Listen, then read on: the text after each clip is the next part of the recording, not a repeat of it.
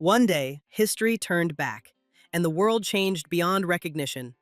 But the cause was not natural cataclysms, but an invasion of monsters. They appeared everywhere, pushing the planet towards destruction. And the source of their power was a mysterious tower that gave the creatures power over the world. People nicknamed it the Devil's Tower. And with its emergence, humanity received a command to conquer it for the sake of countless desires. Power, wealth, and glory. The tower promised all to those who dared to pass the traps and battles created for the tester. It stretched 999 stories high, ruled by gods and demons whose power surpassed all imagination. The rulers, gripped by fear, tried to restrain the people by throwing armies and weapons into defense against the cursed tower. But no one could stop the thirst to conquer it. And this marked the beginning of a new era of human history. As the tower's rulers had predicted, anyone who prevented others from approaching it was severely punished. From the moment the tower appeared in the human world, 5 years of continuous attempts to conquer it passed. During all this time, humanity has only managed to reach the 600th floor. Among the seekers, a young man stood out, eager to pass the tower faster than anyone else. But he too was unable to overcome the 600th level. That day he was stopped by the Star 9. 9 chosen ones who rose above the millions of participants. Their strength was born from magic and divine energy, making them almost invincible. That young man was a man nicknamed Death Star, who initially did not master weapons perfectly and had no special gifts. However, it was he who allegedly betrayed the Star 9, winning the title of the Strongest. And his name was Cha Jin-hyuk. Jin-hyuk became the embodiment of death, bringing with him destruction and darkness.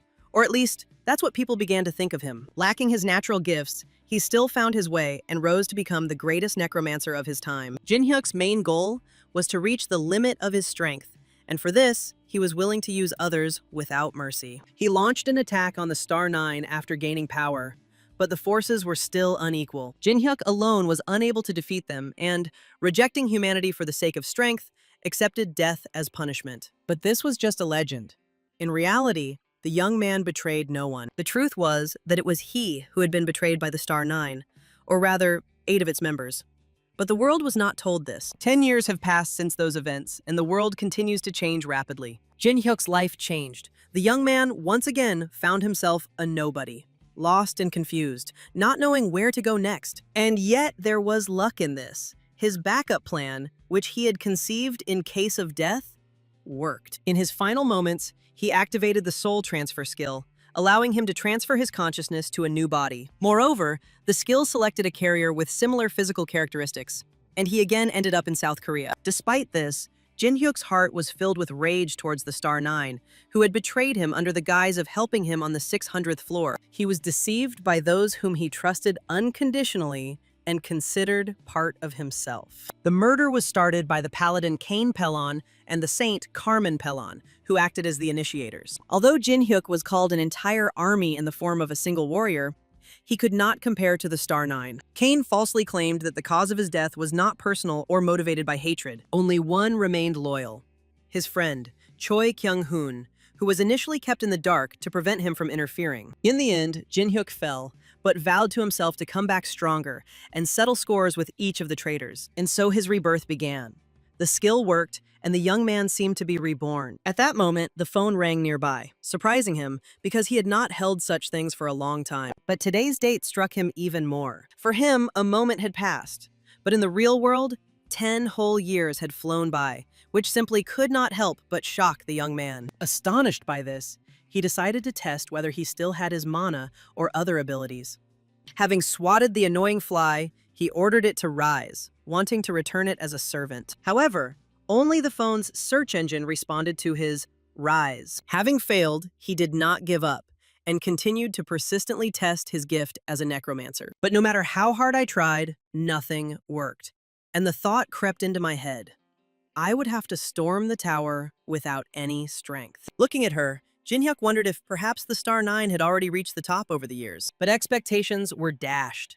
In 10 years, humanity was only able to rise 200 floors higher. For Jin-hyuk, this became a chance, an opportunity to break ahead and reach the top faster than anyone else. And although he was deprived of his abilities, he decided to go straight to the tower, confident that training there would be more fruitful. Although his body had become weak, the knowledge of the Death Star remained, and with the intent of using the techniques and experience, he sought to regain his strength. Full of determination, the young man headed towards the tower, a repository of ancient secrets and unfinished stories. The young man intended to become stronger and devote his entire life to revenge against the Star Nine. Crossing the threshold, he found himself on the training floor, where everyone who entered for the first time ended up. It was the only low difficulty level where the trap-filled path took several days. Before moving on, the young man decided to check his characteristics. As he expected, the stats were terrible. But among them, the new skills Gluttony and Mana stood out. He was surprised that the change of body changed his talents, and he was determined to make the most of this feature. Without thinking, Jin Hyuk rushed forward, deftly dodging the deadly traps. A hidden skill allowed him to see the trajectory of arrows, but suddenly, new obstacles appeared. The traps became more numerous and complex, causing even the skilled Jin Hyuk to stumble. He persevered, believing that he could reach the end on the first try, but the obstacles multiplied. Gritting his teeth, he endured excruciating pain just to get through to his goal. But confidence proved to be insufficient. Wounded, he was forced to return to the beginning of the journey. At the starting point, all of his wounds disappeared, and Jin Hyuk realized that he had no intention of giving up. Now he decided to act differently, not to rush blindly, but to carefully plan. It's time to test Gluttony, the ability to consume everything dead and appropriate its power. The spilled blood had no healing power, but all the experience from it passed on to the young man. So he gained some knowledge and power, but he still had to get rid of the side effects. He calculated that a week of training would make him a worthy conqueror if he could endure the pain. However, his calculations were wrong. The training took a month, not a week, as he expected. Despite this, he still completed the training, albeit at the cost of enormous effort. The system then announced that several gods and demons had noticed him, which irritated him. The divine lords were angry at him for his arrogance, and this only fueled Jin Hyuk's rage even more. The system alerts poured in one after another, but none of the higher-ups revealed his name. They were only trying to lure him over to their side. As soon as he thought about this, the usual blue light of the system changed to scarlet, announcing the arrival of Baal. In his past life, Baal also hunted Jin Hyuk, seeking to make him his servant, and it was he who granted him the skill of soul transfer. After Baal spoke, the other gods and demons showed even greater interest in the young man and tried to win him over. Jin Hyuk appreciated the attention of so many rulers, but he knew one thing for sure.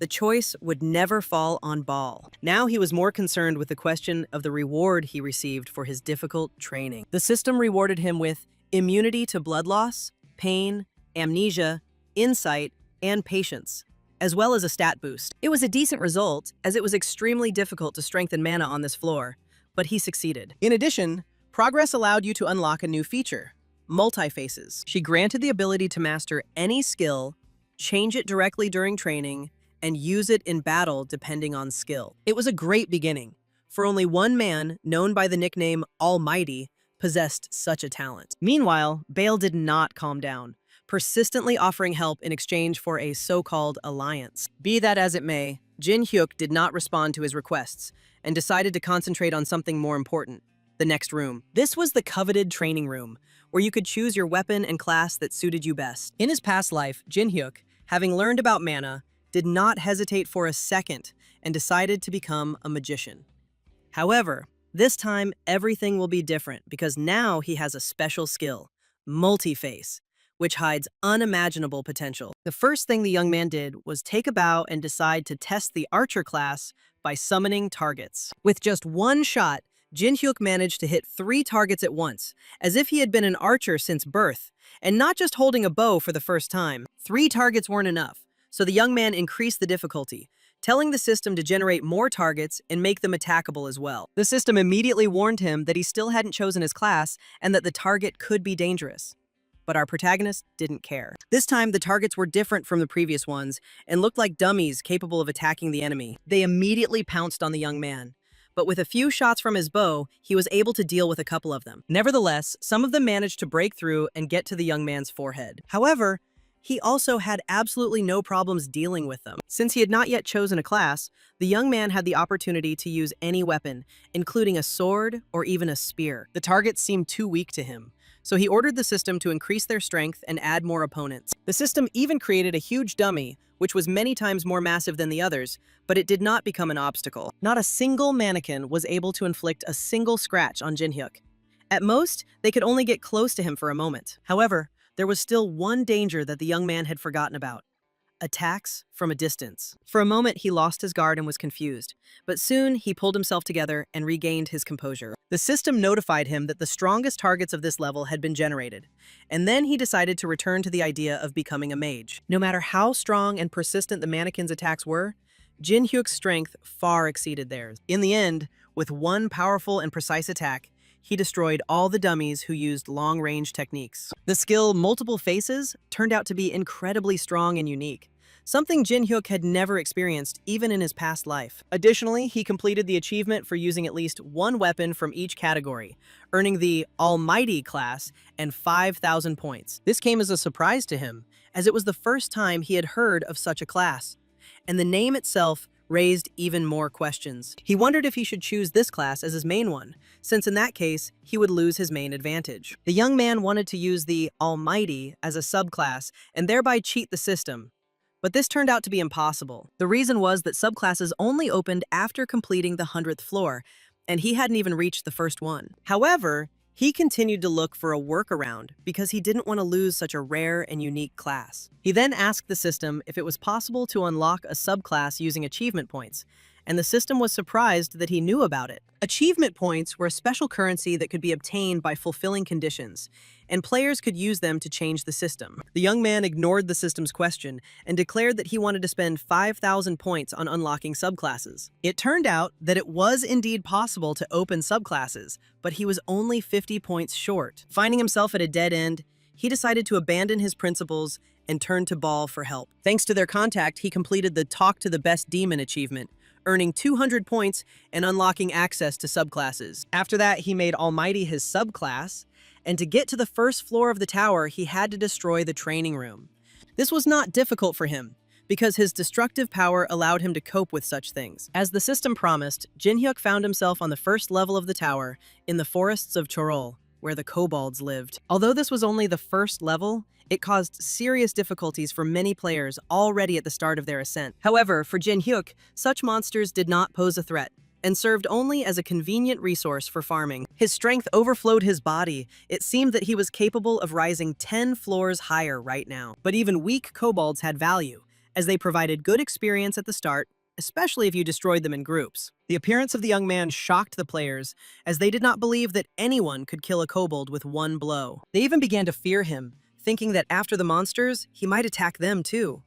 Although they decided to temporarily unite. However, Jin Hyuk was not looking for allies and had no intention of sharing the spoils, so he rudely forbade them from interfering. His cold aura and firm confidence left a strong impression, and the players chose to move away. For the young man, this was only a benefit, because now he could calmly hunt kobolds. The two remaining monsters immediately pounced on him, seeking revenge for their fallen kinsmen. The difference in strength was monstrous, and all they could do was get closer to him. Seeing the death of another comrade, the last kobold became frightened and tried to run away to save his life. However, the young man had no intention of letting him go, and could not allow his last enemy to escape. Using the magic arrow spell, he pierced the kobold's body with magical energy, killing him instantly. Thus, Jin Hyuk easily destroyed 3 kobolds and obtained mana stones. But to move on, he needed to kill 7 more. Then the idea came into his head to achieve the Fighter achievement, which is awarded for killing 1,000 creatures of the same species. In his past life, he had collected absolutely all the achievements and intended to repeat this result again.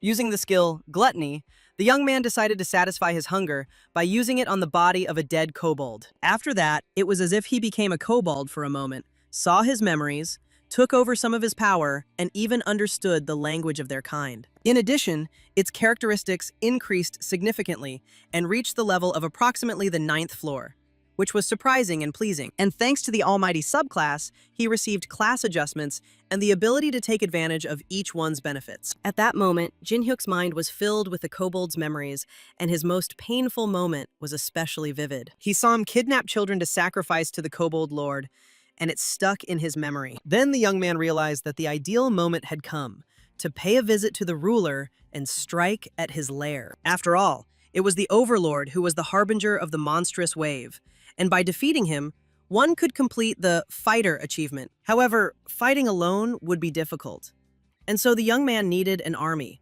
which he could create with his necromancer skills. He successfully made kobolds part of his army and changed his main class, choosing Necromancer. The youth's strength at this early stage looked monstrous, but even now, he could strengthen it even more. He was being watched by a couple of kobolds, and Jinhyuk decided to make them part of his army as well. To avoid getting his own hands dirty, he ordered new warriors to kill his former comrades in his place. Along the way, he met several more kobolds, and soon his army numbered 10 monsters. However, what interested him most was an inconspicuous building in the forest, which hid something special. Inside, there was a secret passage where a powerful force was hidden, namely, the hidden classroom of the first floor. This class was the Spirit Master, a more powerful version of the Necromancer, also capable of absorbing souls. And the first spiritual master was considered to be Balkan, imprisoned in a tomb under this small tower building. Despite his terrifying appearance, Balkan did not attack, but only asked the young man if he was his descendant. He tried to scare the newcomer,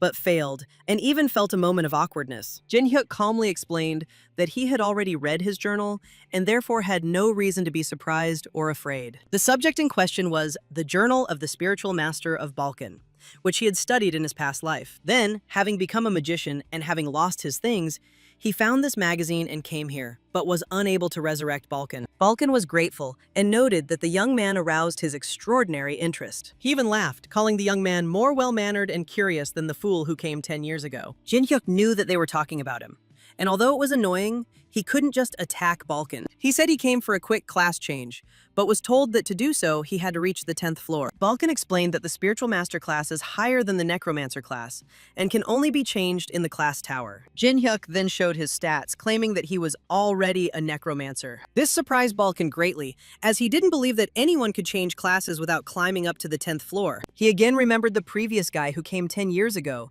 which irritated Jinhyuk. However, impressed by the young man's talent, Balkan decided to change his class. Balkan himself was not just a spiritual master, but long before the tower, he was one of the main walkers. Even being the most powerful necromancer, he looked for new ways to become even more powerful. Then he realized that skin and bones were not enough for him, and began to look for a more powerful vessel. Instead of a lich or death knight, Balkan decided to try to summon the soul itself. His goal was to collect the souls of the dead and create one who would surpass everyone, and make him the strongest. Thus, the new class, Spiritual Master, was born.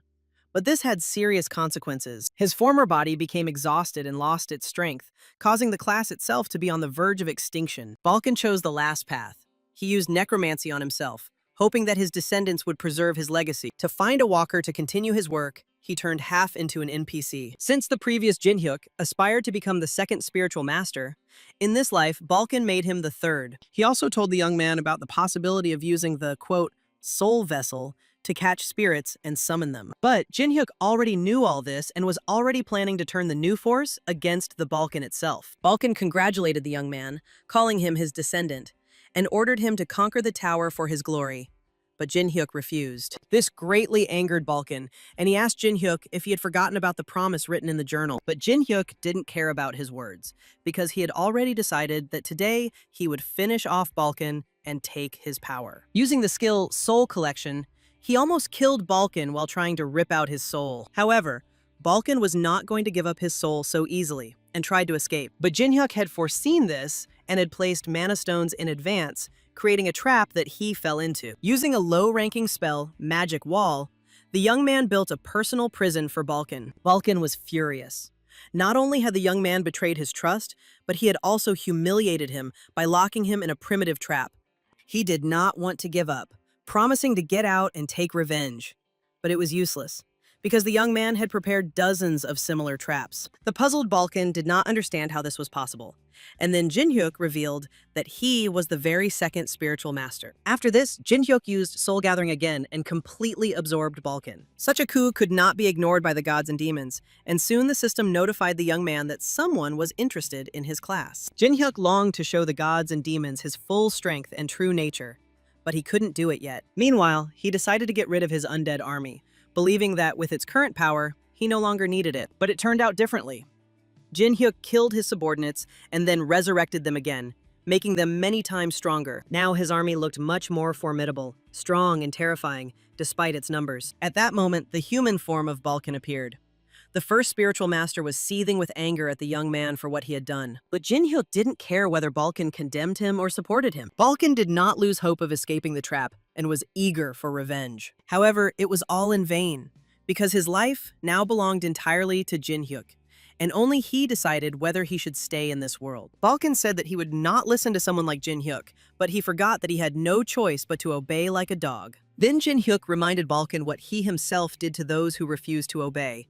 He turned their souls into balls and absorbed them. The young man also possessed this same power, so he could do to Balkan exactly the same thing as he did to his victims. Eventually, Balkan relented and joined Jin-hyuk, and together they went to the Kobold Lord. The ruler's domain was impassable, so there was a guard there. But the guards consisted only of low-ranking kobolds who could not become a hindrance to Jin-hyuk. Moreover, he had a reinforced army of undead, capable of instantly destroying such trash. Although the army numbered only 30 ghostly kobold soldiers, it was enough to deal with the guards. Besides, Jin-hyuk wasn't going to leave everything to the kobolds.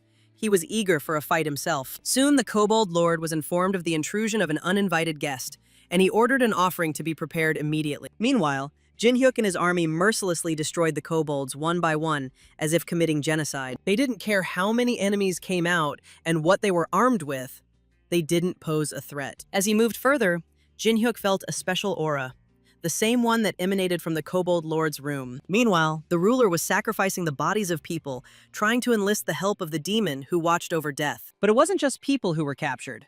The kobolds captured someone far more interesting. The overlord grabbed the girl who looked like a demon, but at that moment, Jin-hyuk had already made his way into his chambers. The young man arrived on time, and his desire to kill all the kobolds, including the overlord, was immeasurable. The overlord demanded respect from Jin-hyuk, and even told him his name, Callum. But the young man didn't care. Meanwhile, the kidnapped girl decided to take advantage of the moment and try to escape while Callum was distracted. But Callum wasn't about to let her go, and using the power of the death-watching demon, he attacked her. Hearing this name, Jin-hyuk was surprised, because this demon showed interest in him too, even supporting him during the invasion of Callum. Then, Callum used the corpse bomb skill and aimed it straight at the girl. Suddenly, she stumbled, and at that very moment, Callum's attack was already flashing above her, but she did not want to accept her death. At that moment, Jin-hyuk intervened and with one swing repelled Callum's attack, which he considered incredibly powerful. The girl thanked Jin-hyuk for saving her, but he only replied that it was nothing and told her to run away as quickly as possible. However, upon closer inspection of her appearance, the young man was surprised by her horns, which resembled tokaebi. Tokaebi are powerful creatures of the 100th floor, and they simply have no reason to descend to the first. This puzzled Jin-hyuk greatly, and he wondered what could have happened on the 100th floor if a lonely young girl had come downstairs. So he decided to deal with Callum and the kobolds first, and then ask her about everything. The girl disappeared in search of a safe place, while Callum activated the corpse bomb on the bodies of his subordinates. At that moment, two of the kobolds self-destructed, and Callum was sure that Jin-hyuk was hurt too. He believed it so much that he didn't notice how Jin-hyuk got close and struck. However, Callum was not about to lose and called out to the demon watching death, begging for its help. The demon heard his pleas and came to save him from Jin-hyuk. But it turned out not to be the demon itself, but a creature summoned by him, a blood golem, a high-level monster of terrifying power. The demon's power was on another level, and it became a serious test for Jin-hyuk. But the young man also had some trump cards hidden away, and the moment had come to reveal them. In response to the call, Jin-hyuk summoned his own army, ordering them to attack the red golem. They instantly cut his body to pieces, as if he were an ordinary kobold, unable to resist. Callum was shocked by what he saw, and did not understand how such power could be achieved on the first floor. In the end, he fell, and even the help of Boone,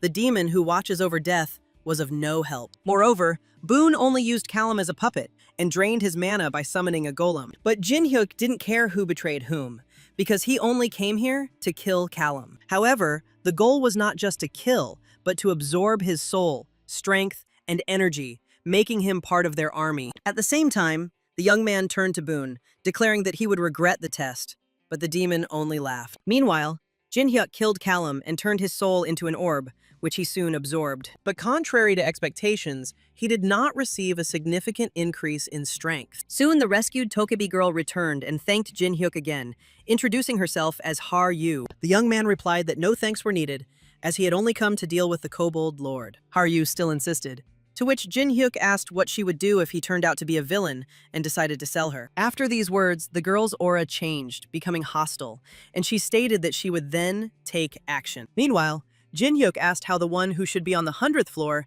ended up on the first floor, and in such a place. Haryu replied that the Tokabi village had been attacked, which greatly surprised the young man. After all, the Tokabi in the tower are some of the strongest creatures, with which even walkers have a hard time fighting. Jin Hyuk wondered if they were being attacked by one of the 4 powerful races. Giants, the source of strength. Dragons, the source of magic.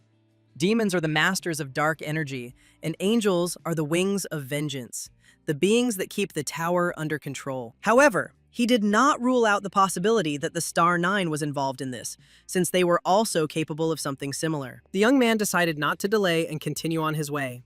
And at that time, Haryu asked to be taken into the team. Although she was young and weak, Jin Hyuk agreed, even though he knew she might become a burden. He was just thinking about changing his bloody clothes, because it felt strange to walk around in them. And his new outfit was Callum's cape, which he got for free and looked noble and stylish. As they were leaving the castle, someone appeared in front of them, causing Haryu to become scared and hide behind Jin Hyuk.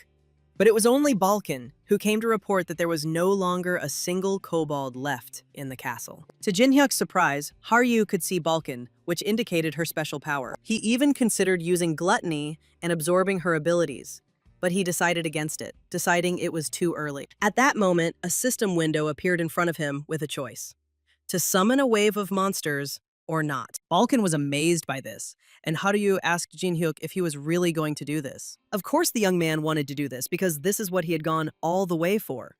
But his actions did not particularly please the gods and demons, except for Boon. After Jin Hyuk launched a wave of monsters, all players received a notification that kobolds were attacking the village entrance, and soon all safe areas on the first floor would become inaccessible. This outcome of events did not please the others at all, but they still could not do anything. Moreover, a portal had already opened, from which hundreds of kobolds were running out. However, it was Jin Hyuk who wanted to take these kobolds for himself, to kill them, and then make them part of his army. Appearing near the village, he ordered the others not to touch the monsters, declaring that he would deal with them all himself. The guys didn't yet know who Jin Hyuk was and the people around him, so they tried to dissuade him, saying that it was extremely dangerous and there were too many monsters. But Jin Hyuk had his own plan, and an army capable of confronting the kobolds. Haryu also decided not to stand aside and try to kill several kobolds using her power. She recreated the sphere from which she retrieved the blade that belonged to her family, after which, in the blink of an eye, she dealt with one of the goblins who brazenly attacked her. At the same time, 3 unknown players approached Jin Hyuk, demanding an explanation: who he was, and why he caused a wave. One of the guys introduced himself as Songtae from the White Swallow Guild. The famous guild of the Pelon siblings from the Star Nine was the Holy Land, and the White Swallow was their subsidiary guild. What he heard only made Jin Hyuk even more angry, and the name Pelon made him even more furious. Suntae tried to lure the young man to his side, but, having lost his guard, he did not notice the monster from Jin Hyuk's army that appeared behind him. However, Jin Hyuk did not kill Songtae because he wanted to find out something from him after the wave ended. He let him go, but ordered him not to go anywhere, saying that he would ask more questions. But as soon as the young man walked away, Songtae immediately ordered the others to run away from there as quickly as possible. Meanwhile, Jin Hyuk and his allies continued to exterminate the monsters, killing them by the dozens. There were an incredible number of monsters, but since Jin Hyuk and Balkan were necromancers,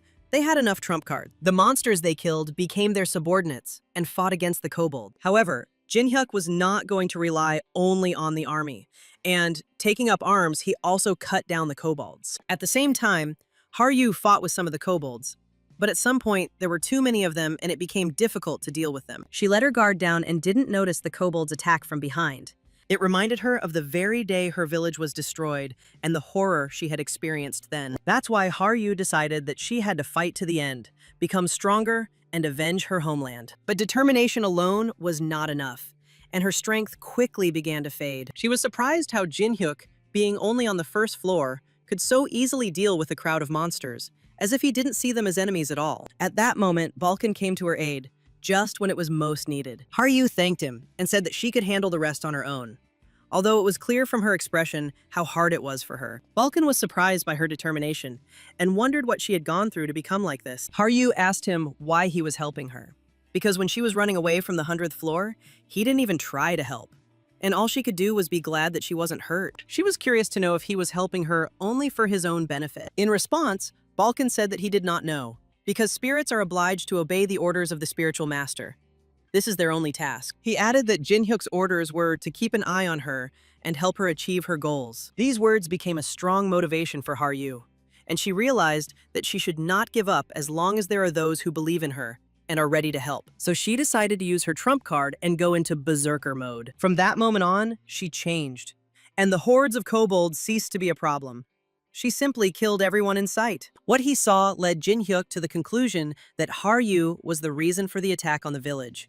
The enemies wanted her and her sword. However, he decided to hide it because if the girl found out the truth, she would probably go crazy. After a long time, the wave of monsters finally ended, and the final blow to the kobold was dealt by Jin-hyuk. With his death, the system declared the wave successfully stopped. Haryu put a lot of effort into winning, which almost caused her to fall, but Jin-hyuk managed to catch her, and the girl immediately came to her senses. However, what interested Jin-hyuk most was something else.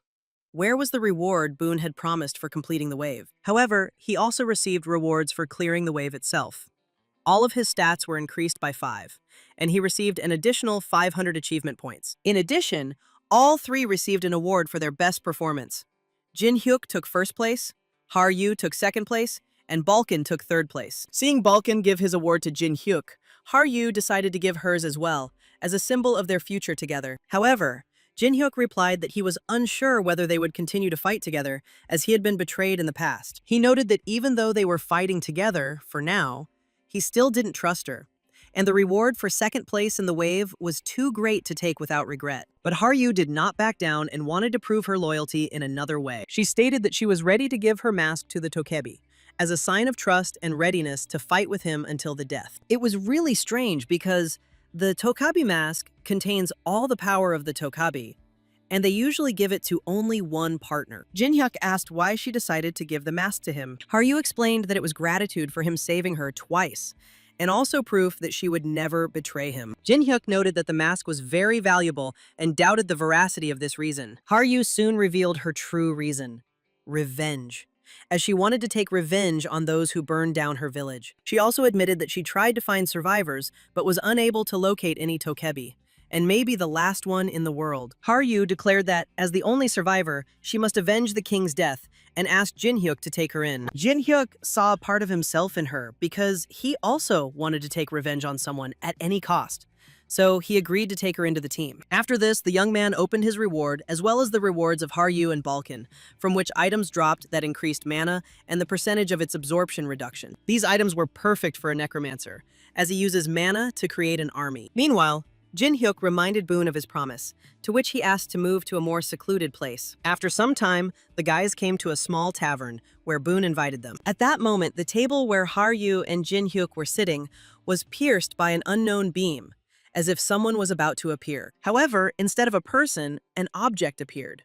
A ring filled with demonic energy, the privilege of demons. Boone gave Jin-hyuk a ring of dark power, the rank of which was unknown, which allowed him to use demonic energy. This power can serve as a mana resource, and usually, to obtain it, one must become a slave to the devil. But Jin-hyuk only got it by impressing Boone and successfully clearing the wave. This gift completely satisfied Jin-hyuk, so he decided to forget the past dirty tricks that Boone had thrown at him. However, Bal became furious and also wanted to shake hands with Jin-hyuk, but he refused, saying that he himself should get something in return. Ultimately, Bal couldn't find a suitable gift and suggested creating a mission, which slightly surprised Jin-hyuk. Balkan noted that it was rare to receive a mission from a demon, and such a chance should not be missed. Jin-hyuk agreed to carry out Bal's mission, even though Bal had not originally planned to create the mission. Nevertheless, a mission was created.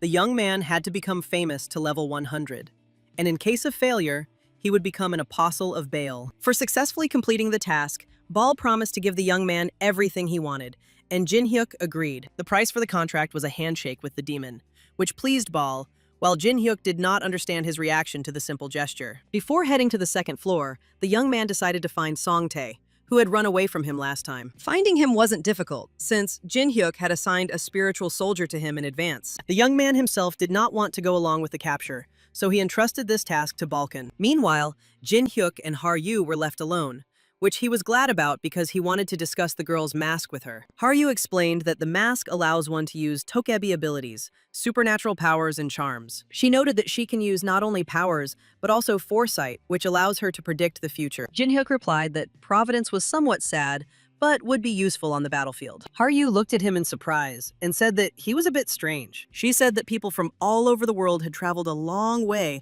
to find someone who possessed such abilities, and had approached the elders with a request to convey the gift of foresight. Many were worried about the future and tried to do everything possible to change their destiny. Jinhyuk asked if there was any point in running away from fate, because if something is bothering you, you just need to eliminate the cause. To this, Haryu replied that in that case, her ability of foresight could help him. Haryu's skill wasn't just foresight, but combat foresight, an ability ideally suited for battle. This made Jinhyuk unable to contain his emotions, and he hugged the girl, saying that it was simply amazing and that she was the best. Haryu's abilities could truly become an incredible trump card for him in battle against strong opponents. Haryu didn't quite understand what was happening, or why the young man suddenly hugged her.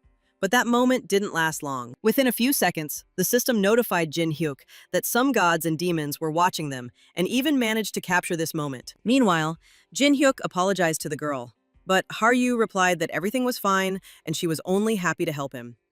At the same time, Balkan had already found Songtae and suddenly attacked him, grabbing him. After a while, Jinhyuk and Haryu joined them, and Balkan was surprised that the young man had arrived so late. However, Jinhyuk noted that this could only benefit them, as with Songtae's help, their chances of successfully completing Bal's quest would increase. To further increase these chances, it was necessary to climb to the 10th floor, which is what the young man was going to do. At the same time, in the safe zone on the 2nd floor, there was active discussion about two strangers who had managed to single-handedly deal with a wave of monsters. Local players, upon seeing them, wanted to get to know them better, asking their names and if they had a guild to join. Despite the fact that Bale gave the young man a quest to become famous before level 100, he decided not to reveal his name for now and introduced himself as Ghost Mask. This statement surprised the rest of the residents, so they decided to stay away from him, believing that he had committed a crime in the past and was now hiding.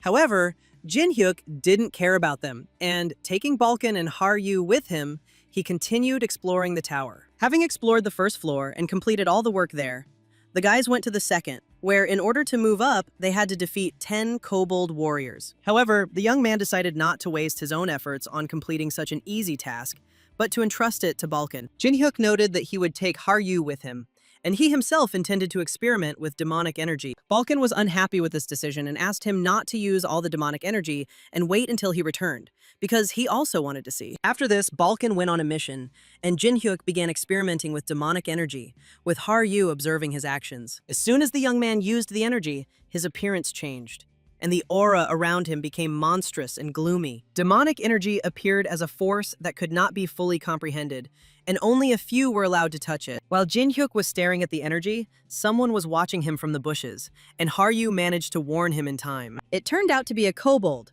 who, seeing that he had been noticed, immediately rushed to attack the young man. Jinhyuk didn't take this as a problem, and was even glad about the monster's appearance, because now he could experience demonic energy. He attacked the enemy with energy, the power of which was destructive, but the kobold managed to dodge the blow. But this turned out to be just an illusion, because it was impossible for the little monster to evade such a powerful force. Jinhyuk considered demonic energy to be a weapon with incredible power, and the kobold could not withstand such an attack. Eventually, the kobold's body was torn apart, leaving only pieces of flesh as a reminder of him. The young man had no intention of stopping and decided to create a spiritual soldier from demonic energy. By combining two incredible forces, he was confident that the result would enhance his capabilities and bring success. However, the energy turned out to be much more powerful and demanded a lot in return, which made the young man's soul feel like it was breaking apart. Jinhyuk's soul couldn't withstand the excess power, but he didn't back down and reduced the energy density from 10 to 1. In the end, he succeeded, although it took a lot of effort, but the result was worth it. Haryu noted the success and said that it was not easy, but the young man considered it an easy task for himself. Since few people besides demons know how to control this energy, no one knew how easy it was to use. At that moment, Balkan returned with a dozen new monsters and was surprised that the young man had managed to create a spiritual soldier from demonic energy. Balkan suggested calling them demonic spiritual soldiers, and was amazed by the young man's talent. Jin-hyuk realized that every time he captured a soul, he had to fill it with demonic energy, which was difficult to do in battle, but he found a way out. He noted that Balkan is able to simultaneously summon souls and control them during battle, and this is valuable. Balkan was grateful to the young man and appreciated that he finally recognized his importance. However, Jin-hyuk's words were just a trick to lower his guard and then tie him up. The young man decided to fill Balkan's soul with demonic energy so that the summoned fighters would turn into demonic spiritual soldiers. Balkan's soul was much stronger than the kobolds, so there shouldn't have been any problems,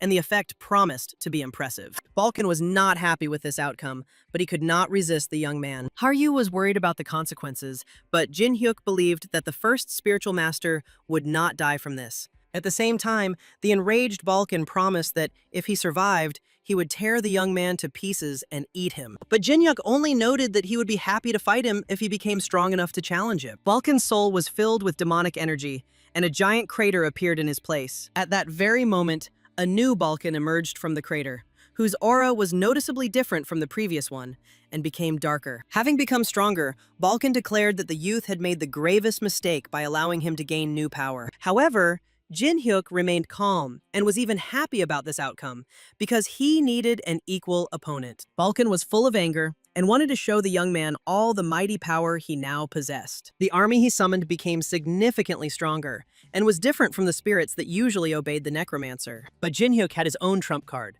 the demon mask given to him by Haryu. The mask's capabilities were astonishing, as the young man felt as if time had slowed down and he could study the enemy. Moreover, he had time to think over every action and plan an attack without receiving any damage. Balkan didn't even notice how the young man's fist ended up in his face and was unable to resist it. Ultimately, Balkan was defeated, despite his incredible strength and ability to summon an entire army. Haryu was surprised and noted that the young man had used the mask's power, and he confirmed her words by describing the effect of slowed time. The girl added that this was probably just a side effect associated with a lack of experience. Jin-hyuk was amazed, as he thought this was a unique ability of the mask, and asked what it was for then. Haryu explained that the mask was designed for combat foresight, allowing one to see the enemy's slow movements and anticipate their next move. It sounded really impressive, and Jin-hyuk wanted to learn it. But Haryu didn't know how the mask worked exactly. She says she simply does it intuitively, and it's where her natural talent comes into play. She also noted that if the young man did not feel dizzy, then this was a good sign, since an inexperienced Tokaibi would have experienced severe pain or dizziness. At the same time, Haryu was still worried because Jin-hyuk couldn't even activate the skill, and she was worried that he might get dizzy. Haryu's words struck Jin-hyuk as if she had rubbed salt into an open wound, and he felt bitterness. The young man thought that everything worked out thanks to his strength, but it turned out to be just luck. Although he thanked Haryu and was inspired by the idea of mastering the power of the mask. Balkan was in a depressed state because he could never have imagined that his life would change so much in an instant. Haryu wanted to ask if he was okay, but Balkan suddenly hugged her and thanked her, noting that she was kinder than Jin-hyuk. The girl noticed that her inner feeling was telling her that they needed to bring the young man even more kobolds. She also relayed Jin-hyuk's words that he needed at least one more kobold, otherwise he would replace Balkan. In the end, Balkan found another kobold, and the young man managed to complete the task to move to the third floor. But the guys didn't stop at just the third one, so they put all their energy into completing the quests and continued climbing higher. Making their way floor after floor, killing monsters and completing tasks, they quickly reached the 5th level of the tower. Meanwhile, rumors began to circulate around the mysterious mask, because it's not every day that you see someone easily defeat a kobold. However, what was even more interesting was that on the 5th floor, there were not ordinary goblins, but goblins with poisonous needles. These insidious monsters preferred to attack suddenly and always tried to strike from behind. But the young man did not consider them dangerous because Haryu easily repelled hidden attacks and did not allow the enemies to inflict damage. Moreover, the goblin's impudence only provoked Haryu, and in her anger, she was ready to destroy any monster she encountered. In addition, Jin-hyuk's team included Balkan, who used his demonic spirits to capture goblins. Balkan defeated the enemy and praised Haryu's ability to detect threats, but suddenly noticed something strange. Her smile became frightening. This worried him, and he carefully asked the girl if everything was okay with her. Haryu herself was surprised, because she suddenly began to laugh with a sword in her hand. But the conversation with Balkan brought her back to her senses. Meanwhile, Jin-hyuk completed his preparations and confidently noted that a new wave of monsters would definitely occur today. They had already talked about something similar the night before entering the 5th floor, when they had made camp on the 4th. Then the young man said that after the 5th level, goblins would start appearing instead of kobolds, and this would give him the achievement Goblin Slayer. Haryu asked if he was going to go to the Monster Lord, but Balkan countered that they couldn't just attack him on a whim. Jin-hyuk explained that he didn't need the Goblin Lord, as he had completely different goals. The young man knew how to manually summon a wave of monsters, which meant he really didn't need a master. This amazed Haryu and Balkan, because his words sounded fantastic and incredible. Jin-hyuk said that he found out about this by accident when he found himself between the 3rd and 4th floors. Then, while climbing the tower, he encountered a rift and discovered that in the center of each floor, there was a monster spawn zone. The young man noted that if he directed mana there, monsters would begin to appear, just like in a real wave. Balkan assumed that Jin-hyuk had already benefited from this, but he assured him that there would be a first time for everything. At the same time, Jin-hyuk emphasized that the monsters above the 300th floor were significantly stronger than the goblins, and even 4 great creatures would not have been able to stop such a wave. Balkan didn't quite understand the young man's words, because he said that it had been impossible to use this before. But now everything had changed. Jin-hyuk confidently stated that he would now be able to recreate multiple waves and become much stronger. Not wanting to waste time, he created an artificial wave in one of the villages by directing mana there. Suddenly, a wave of monsters poured out of the portal, and hundreds of goblins rushed to attack. The villagers were terrified and did not understand how the goblins had appeared there without warning. Moreover, these were not simple goblins, but those who knew how to attack with poisonous darts. The boys thought that their life was over, and they felt bitter because they had only reached the 10th level. Hope springs eternal, and in their case, it was the sudden appearance of Jin-hyuk and his allies. Everyone took it as the arrival of the Phantom Mask, known to everyone as an incredibly strong player. In the eyes of the people, he looked like a hero, because last time, it was he who stopped the wave and saved many lives. This move was part of his plan, because the more feats he performed, the faster rumors of his strength would spread. Without delaying the battle, the young man immediately summoned his own demonic army to counter the wave of monsters. The goblins were no match for such powerful spirits, empowered by the bright and destructive demonic energy. Balkan was angry, because it was he who created these soldiers, and the young man thoughtlessly threw them into battle. But suddenly, everything changed. A bright blue light tore through the space. It was like a flame, as if the demon spirit itself was ablaze with rage. In addition to the usual goblins and shooters with poison darts, spiritual goblins also appeared among the enemies. Realizing the threat, Jin-hyuk and Balkan looked for a solution to eliminate them faster, but Haryu had already dealt with them. The young man was amazed by her speed and skill, and deciding not to hesitate, he immediately used his skill, Gluttony. He noticed that fire had a special effect on the soul, and using the technique on goblins was pointless. Therefore, he decided to use spiritual fire carefully, directing it at a large concentration of enemies at once. Meanwhile, the young man thanked Haryu for her help, but at that moment, the girl suddenly changed. Her sword flashed with a strange light, and along with it, her appearance and behavior itself were transformed. Before the young man realized the change, Haryu smiled strangely and turned around, striking him in the direction he was facing. It seemed as if a demonic power had completely taken over her, and now she could not control herself. With a swing of her sword, she cut down dozens of houses, turning the streets into ruins, and the young man barely escaped death. He was stunned and did not understand what had happened, but he was sure that the reason was hidden in the sword. There was no time to think, because Haryu's behavior became unpredictable and deadly. Taking off his mask, the young man tried to bring her to her senses, hoping that she would recognize him and stop. However, the power subdued her completely, and Jin-hyuk saw in her eyes only rage towards her own ally. Now he fought not only with monsters, but also with the one who had recently stood by his side as a faithful comrade. Haryu's power had grown so strong that even Jin-hyuk couldn't stand against her, no matter how hard he tried. Balkan arrived on the battlefield, not understanding what was happening, and not knowing that Haryu was the cause of it all. Using telepathy, he tried to contact the young man, inquiring about his condition and the girl's situation. Jin-hyuk was in a terrible state, because just one blow turned him into a barely alive warrior. He noted that it was as if the leader of the Tokebi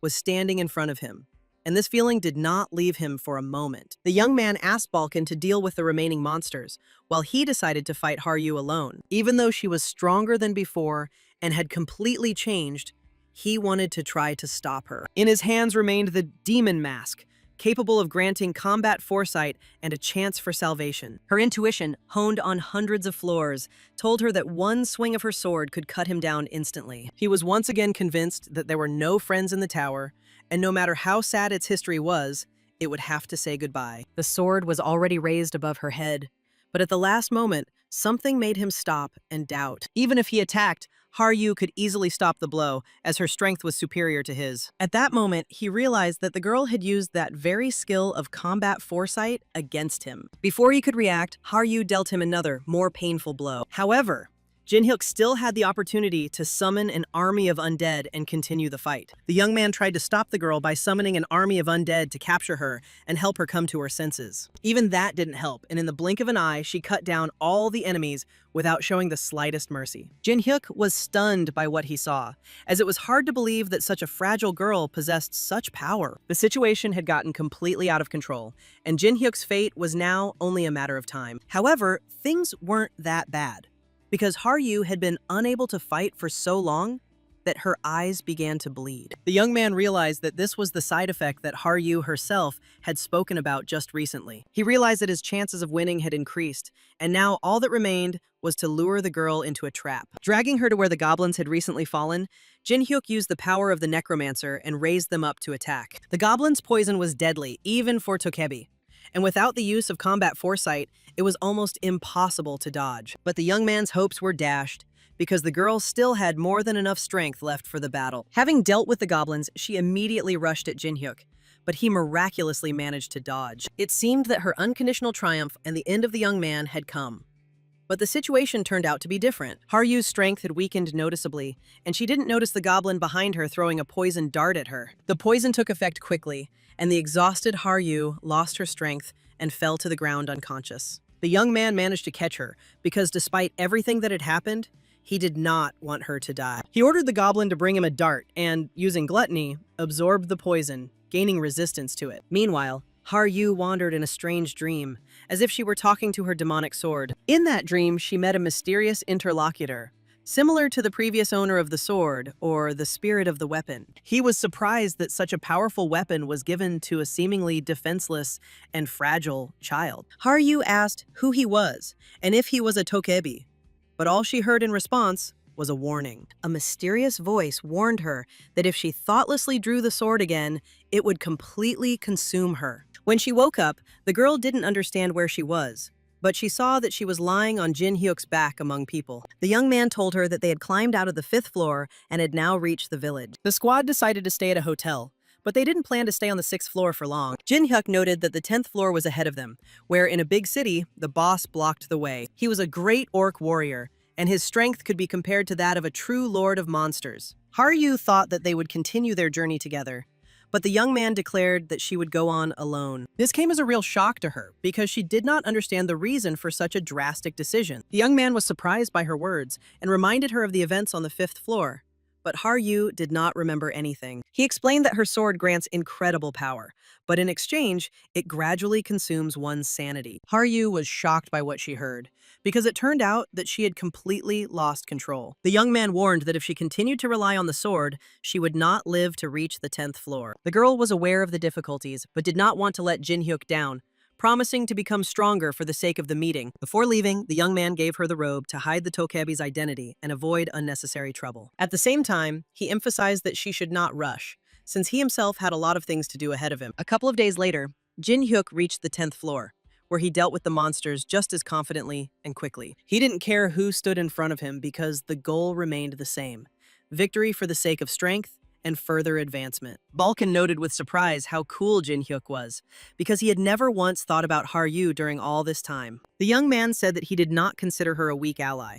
Otherwise, he would simply not have relied on her capabilities. He then asked Balkan to get down to business and create more orcs, despite the fact that there were already almost 1,000 of them. Balkan became angry because the young man had once again shown disrespect towards him, and sharply asked if he really had no parents. Jin-hyuk replied that it was true. He was an orphan and grew up in an orphanage with his past life friend Kyung-hoon. This story touched Balkan, and he even apologized, but the young man did not like this change in his mood. Meanwhile, Jin-hyuk managed to complete the Goblin Slayer achievement and headed to the 10th floor test room. A system window appeared at the entrance, warning that losing the boss fight would send them back to the 9th floor. There was also a table of records, where the first 3 participants completed the test in less than a minute. The young man decided that this was an excellent chance to prove himself and make his name even louder. Balkan fully supported him, because he also wanted to show his power to the others. Jin-hyuk was confident that they could break the record and defeat the boss faster than anyone else, thanks to their strength. To improve his chances, he decided to use the magic spear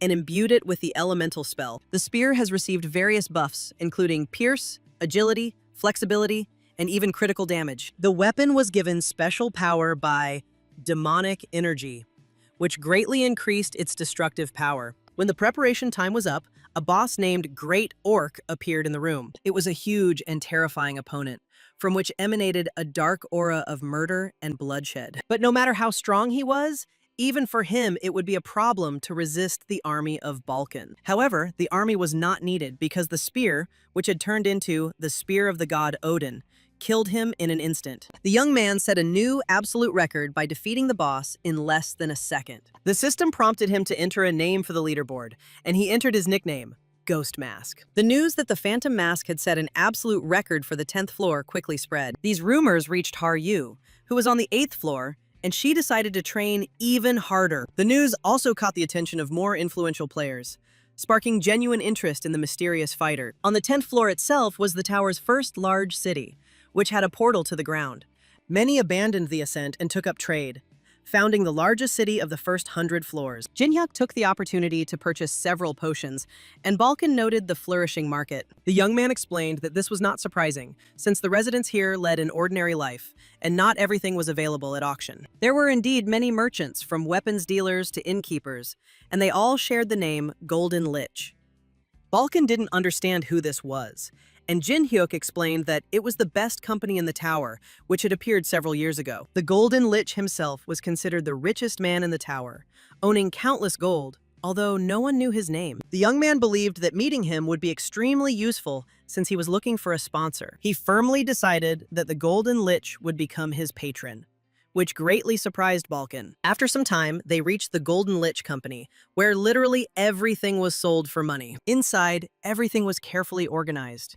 Each visitor received a ticket and stood in line. The young man's turn came, and he took a place at the 3rd counter, which was managed by a worker named Halcyon. Halcyon asked his name, but the young man decided not to answer and showed his mask, explaining everything by this act. Upon seeing her, Halcyon was horribly surprised and immediately realized that in front of him was the very same sensational Phantom Mask. However, Jin-hyuk demanded that he stop being surprised and start counting coins. By clearing the waves, the young man earned 3,000 coins, which he intended to spend on a meeting with the Lich. Halcyon was even more surprised and decided that the young man must have been a criminal before, since he was showing such impudence. Although the Golden Lich Company was famous for being a place where you could buy anything, Halcyon said that meeting with the boss was impossible. He explained this by 2 reasons.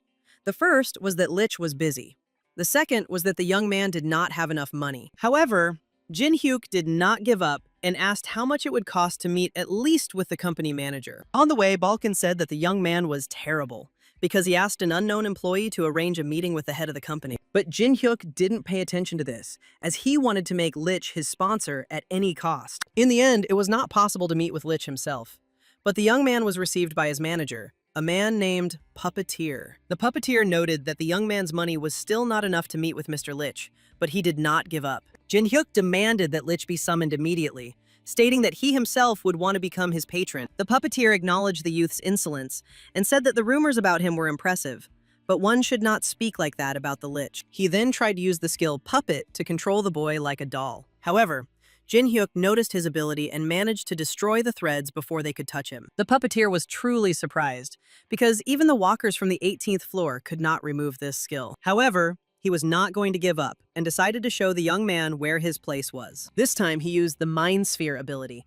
hoping to catch his opponent off guard. But Jin-hyuk knew about this skill, because the Mind Sphere separates the soul from the body and requires strength of spirit. The Puppeteer was amazed, because the young man not only broke the puppet, but also knew everything about the sphere of reason. So he challenged Jin-hyuk to a fight, promising that if he lost, he would try to arrange a meeting with the Lich. It seemed that this was a hopeless situation for the young man, but he himself saw the situation quite differently. The puppeteer tried to catch him with strings again, but this ability again proved useless. He was even more surprised because the newcomer from the 10th floor had the skill of a fighter from the 100th or even 200th floor. In the end, the puppeteer recognized the young man as his equal and decided to continue the fight in earnest. Since his power lay in creating puppets, he decided to recreate an entire army. The army he assembled consisted of puppets, reinforced by the experience and skill of their creator. Moreover, they were so strong that their level corresponded to that of the walkers on the 50th floor. At first glance, this was an inevitable death for Jin Hyuk,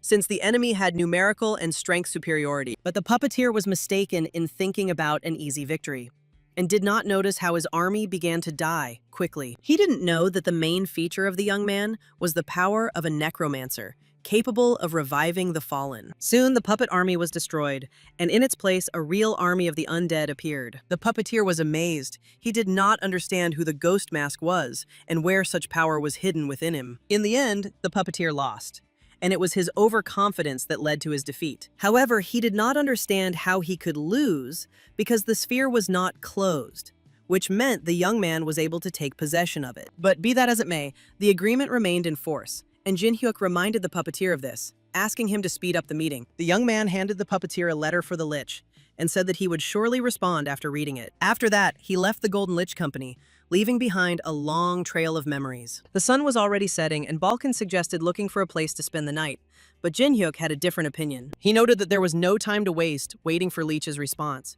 as there was much work to do. Since he had to stay late, the young man offered to work in the guild and went to the White Swallow building. At this time, 2 girls from the guild were sitting in the lobby on the 10th floor, upset about their duty. They were sure that no one would dare to break into the guild under the protection of the kingdoms.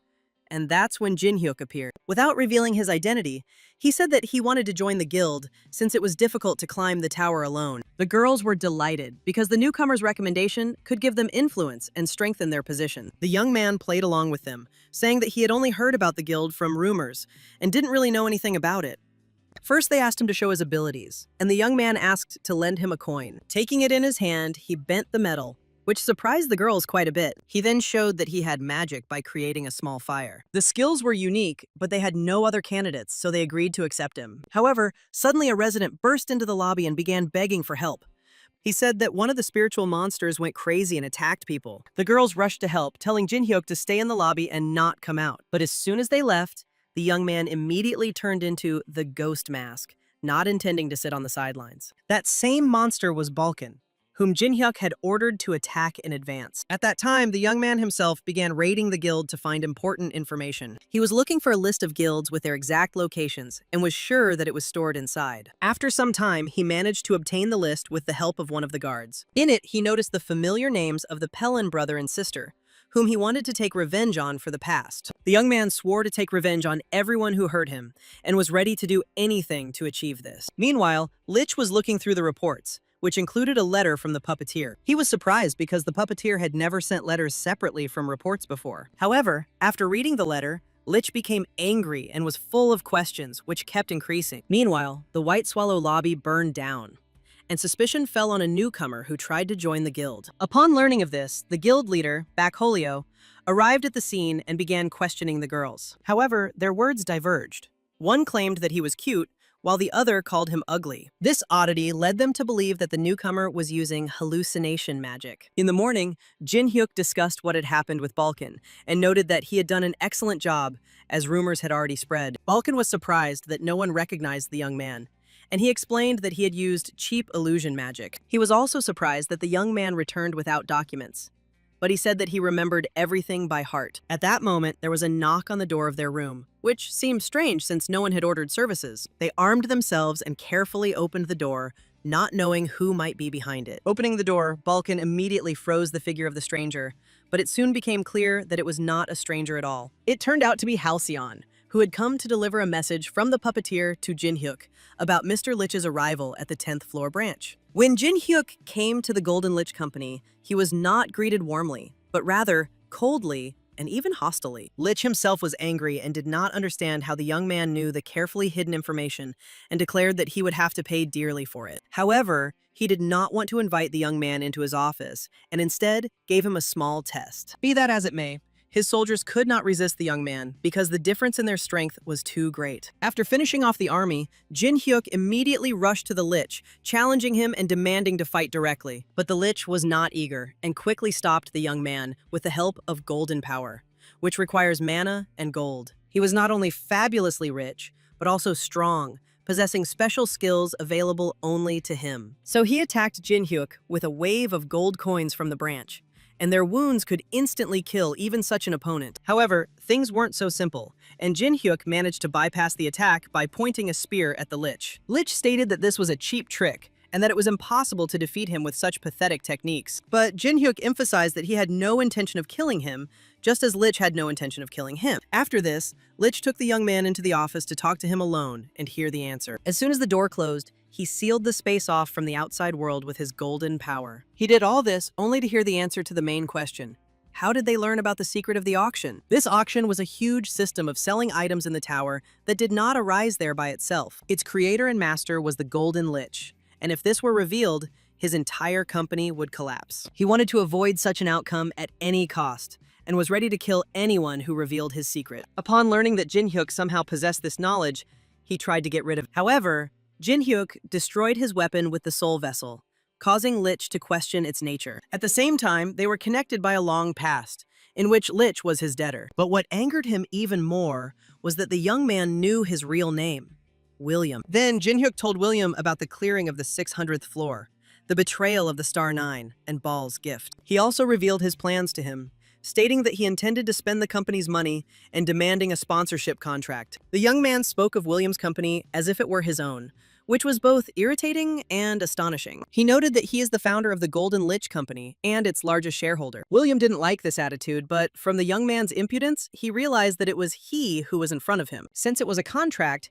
William demanded something equivalent in return, and the young man offered a conclusion. He explained that he had been betrayed by Star Nine, or that someone had put her up to it. By someone, he meant higher beings who sought to maintain the superiority of their race. After all, if another species reaches the top of the tower, they will lose their status as the strongest. So it turned out that the four creatures interfered with the others, and those who served them were made rulers of the middle floors. However, William found it hard to believe, but Jin Hyuk reminded him of the Dokebi village. He noted that he knew the only survivor, a girl named Har Yu, a representative of the Tokebi tribe. Meanwhile, Har Yu herself was trying to defeat the boss of the 10th floor, but her attempts ended in failure. Every attempt Har Yu made to defeat the boss ended in failure and a return to the 9th floor.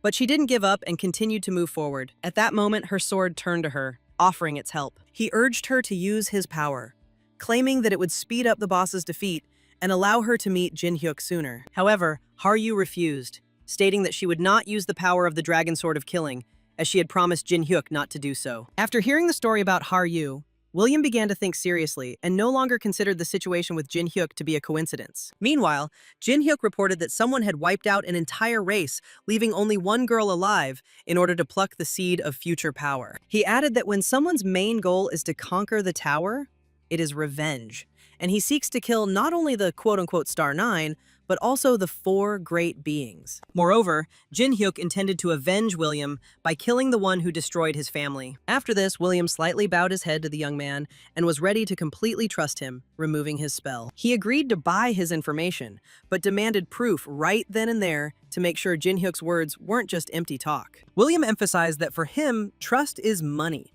and if you trust halfway, you won't buy or sell anything. Jin Hyuk wasn't entirely happy with this, but he agreed and asked Baal to act as guarantor of the deal. Considering that the demon Baal himself became the guarantor, William agreed to fulfill Jin Hyuk's demands. The first request to William as a sponsor was to buy all the weapons that were in the tower, and with extras. William was surprised by such a request, thinking that Jin Hyuk was a spiritual master, but the young man explained that he also had a subclass called Almighty.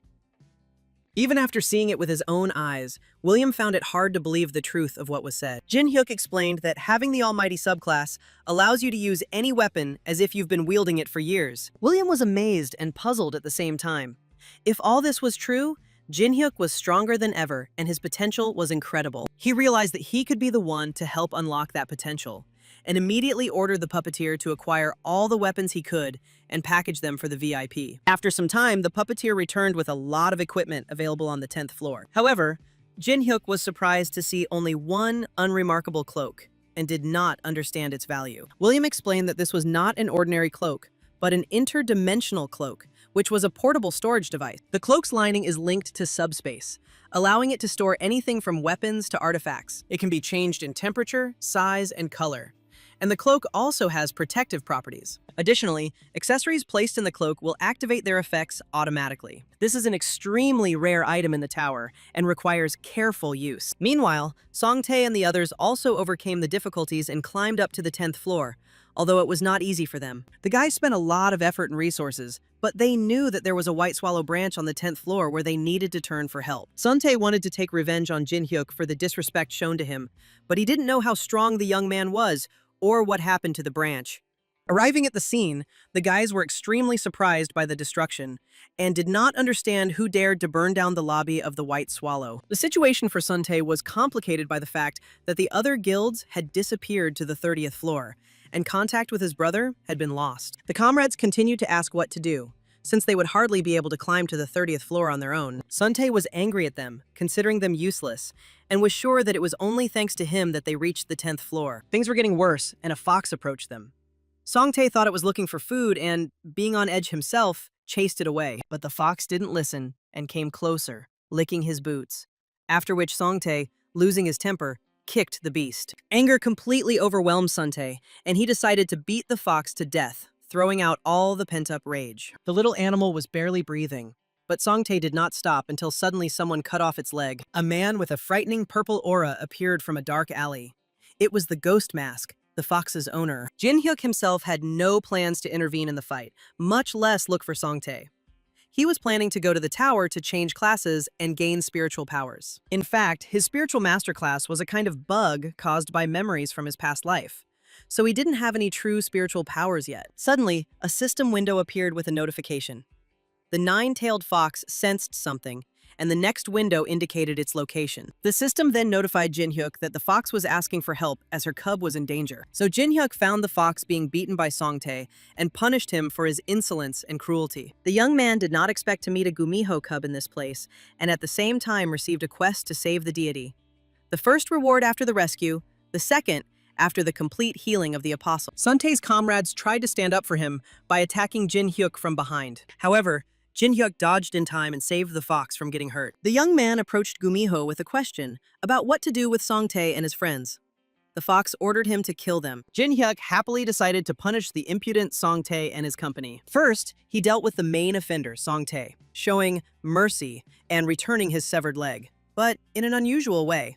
After he threw his leg at him, Songtae's body exploded, hitting the others in waves, destroying them all in one action. In the end, Jin-hyuk managed to quickly save the baby Gumiho and deal with Songtae. Returning home, the young man wondered what to name the cub, and thought of the option Fox Cub. Balkan warned that if he called him that when the fox grew up, he would break his head. And Gumiho supported his words. Balkan suggested an alternative, Horan, which means grow in the light. However, his proposal did not please the others, and they remained silent. Jin-hyuk decided to name the cub Lee Miho, with the short name Miho, and the fox liked it. The young man completed the first part of the quest and received the Fox Mask, which allows him to use the fox's abilities, which increase in strength as the wearer grows. He noted that the mask was similar to a Tokebi mask and had different abilities. The main ability was Charm, a skill that suppresses an enemy without touching. The second part of the quest involved healing Miho. You had to feed her 999 raw livers.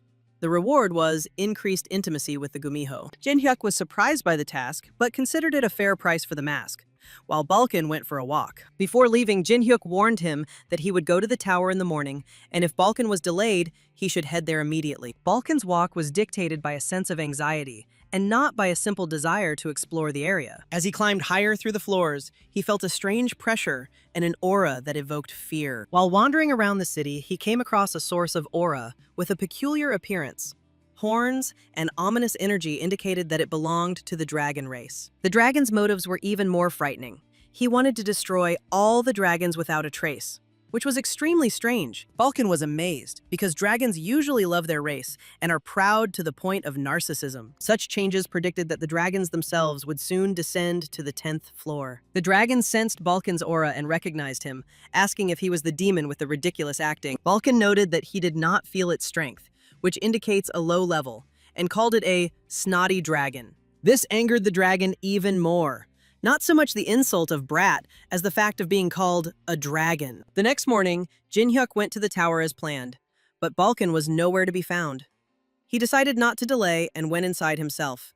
Inside, he met Ken, the young man in charge of the mage tower, who was surprised by the visitor's appearance. But this wasn't so strange, since few people on the 10th floor have mana, and the mage tower is rarely visited. Jin-hyuk asked if he could use the Necromancer's room now, and Ken agreed on one condition. Before seeing him off, Ken wanted to make sure that Jin-hyuk really had mana by asking him to fill the crystal ball with energy. For Jin-hyuk, it was easy.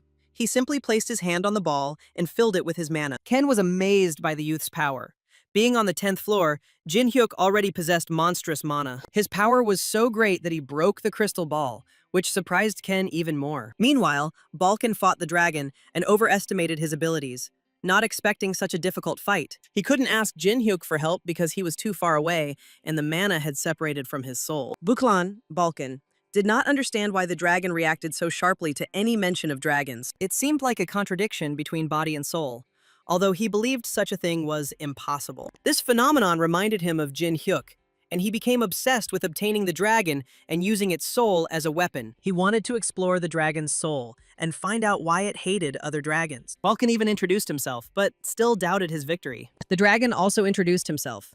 He was a dragon slayer named Hendrik, and declared that he would kill Balkan right now. Dragon slayers were the name given to those who fought dragons, even though they were not dragons themselves, which puzzled Balkan. Hendrik proved to be stronger than Balkan expected, and he realized that he had underestimated the young man due to his age. Moreover, Balkan realized that if the soul of someone who had reached the 800th floor was in the young man's body, even Jin-hyuk would not be able to help him. In that case, the choice was limited: defeat Hendrik alone or somehow escape. Using spiritual power, Balkan used Soul Link and summoned a giant, aiming a blow straight at Hendrik. The blow was so powerful that it was extremely difficult to survive or dodge. Balkan put all his strength into the blow, hoping to delay Hendrik and escape. Over time, Hendrik broke Balkan's trap, became angry and promised revenge, remembering his name. Meanwhile, Jin-hyuk was heading to the Necromancer's room, accompanied by a cautious Ken. Finally, he reached a room where his attention was drawn to hundreds of books and scrolls,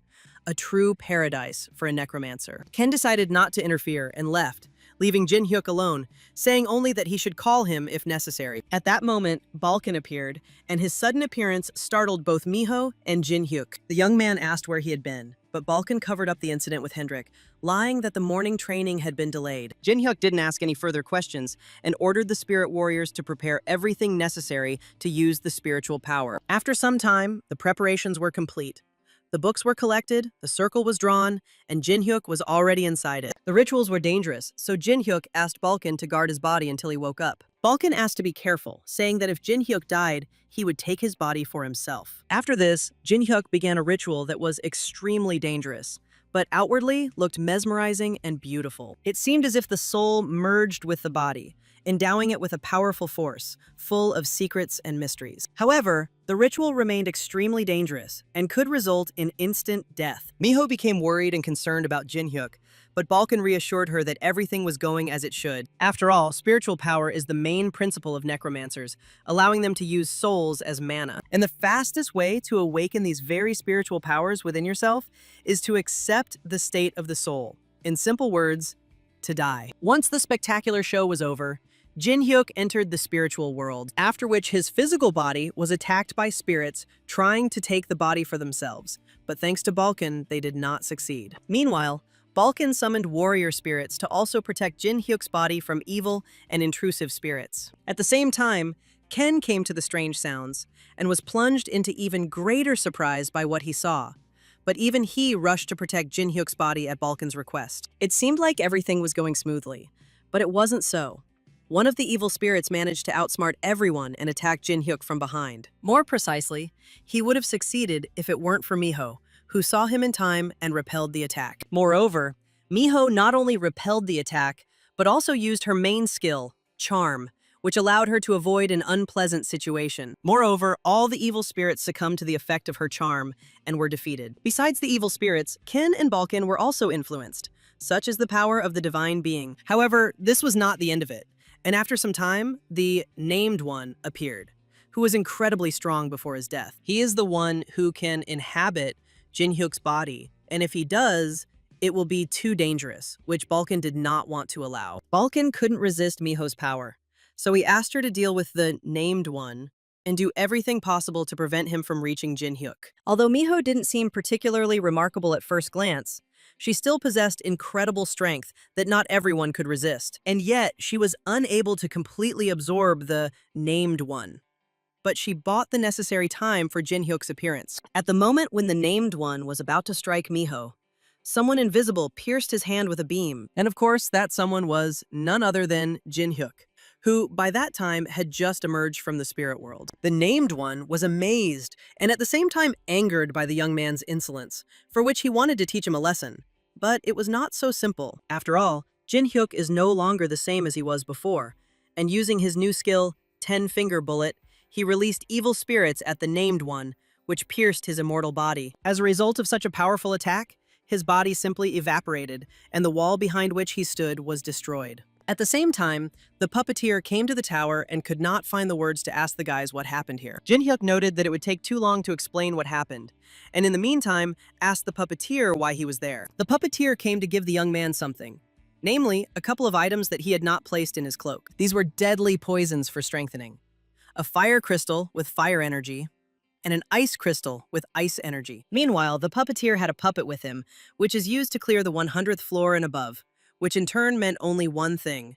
The puppeteer wants to return and climb the tower as a participant. He decided that he also wanted to become as strong as possible and did not intend to deliver items and carry out orders all the time. Besides, he had a goal, to become the best merchant, with whom no one could compare, not even William, no matter how it sounded. In him, Jin-hyuk saw young William, who was also burning with the idea of becoming the best merchant in the entire tower. Meanwhile, the young man noted that if his abilities were sufficient, he would even tell him about his plans with William, which served as even more motivation for the puppeteer. As soon as the puppeteer left, Jin-hyuk began to examine the new objects, or to be more precise, he wanted to absorb them. Since the boy's power allowed him to absorb objects and use their power, he was curious what would happen if he absorbed, for example, an ice crystal. At the same time, Ken had just come to his senses and was perplexed because he was not in the necromancer's room, but in the corridor with Balkan. Meanwhile, Jin-hyuk was experimenting on his body and absorbing crystals,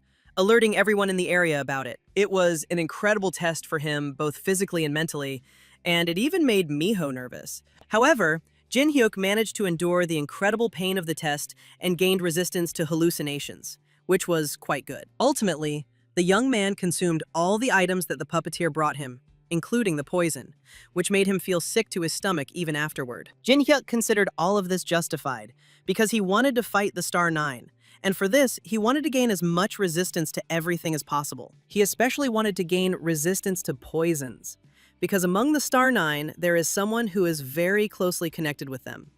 And if the young man had known about this in the past, he would not have brought himself to such a pitiful state. Meanwhile, with the help of the spirit warriors, they managed to collect the bodies of the orcs to arrange a small feast for Miho and complete the quest. Balkan suggested that Miho probably only needed to be fed the liver itself, since she was still just a baby.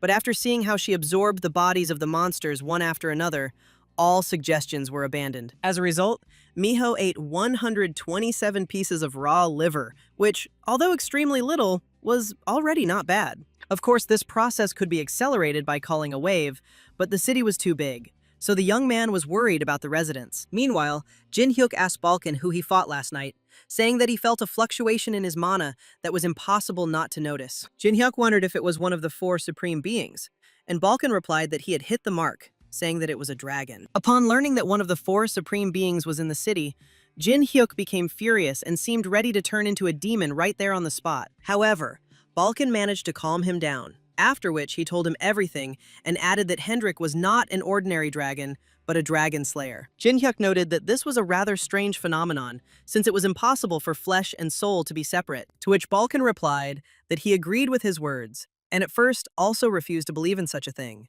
But when he saw everything with his own eyes, he rethought everything. The young man also said that he seemed to know Hendrik. He was the one who killed the young dragon at the very beginning of the ascent, and then killed in turn everyone who pursued him. And as a result, he turned into a real dragon slayer, dying somewhere on the 700 to 800th floor. Jin-hyuk was eager to meet Hendrik face to face, but his condition was poor, and getting into a fight was not the best decision. The thing is, because of the items he absorbed, he naturally developed resistance. But because of his spiritual abilities, he was constantly coughing up blood. The young man noted that he would never allow his spiritual warriors to die from divine power, and decided that, instead of purifying them, he needed to master divine power himself. Hearing his words, Miho suddenly started to howl, which scared Jin-hyuk and Balkan. However, it wasn't Jin-hyuk's words that were the issue. Turning around, the boys noticed something strange.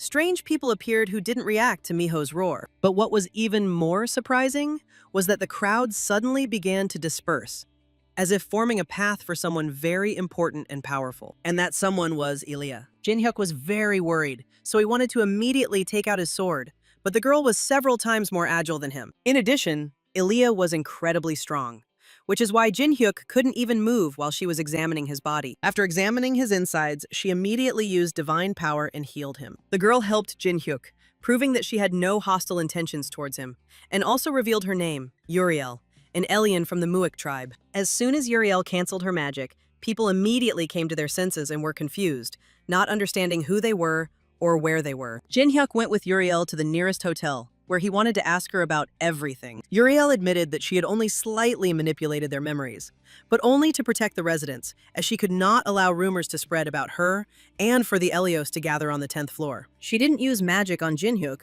because he had a rather strong consciousness, and her spells didn't work on him. Meanwhile, Uriel asked him what kind of cute creature it was, but she was especially interested in Balkan, who was standing behind Jin-hyuk and constantly watching the girl. However, the young man was in no hurry to tell her who he was and who was with him, but instead asked why she had come to him. Uriel told him that she had come because of a prophecy her tribe had received, which said that she needed to help a man who was hiding his deformity behind a mask and plotting a coup. Jin-hyuk realized that this was some kind of divine prophecy, and in the meantime, he asked Uriel what kind of tribe the Muik was, since this was the first time he had heard of it. At the same time, the girl threw off the cape that covered her back, where her wings were hidden. She told him that recently the Elios had begun to go mad, blinded by greed, and had crossed all boundaries. Moreover, they began to blame everyone who went against their will and expel them from their tribe. And when Elios commit a crime and are exiled, their wings, the symbol of their race, are cut off. This shows that the wingless Elios are not true Elios,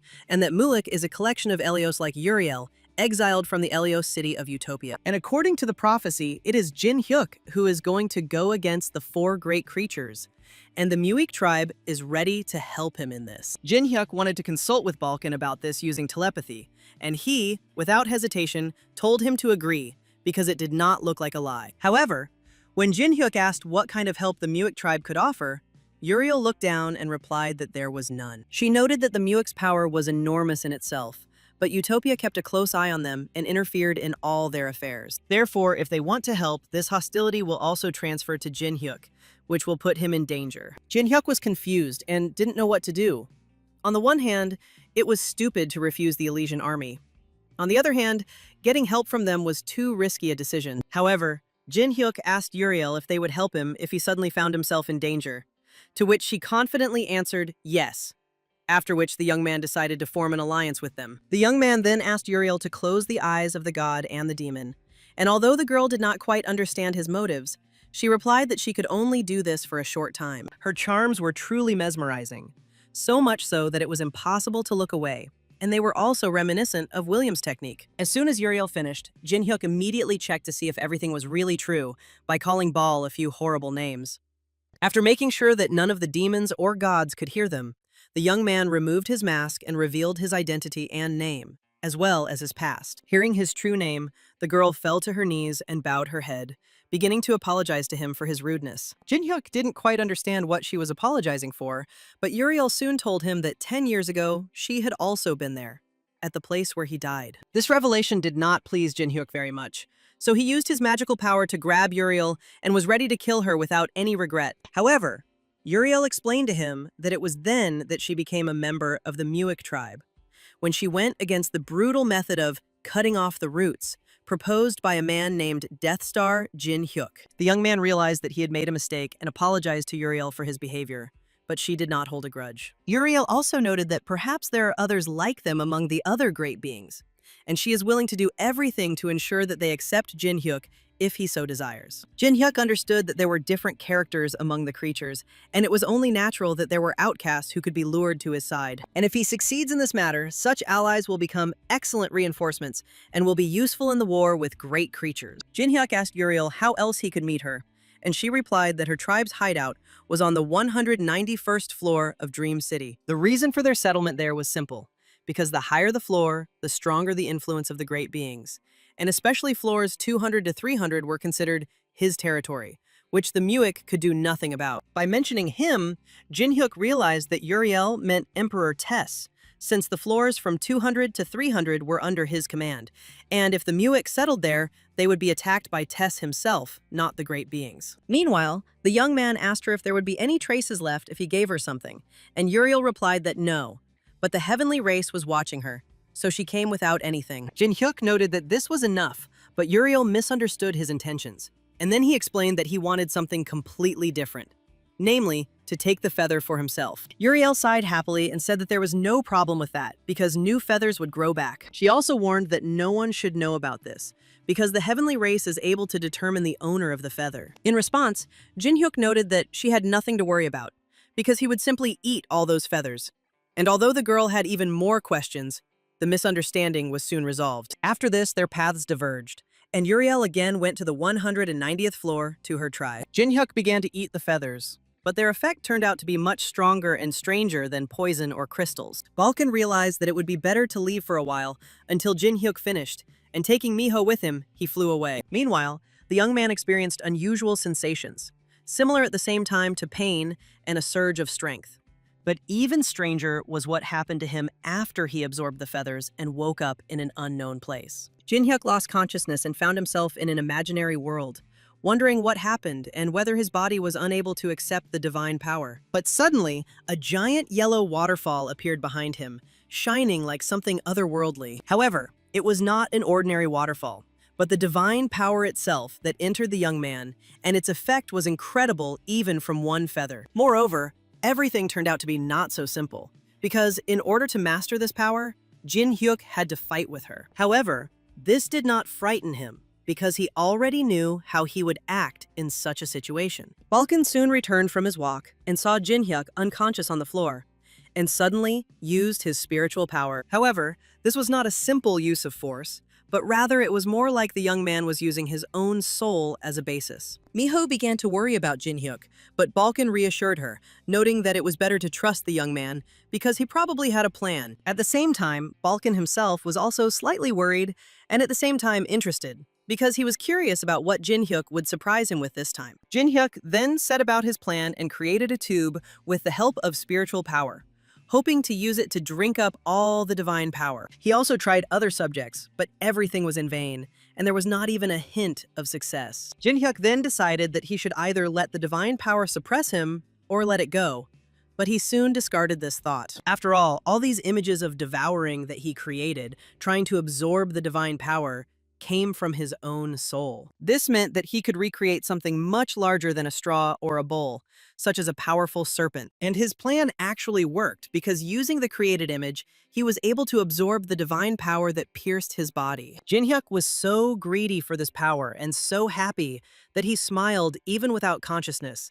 And seeing this, Baal himself smiled. Baal noticed that all this looked like what he wanted, because a predatory demon king was being born before him, and he even clapped his hands. The greedy dragon was the name of a god who was always up to something and was closely associated with William, essentially being his version of Baal. The dragon was incredibly greedy and devoured everything in its path, leaving nothing. But it was never enough for him. That is why he was nicknamed Greedy, and the nickname Insatiable best described his behavior. After some time, Jin Hyuk finally finished and woke up. Upon his return, he happily informed Balkan and Miho of his new divine power. The young man noted that it was just one seed, but it created an organ in him for producing divine energy. Balkan was shocked and could not believe that a simple man could possess divine powers. It was a surprising result, but at the same time extremely dangerous, because Jin-hyuk was not yet strong enough to withstand the 4 powerful creatures that might have their eye on him. If his condition remains this unstable, and he has to fight 4 creatures, he risks turning into Hendrik. A few days after the young man had mastered the divine power, nothing special happened, and he continued to clear the floors of the tower as before. However, one day, the very thing for which Jin-hyuk had come all this way began. During the battle between the normal monsters and the spiritual warriors, one of the monsters still managed to defeat the warrior. But now this was no longer a problem, because Jin-hyuk's army now included not only warriors, but also an undead healer and ghost fighters. Balkan noted that a weak summoner could destroy the Necromancer's entire combat mechanism, but judging by his divine power, the young man clearly sought to achieve the highest state. Meanwhile, Jin-hyuk continued to complete the quest related to Miho, feeding him more and more raw liver, until he ended up with just under 100. At the same time, he decided to check how his characteristics had changed, and called up the status window. There he saw that in just a few days, the seed of divine power had grown and gained 2 points. Although it wasn't much, it could be used in a critical situation. Meanwhile, Balkan asked what he was going to do next, and Jin-hyuk replied that he wanted to meet Hendrik. The young man suggested that perhaps there was a reason why Hendrik was stuck on the 10th floor, and that he, like Uriel, was waiting for something after hearing the voices of a god and a demon. Jin-hyuk wanted to verify this himself, and the search did not take long. He quickly found him in the city square. He was about to approach him directly, which greatly surprised Balkan, who asked if he really intended to simply talk to him like that. Jin-hyuk replied that if something went wrong and Hendrik didn't want to talk, everything could be resolved the tried and true way, with fists. After this, Balkan stated that it would be better for him to go alone. An argument broke out between them. Jin-hyuk called Balkan a coward. He furiously denied it, and everyone around heard their squabble. Meanwhile, Hendrik remembered the voice that told him someone who would fulfill his wish would appear on the 10th floor, and he just needed to wait for him. And while he was thinking about this, Jin-hyuk and Balkan approached him. When the young man asked if it was him, Hendrik answered in the affirmative, introduced himself, and added that he had been waiting for him to speak to him and receive him. Jin-hyuk noted that he didn't really like such straightforwardness, but since he was accepted, he wouldn't argue. Then Hendrik suggested moving to a quieter place, away from people's eyes and ears. He led them to a wall, or rather, to a dead end, which raised a number of questions in the boys. However, this was not an ordinary dead end, but a secret passage that only a few knew about. There was a subspace hidden on the 10th floor, where neither god nor demon could see, the perfect place for conversation. Hendrik then asked Jin-hyuk if he was willing to go with him to his goal of destroying all the dragons in the tower that killed him. But Jin-hyuk didn't share this dream, and in response asked if she was too stupid, calling his interlocutor an idiot. Balkan was surprised by such a sudden change in tone and asked why he did it, but the young man only ordered him not to interfere. After this, Jin-hyuk continued, speaking not only about the 4 divine beings, but also about the others responsible for his death. He noted that he didn't care about the dragons, because he would kill everyone involved in his death, no matter who they were. And in the end, he told Hendrik that he was not up to the level of an ally, which caused him genuine surprise. Jin-hyuk added that he died just like him and then came back to life, but this only made Hendrik laugh. However, he admitted that Jin-hyuk was right, and it seemed that it was him that Uriel was talking about when she called him a seer. Hendrik liked his attitude, but he wanted to see for himself how strong the young man was by fighting him. Then Jin-hyuk removed his mask and revealed his true name as a sign of respect and future cooperation. However, the duel did not take place, because the blacksmith who had once stolen the sword for Hendrik suddenly approached them. To Jin-hyuk and Balkan's surprise, the blacksmith turned out to be a tokebi. The young man was amazed and did not understand how the old man was still alive, which surprised the elderly tokebi, and to some extent even angered him. Jin-hyuk soon explained himself, saying that he didn't mean his age, but how he managed to survive the disaster in the village. But the old man misunderstood him, deciding that it was he who started the fire in the village and attacked him with a hammer. Hendrik did not like this at all and let go of the old man's hand, who was not happy with the touch and ordered it to be removed. Hendrik asked the old man not to worry and noted that Jin-hyuk also had his own story, just like himself. Balkan joined the conversation and asked the old man about a tokebi named Haryu, which made him even more amazed. After that, they found themselves in the tokebi forge, where Jin-hyuk told the old man everything, and mentioned that Haryu managed to survive. The old man said that on the day of the disaster, a festival was taking place, and all the tokebi of the tower had gathered on the 100th floor, but he himself did not go there because of illness. It was a celebration of joy, and no one could even imagine that the joy would in an instant turn into a real bloody nightmare. Jin Hyuk assured them that there was no need to worry about Haryu, as she was currently on the 9th floor and would soon approach them. He said that Haryu gave him the mask for saving him, and although it was not yet complete, in a one-on-one fight, it was stronger than any of them. Moreover, she is not a temporary ally, but a companion until the end, because by handing over the mask, they made a pact to take revenge together. The old man was delighted to hear this and deeply thanked Jin Hyuk for everything he had done for them. As a sign of respect, he gave his name, saying that his name was Geno, and as the blacksmith of the Tokaibi village, he was willing to help with his skills. Geno asked Jin Hyuk to help Haryu rebuild the village, and although the young man didn't understand everything, he agreed. Balkan was slightly puzzled and thought that Jin Hyuk might not even know that the mask symbolized marriage. After the conversation, Geno offered the young man to choose any of the equipment he had created, or even take everything if he wanted. Then they said goodbye to Geno and went on their way without noticing how the old man immediately fell into a deep sleep. Hendrik noted that this was not surprising, since he had not been able to sleep normally since the day of the disaster.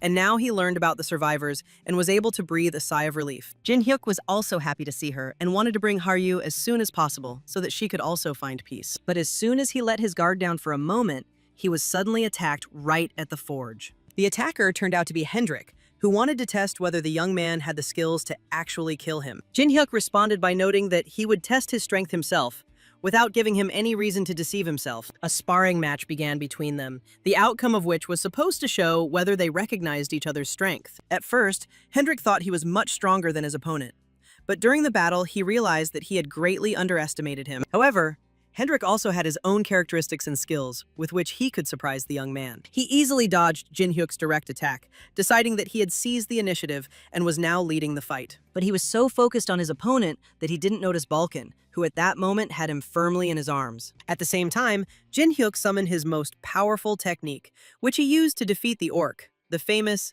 Gungnir. With this technique, he attacked Hendrik, turning the battle into a real test of survival for him. Hendrik seemed to be at a dead end, but he used the Dispel magic enchantment and destroyed the shackles. Then, with the same sword, he struck Jin Hyuk with the skill Dragon Destruction and instantly destroyed Gungnir. Hendrik landed a powerful and accurate blow on the young man and then turned on Balkan. But everything turned out to be not so simple.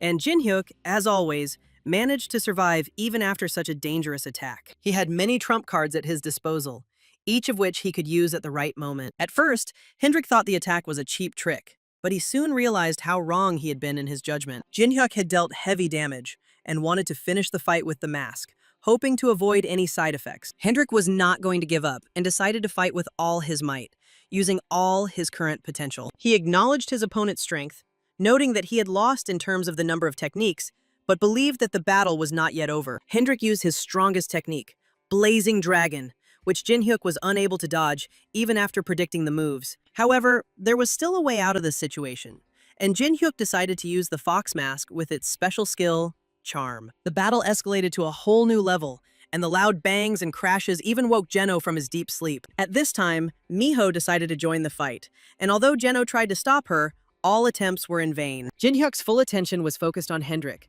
and in an instant, he noticed that his opponent had suddenly disappeared. Before the young man could blink, Hendrik was already in front of him, ready to deliver the fatal blow. Jin Hyuk was literally on the verge of death, and it seemed that at that moment, everything would end. But suddenly it turned out that there was nothing left at the site of the blow, as if the young man had managed to dodge it after all. The next second, Jin Hyuk attacked from behind, and Hendrik was surprised, but at the same time glad that the fight was continuing. Hendrik noticed that his opponent looked tired, as his strength and movements were no longer the same as before. But suddenly Hendrik missed a blow, and Jin Hyuk knocked his sword away, deciding that this was a great chance to attack in earnest. However, even now, Hendrik had a trump card, and when the young man tried to deliver the decisive blow, he used the spell again. Jin Hyuk realized that the time had come to unleash the power of the Fox Mask and activated its charm technique. But something unexpected happened. The mask's effect had no effect on Hendrik and only made him even more angry. However, Hendrik did not notice the trick because Jin Hyuk used the power of the mask only to weaken his attention and get closer. Concentrating all his strength, Jin Hyuk struck Hendrik with the through strike technique. At that moment, Balkan came to his senses and saw in front of him only an exhausted Jin Hyuk, who had collapsed to the ground. Hendrik, despite the crushing blow, continued to stand confidently on his feet, as if nothing had happened. He acknowledged Jin Hyuk's strength, but the young man responded by saying that he had failed the test, after which Hendrik decided to show off his final move. It was the Blazing Dragon technique, which Jin Hyuk, being weakened, could no longer dodge. In the end, the young man also recognized Hendrik's strength and agreed with his power. After the battle, Jin Hyuk looked exhausted and battered, and Balkan's teasing irritated him, although he had almost no strength left to object. Soon, Hendrik came to see him to make sure the young man was okay. Balkan remembered all the ridiculous words he had said to Hendrik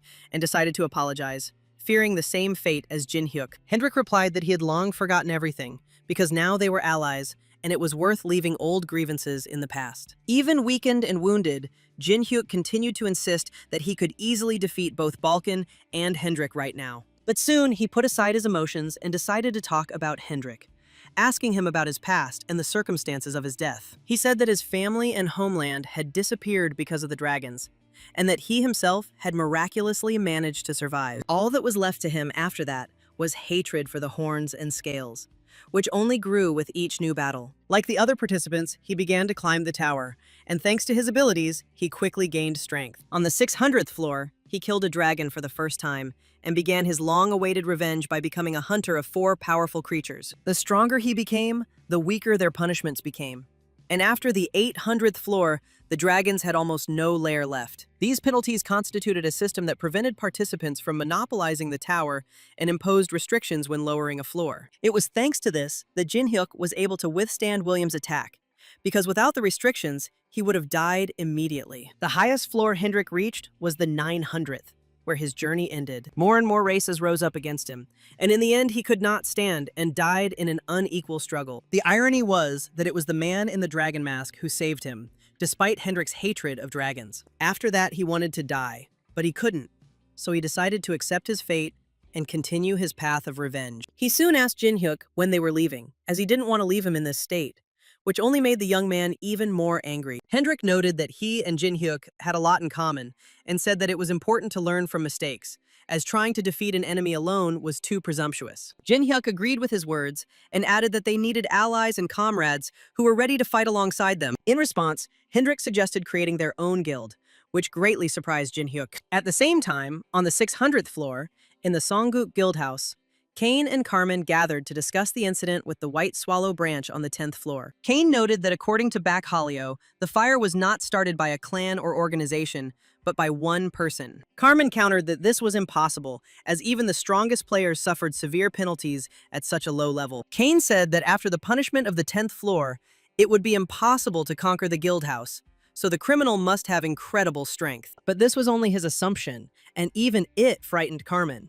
So she asked what he would do if such a person really existed. Kane replied that he would do the same thing he did 10 years ago, using the nip-it-in-the-bud method. He was going to hire a strong hunter to do all the dirty work for them. Meanwhile, Jin Hyuk and Hendrik continued their conversation about the guild, and the young man said that he wouldn't mind creating one, but Ball's quest was currently underway. He explained that he needed to become famous throughout the tower up to the 100th floor, and did not want his name or guild to ruin his reputation. Hendrik replied that in that case, Jin Hyuk should become the guild leader. The young man was grateful, but also angry, because he was irritated that he was still weaker than Hendrik, and, having become the leader, would be forced to give him orders. He then asked whether Hendrik would obey the orders of a weaker man, as this would hardly suit him. But Hendrik said nothing, only knelt down and bowed his head, thereby showing devotion. Jin Hyuk had no idea how much abuse Hendrik had endured, and how angry and powerless he had been in the past. It didn't take long to find a name for the guild, and since the message mentioned a strange masked man, he named it Confrontation. The next day, Jin Hyuk came to create the guild, and was surprised to learn that Halcyon was now the boss of the 10th floor instead of the puppeteer. He was also surprised to meet Ken, who was temporarily staying with Halcyon while the tower was being repaired. However, Jin Hyuk came specifically for the sake of creating a guild, and Halcyon was glad, because after its founding, there would be many people willing to join. He reminded them that at least 2 people were needed to found a guild, but upon seeing Hendrik, he didn't ask any more questions. Everyone was amazed when they saw the dragon nearby, and even more so when Jin Hyuk managed to lure it to his side. He said that these were not all the members, and that there were those to whom he had sent an invitation and was waiting for their response. Invitations were received by all the worthy people he met along the way, including Geno, Puppeteer, Har-yu, and even William. After completing the guild registration, Jin Hyuk immediately moved on to complete the Gumiho quest. With his current strength, capturing orcs was not difficult, so the task of obtaining raw liver was quickly completed. When the quest came to an end, they saw a bright light coming from Miho. Jin Hyuk didn't know what to expect from completing the quest, but soon the system revealed that the nine-tailed fox was searching for its true form. At that moment, Miho took on a human form and no longer looked like a little fox. Having transformed, she began to fall, but Jin Hyuk managed to catch her, although the strangeness did not end there. Upon seeing him, Miho called Jin Hyuk Daddy, causing a strong reaction from everyone present. But even more surprising was the appearance of Har-yu, who was shocked by the news that Jin Hyuk had a daughter. The young man wanted an explanation from Gumiho, but she only said that Miho was now his daughter, or pet, and immediately disappeared. Balkan congratulated Jin Hyuk on his unexpected fatherhood, and Hendrik seriously wondered if humans could now give birth to foxes. Har-yu was shocked and tried to convince herself that she had understood everything wrong. At that moment, Hendrik approached her, introduced himself, and said that he was now on the same team as Jin Hyuk. However, as soon as Har-yu looked up and saw his face, memories came flooding back. It seemed to her that the very man who had burned down her village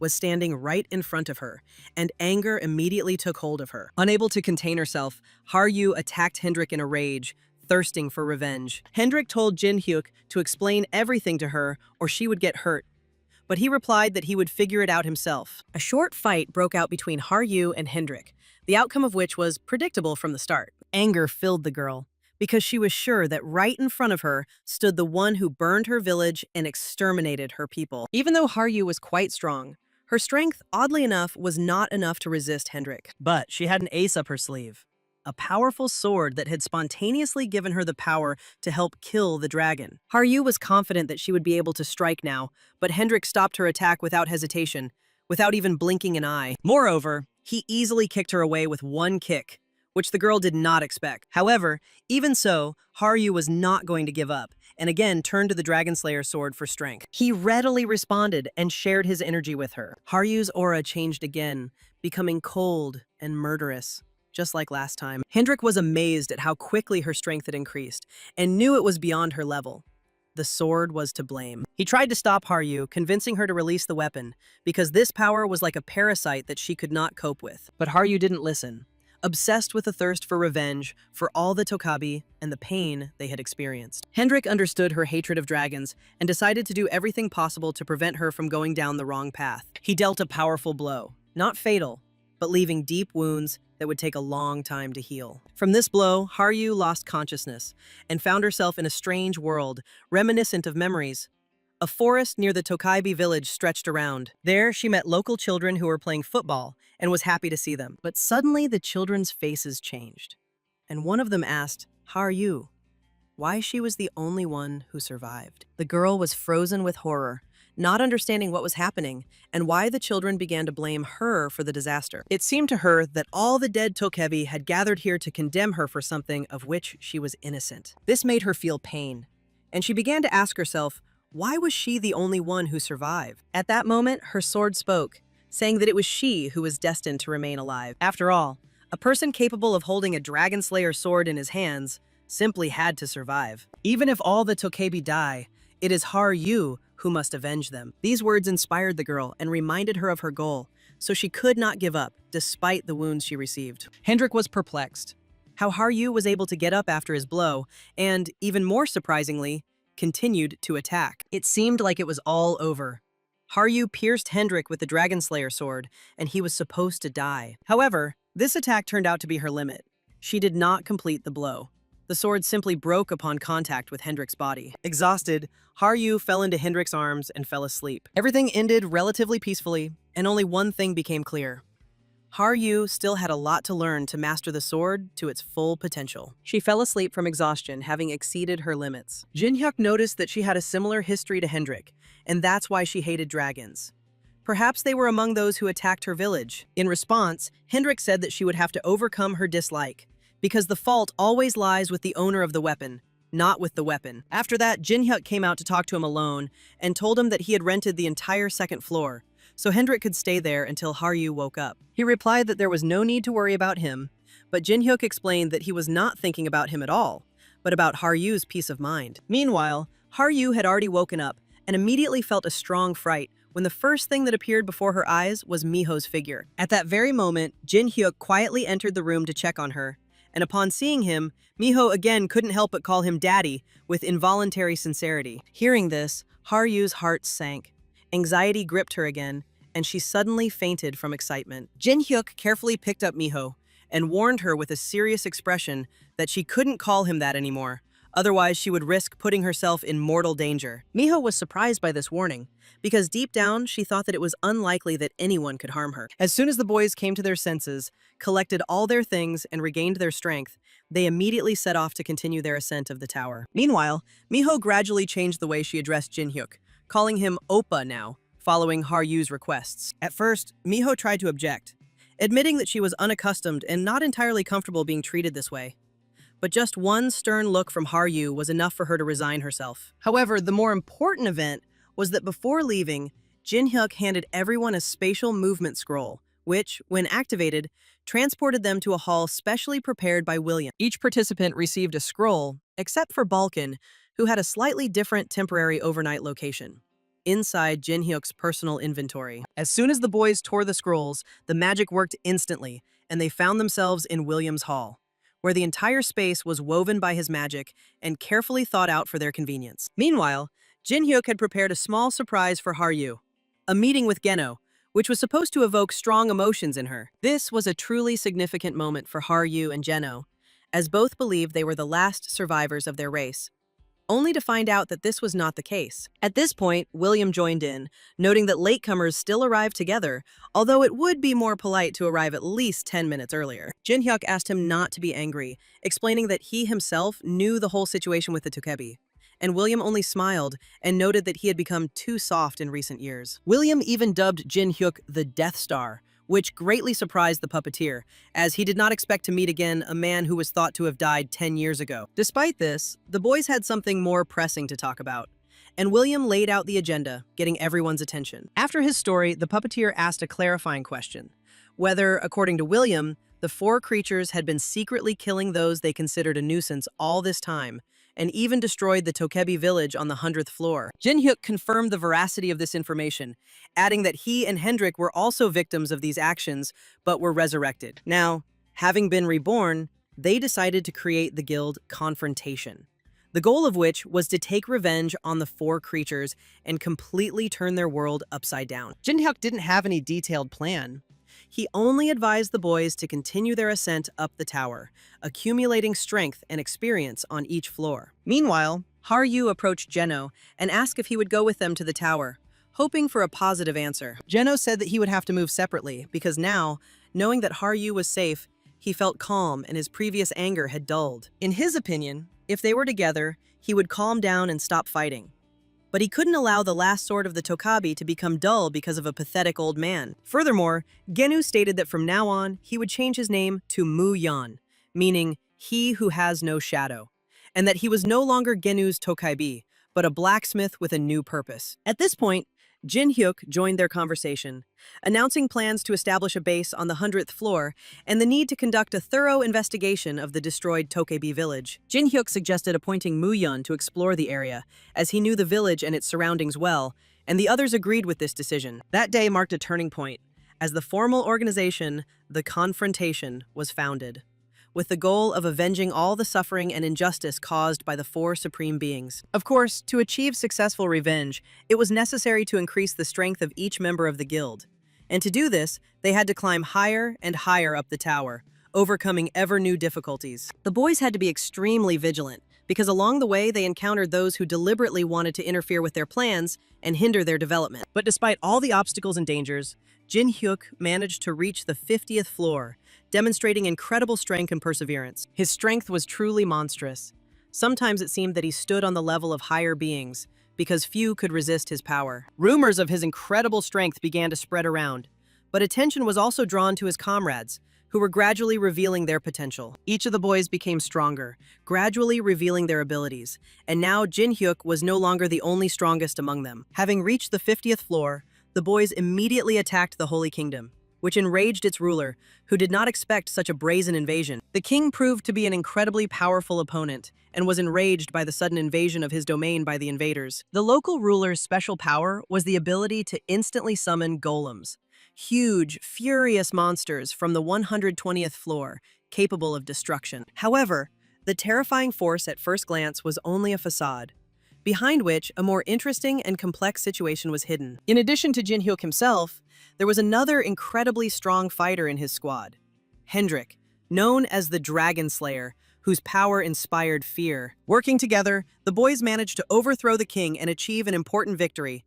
strengthening their position on the upper floors of the tower. Moreover, Jin-hyuk attacked the Shikari branch, and this attack was tantamount to him becoming an enemy of the entire powerful Star 9, which opened up new dangers and challenges. However, Jin-hyuk didn't care what kind of enemy he was becoming, or to whom, especially not to the powerful Star 9, whom he intended to completely destroy. Every time the Phantom Mask set a new record, the guilds on those floors would disappear into thin air, leaving those watching to wonder if he was really that strong. The faces of these guilds were now known to all the inhabitants of the tower, especially after the sudden and furious attack on the Star 9, which simultaneously surprised and frightened those around them. Of course, everything that was happening had its own deep meaning, because Jin-hyuk was carrying out Baal's quest, thereby turning the situation around.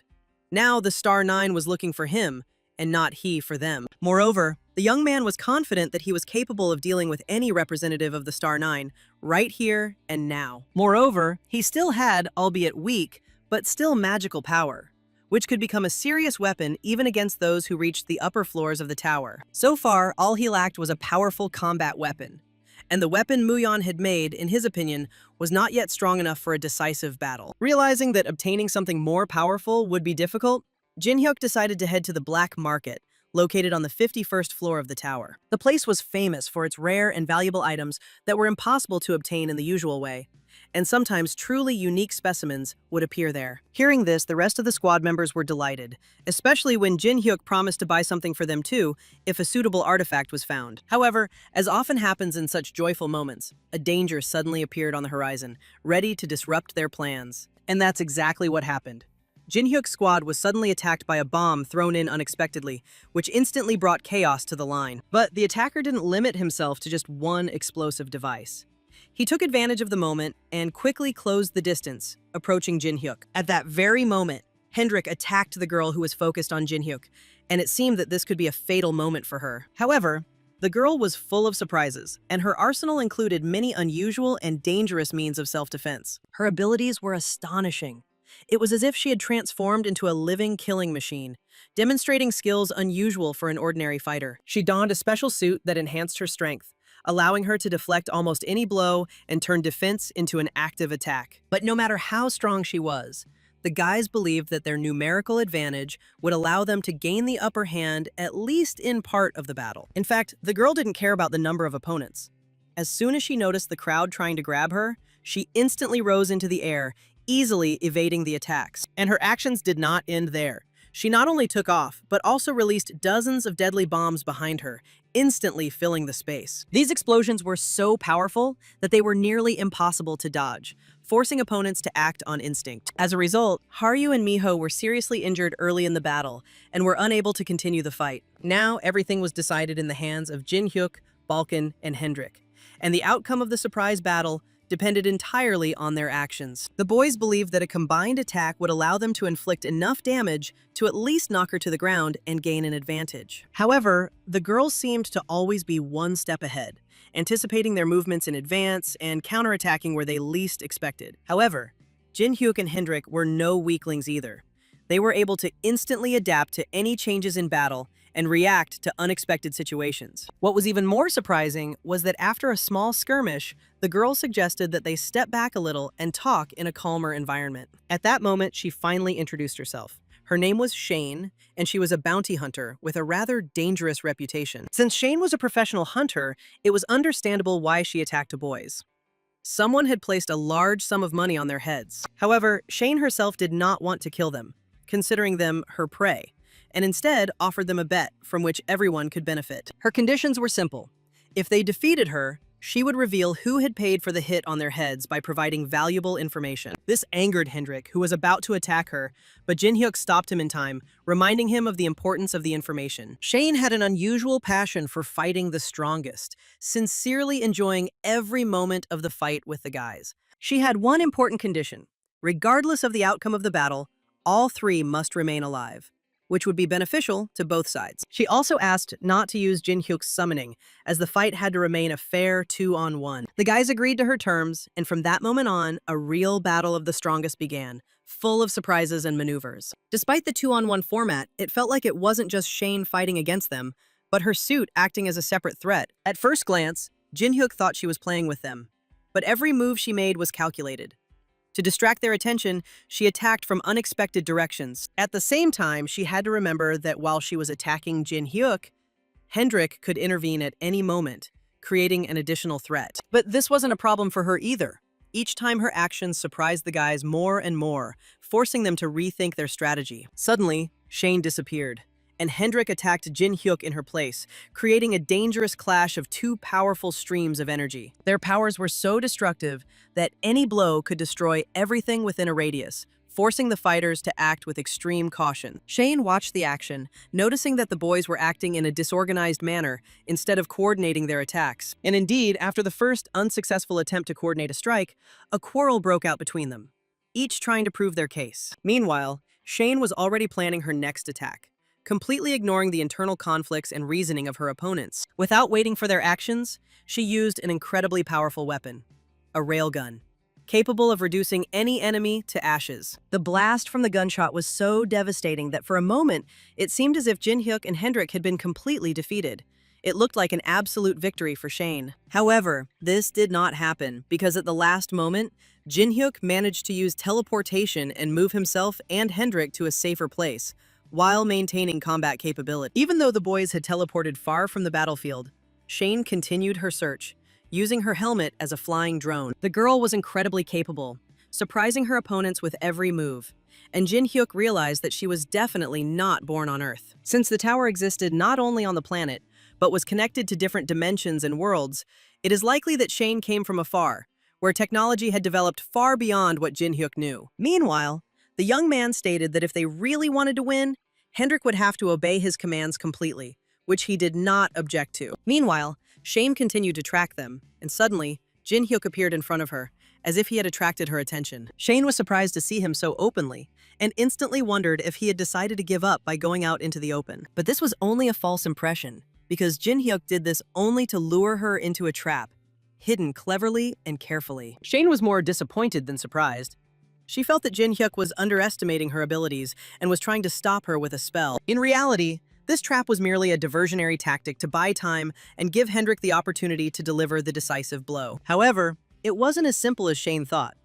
Hendrik's movements changed, becoming more unpredictable and faster. Hendrik seemed to have absorbed some of Jin-hyuk's magical power, which gave him a shield and agility, thanks to which he was able to seriously injure Shane. The girl was surprised, but quickly realized that thanks to the properties of Almighty, Jin-hyuk transferred her buffs and skills to Hendrik, allowing him to successfully attack her. But this was still not the end, but only the beginning of the second phase of the battle, where Jin-hyuk and Hendrik took a dominant position on the battlefield. Shane wasn't about to give up and continued to fight off the attacks, but it was becoming increasingly difficult due to Hendrik's incredible speed. If before the girl easily dodged and counterattacked, now Hendrik didn't even give her time to think about her actions. Moreover, he used all his strength and decided to use the Thunder Dragon, a powerful weapon of destructive power. The outcome of the attack seemed perfectly clear. A complete victory for Jin-hyuk and Hendrik. But events once again took an unexpected turn. The moment Hendrik put his foot back on the ground, he didn't notice the camouflaged nuclear mine that Shane had previously planted. The mine activated instantly, causing an explosion of incredible force that shook everything around and threw dust and fire into the air. Shane, despite the wounds she received, continued to fight, and even managed to shoot Jin-hyuk at a moment when he was not ready for the attack. She was sure that after this fight, only she and Jin-hyuk would remain on the field, leaving Hendrik on the sidelines. However, this turned out to be a misconception, because as Jin-hyuk had said earlier, Hendrik was an incredibly tenacious creature and was not going to give up so easily. Hendrik took the form of a dragon, which angered Shane even more because he hated dragons to death, and now he himself took on their form. Shane wasn't surprised by this unexpected turn of events, knowing that defeating the tower's strongest creature would be extremely difficult. However, she still had trump cards and surprises that she intended to use to achieve victory at any cost. Using the railgun, she fired at Hendrik again, and the explosion was so powerful that it seemed the outcome of the battle was already decided. However, even such a devastating attack could not harm him, only further angering and arousing Hendrik's fighting spirit. He became enraged, outraged that Shane had forced him into dragon form and continued to disregard him. It was a battle between two incredibly powerful beings, each using their maximum abilities to achieve supremacy. While Hendrik was fighting Shane, Jin Hyuk took a short break to treat his wounds and reconsider his strategy. He noted that as soon as Hendrik took on a different form, his buffs and defensive techniques disappeared, as if the entity itself had reversed all the mana. Meanwhile, the battle took on a strange character. Numerous copies of Shane appeared around Hendrik, creating the illusion of impressive strength. This angered Hendrik even more. He didn't understand how she managed to do this, because he controlled all the mana in this area. Shane explained that it wasn't magic at all, but science. Her copies were holograms, not clones, but they could still attack and cause damage. The holograms did pose a threat and cause significant damage, forcing Hendrik to act more cautiously. However, Hendrik did not give up and tried to fight off Shane's attacks using all the strength he had. Shane also had something to say in response to his actions, and it seemed like the fight was to the death to prove whose world was stronger. A destructive aura swirled around, and with each attack, it grew more powerful, creating catastrophic consequences on the battlefield. After the collision of two incredibly powerful attacks, an explosion thundered, followed by a flash of light brighter than the sun's rays. Despite such a monstrous and destructive explosion, Shane managed to survive, although she received serious injuries. As soon as the smoke cleared, she saw Hendrik's giant silhouette in front of her and was shocked, not believing that he was still alive. Luckily for her, after such a powerful attack, Hendrik had no strength left to resist, and he simply collapsed to the ground. Shane was delighted, thinking that the battle was over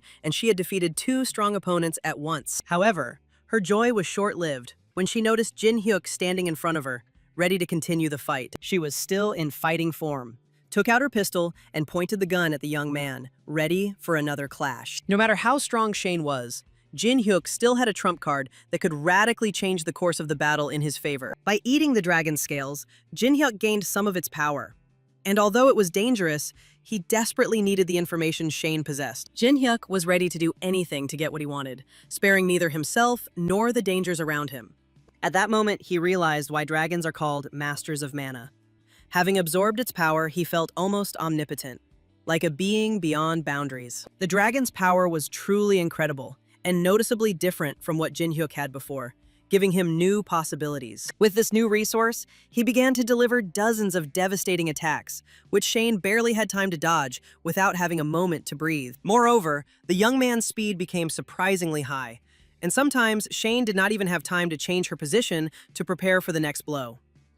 Despite being trapped and deprived of her powers, the girl did not stop resisting, using all her deadly techniques and weapons. However, Jin Hyuk had something to respond with, and his attacks were no weaker, striking with power and accuracy. With his Fire Dragon's breath attack, he not only destroyed Shane's railgun, but also hit her with a powerful blow, causing serious damage. Having finished the attack and achieved victory, Jin Hyuk spat out the dragon scales, for the power was still too dangerous to fully control. Sometime after the fight, Shane finally woke up, and Jin Hyuk and Hendrik stood next to her, watching her awakening. The girl was surprised that Hendrik came to his senses before her, and at the same time she was curious where exactly they ended up. Jin Hyuk explained that they remained in the same place, but he had fenced off the area with a barrier to protect them after the long period of unconsciousness and destruction around them. Shane admitted that she thought she could handle it, but in the end she lost, which didn't surprise her. The difference in strength was too obvious. Jin Hyuk noted that she had underestimated them, and Hendrik asked why she had even offered them such a risky bet. The girl explained that this was a unique chance to fight a dragon,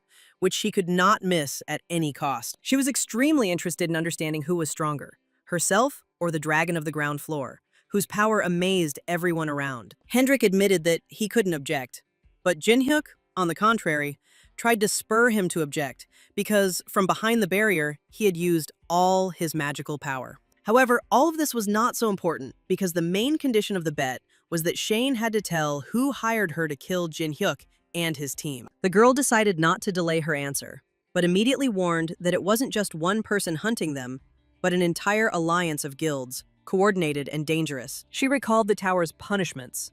Anyone who reaches the top floor cannot influence the lower levels, which made the power of the unions particularly strategic. Therefore, the union controls the guilds of the lower floors, luring them to its side, and they in turn influence even lower levels, creating a chain of power. Thus, power extends to the first floor, turning the tower into a territory under the control of a powerful guild union. Those who supported this order and skillfully used it were all familiar with Kane from the Star Nine, who controlled numerous guilds. Jin Hyuk's suspicions were confirmed.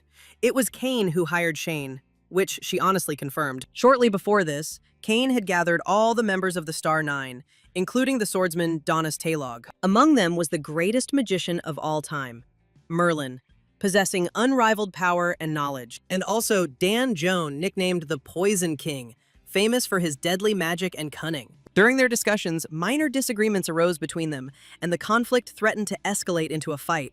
But Kane intervened in time and stopped them. The purpose of the meeting was to discuss the tower's rising star, Phantom Mask, whom Kane had already described as a sprout. At first, he thought of him as just a sprout, but over time, he changed his mind and called Jin Hyuk a collection of sprouts, given his growing strength. Since they couldn't eliminate him on their own, they decided to hire a bounty hunter, that same Shane. She offered the boys a bet, but lost, because the difference in strength was simply monstrous, and this proved the power of the Phantom Mask. Thus, Shane seemed to find herself in the fold of a giant snake called the Star Nine, which completely subjugated her fate. After completing all the formalities, Shane and Hendrik left to gather information, and Jin Hyuk returned to the rest of the team. By this time, Haryu woke up, and Jin Hyuk told her that the situation had now changed. They were being hunted by unusual and dangerous creatures. While Shane and Hendrik were out scouting, Jin Hyuk, along with Haryu and Miho, headed to the black market in search of the necessary items. Since there was still some time left before the market opened, Jin Hyuk allowed Miho to look around and try various sweets, enjoying the moment. Haryu looked a little worried after her recent dream, which alerted Jin Hyuk, who asked if she was okay. The girl decided not to reveal her worries, and Jin Hyuk didn't have time to ask her any further questions, as Miho came running to them, wanting to share the pleasure of the treats with Haryu. As night fell, the boys began preparing for their visit to the black market, primarily focusing on their appearance. To keep Haryu from attracting unnecessary attention, Jin Hyuk gave her a new suit, and Miho returned to her natural fox form. Entry to the black market was strictly controlled, and only a select few with special passes could get in. Jin Hyuk had a special pass, a black card, that allowed him to enter any black market and purchase rare items that could only be accessed with the support of a wealthy sponsor. For Jin Hyuk, this was not a problem, because his sponsor was William, known to everyone as the Golden Lich, who wielded enormous power and influence. Moreover, Jin Hyuk didn't come to the market just like that. His goal was to find something truly valuable and interesting at the auction. Once the bidders had gathered, the auction began, offering a wealth of rare and unique items that generated excitement and competition. Each participant was eager to get what they wanted, and when the bet turned out to be unsuccessful, real chaos began, full of shouting and arguing. Jin Hyuk also managed to acquire an item for Miho, the animal summoning Norige, purchased for 350,000 gold, which was supposed to significantly expand her abilities. Jin Hyuk felt a sense of tension, as there were too many people crowded on such a low floor, and this foreshadowed something grand and unpredictable. The moment had arrived for the presentation of a special lot, which stood out both for its size and mystery, attracting everyone's attention. More surprising was Haryu's behavior. She suddenly jumped up from her seat and rushed towards the stage, as if she was being pulled by an invisible force. Inside her, there was a burning feeling that this particular lot required her intervention, as if someone was begging for salvation. This kind of behavior was absolutely unacceptable, and security immediately sprang into action, not allowing her to easily get the lot. Haryu even tried to draw her sword, but it was knocked out of her hands, depriving her of her only means of defense at the moment. Jin Hyuk, although he didn't fully understand Haryu's motives, couldn't let her get hurt and immediately stood up for her, shielding her with his body. The auctioneer, ignoring the incident, continued his presentation as if nothing unusual had happened. Haryu's instincts were right. The special lot turned out to be a flower-shaped decoration that belonged to one of the Tokeb. Haryu's heart was filled with anger, because it was this very decoration that she saw on the child in her memories. which strengthened her resolve. Jin-hyuk managed to stop her in time, asking her not to do anything rash and to trust his plan. The host announced the start of the bidding for the lot, the starting price of which was 100,000 gold, raising the excitement of the participants. One of the visitors immediately offered a price of 1,000,000, realizing the incredible value of the item. Haryu was about to attack contestant number 28 to prevent him from getting the jewelry, but Jin-hyuk intervened and raised the bet to 3,000,000. A deathly silence reigned in the hall. No one expected such a decisive bet and could not beat her price. In the end, the lot went to Jin-hyuk for 3,000,000 gold, which caused admiration and shock among everyone present. Jin-hyuk realized that the high bid had attracted too much attention and decided to leave the auction as quickly as possible with the purchased item. Haryu thanked him for his help, but Jin-hyuk replied that the one who should be thanked was William's sponsor, whose money was used. Inside, Haryu felt the soul of the deceased Tokaebi embrace her, expressing gratitude for saving her. The soul soon dissipated, leaving Haryu determined to take revenge on all who had harmed her race in any way for the sake of the general peace. But things couldn't end peacefully. As soon as they left the auction, the guys were attacked. The attackers turned out to be those who were unable to get the lot, participant number 28 and his people. Jin-hyuk said that if he wanted the jewelry so much, he should have participated in the bidding, but now it was too late. However, he replied that he no longer needed the decoration. His goal now was to kill Haryu and make a stuffed toy of a real Tokebi out of her. These words angered Haryu, and she rushed at him with a fury full of determination. Jin-hyuk ordered her to retreat and not act prematurely. But it was too late, and the battle was unfolding rapidly. Moreover, he had a new opponent who was capable of instilling serious pressure that exceeded even Hendrik's level. Jin-hyuk felt a force that changed the entire balance of power, making the battle extremely dangerous and unpredictable. Haryu did not retreat and used Battle Providence, hoping to use it to achieve victory. But everything turned out to be more complicated. The stranger's hammer was saturated with poison, complicating any attempts at attack. Realizing the danger, Haryu held her breath, which made her vulnerable to enemy attacks and limited her movements. The trap worked. As soon as she let her guard down, the enemy grabbed her and threw her to the ground. The poison had no effect on him. It was a special toxic mixture for Tokaebi, which he masterfully transformed into a deadly poison. Haryu tried to break free and draw her sword, but she was helpless. The enemy had already prepared a dagger for a fatal blow. It seemed that everything was over. But there remained a tiny chance of salvation.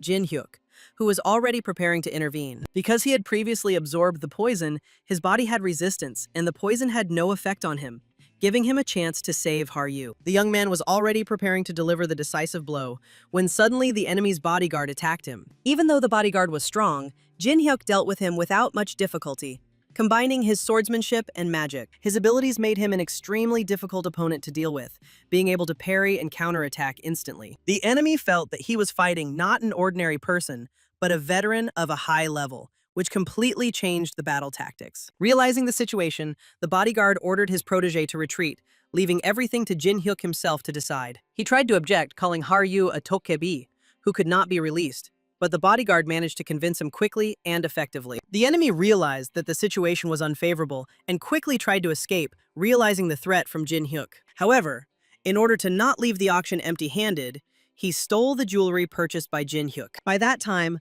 Haryu had already recovered, although she was weak.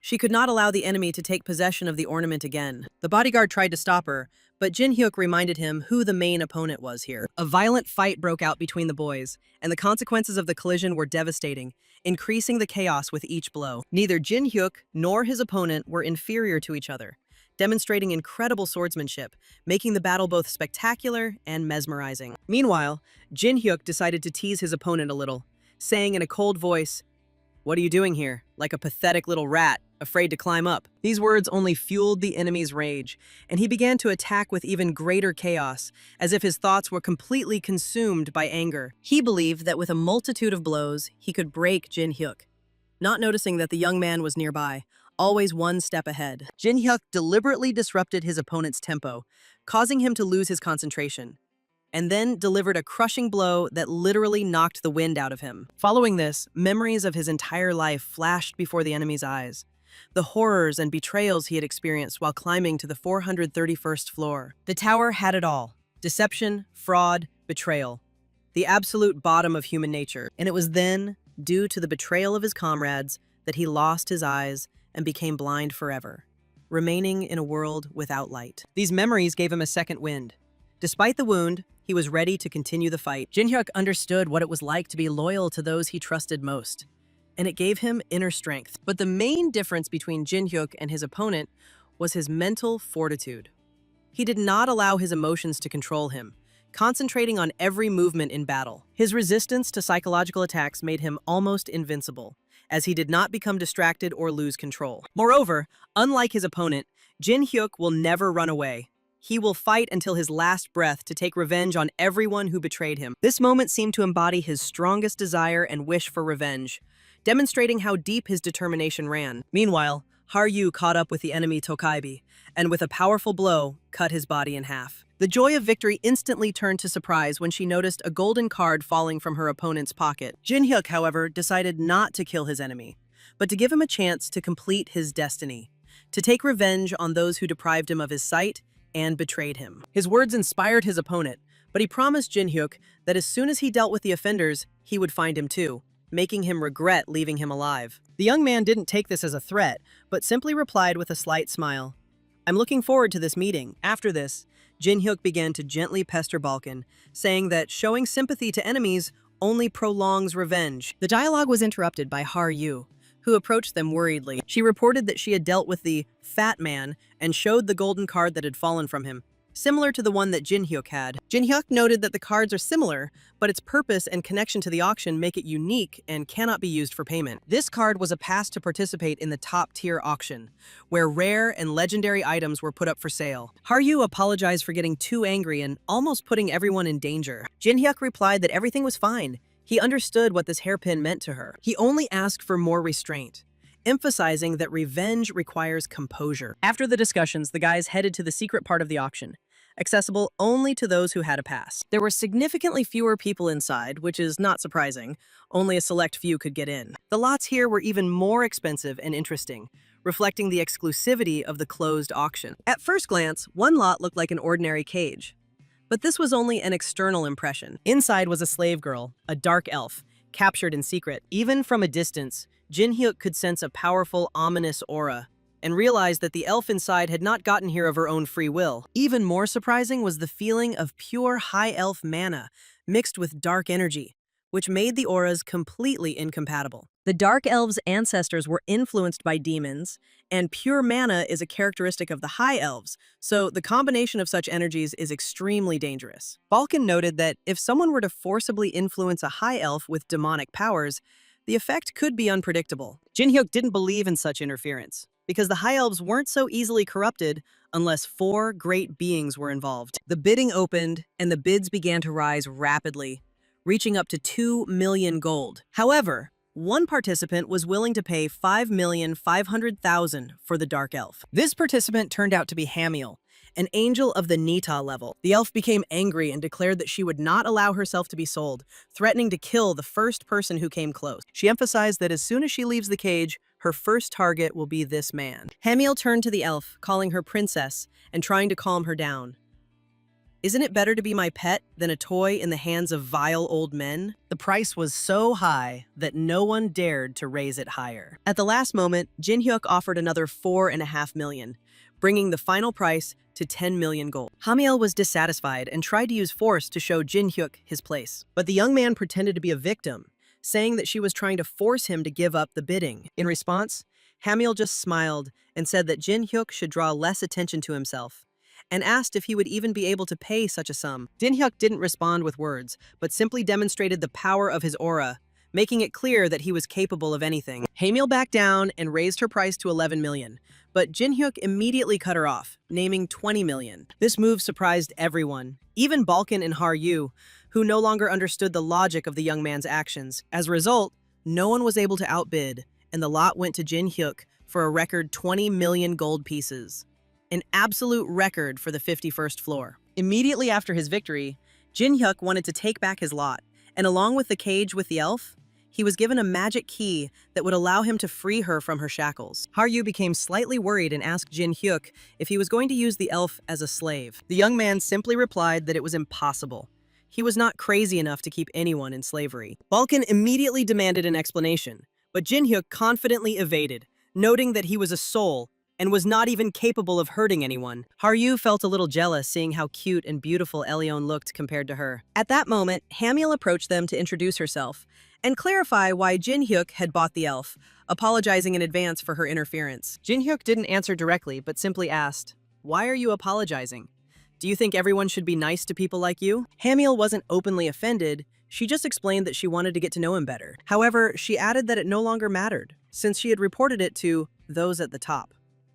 These words angered Jinhyuk, and in a fit of rage, he almost cut Hamiel in half. He understood that doing this now would be too early and would have unpredictable consequences. But Hamiel didn't stop there, and turned to Haryu, noticing that the hairpin she was holding was quite beautiful. She confessed that it was she who burned down the Tokabi village. At that moment, Jinhyuk realized that Hamiel's goal was not to acquire the lot, but to provoke Haryu. Haryu was filled with anger and hatred.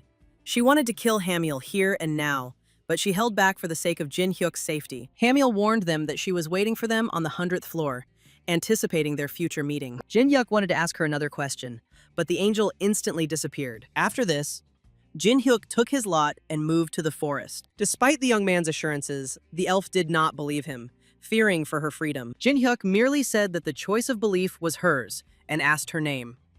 The elf introduced herself as Elion von Yggdrasil. Jinhyuk was amazed. Yggdrasil is the royal family of the sacred tree of the elves, which means that in front of him was a representative of the royal family. At this time, others were looking for Jinhyuk, intending to take the elf from him, pursuing him on his trail. Jinhyuk thought about Elion. If she was a royal elf and became a dark elf, her demonic power would be incredible. Moreover, given her hatred for Hamiel, the young man realized that she would be perfect for the role of a rebel. Meanwhile, Elion was looking for a way to escape. Without the shackles holding back her magical power, it would be much easier. Her thought of freedom was enough for Jinhyuk to destroy the cage. Elione rushed at him, trying to snatch the key, but to no avail. Jinhyuk explained that she should abandon this idea. Elves are masters of mana management and summoning spirits, but they do not stand out for their strength in battle. Elione wondered why Jinhyuk bought her for 20 million and brought her to the forest, where no one would know what was happening. She noted that the location was ideal for such actions, suggesting that the young man could take advantage of the situation. Hearing this, Haryu covered Miho's ears, and Bal, Gumiho, and King Miho joined in, warning Jinhyuk to think about his actions. Jinhyuk was furious. He had never even thought of such a thing. Their conversation was interrupted by a powerful explosion. Other players had found them. Balkan reported that the location had become known, and everyone wanted to attack the rich guy who robbed the auction. Jinhyuk asked Miho and Haryu to help Balkan, but Haryu gave him a suspicious look, feeling a strange tension. Everyone left, leaving Jinhyuk alone with Elion. She agreed to talk only after he gave her something to drink. Meanwhile, Haryu, Miho, and Balkan fought with the impudent attackers. Despite the enemy's numerical superiority, thanks to Haryu and Miho, Balkan managed to cast a powerful area of effect spell. Even without Jinhyuk, they dealt with the insolent ones who dared to challenge them. Jinhyuk, while talking with Elion and having a few drinks, heard her question. Why did he let Hamiel go at the auction? Because she is far from weak. Jinhyuk explained that his power was useless now, and fighting it for the sake of emotion was pointless. Elion noted that he suppresses his emotions for a higher purpose, which makes them fundamentally different. The elf asked if he had ever cut open the stomachs of his relatives. When she spoke of this, she did not mean killing out of hatred, but the transmission of technology through pain and death. When she was still a child, her father asked her to cut his stomach open to his heart in order to pass on a secret technique that could only be passed on through death. The Yggdrasil fruit possessed this unique technique, and by giving it to Elion, he entrusted her with not just an object, but the very future of the entire family. Of course, all this did not happen by chance, and Elione's father deliberately passed on the hereditary fruit to his daughter, keeping the secret of its true value. His death was carefully planned by his brother, who wanted to take his place and obtain the powerful fruit of Yggdrasil.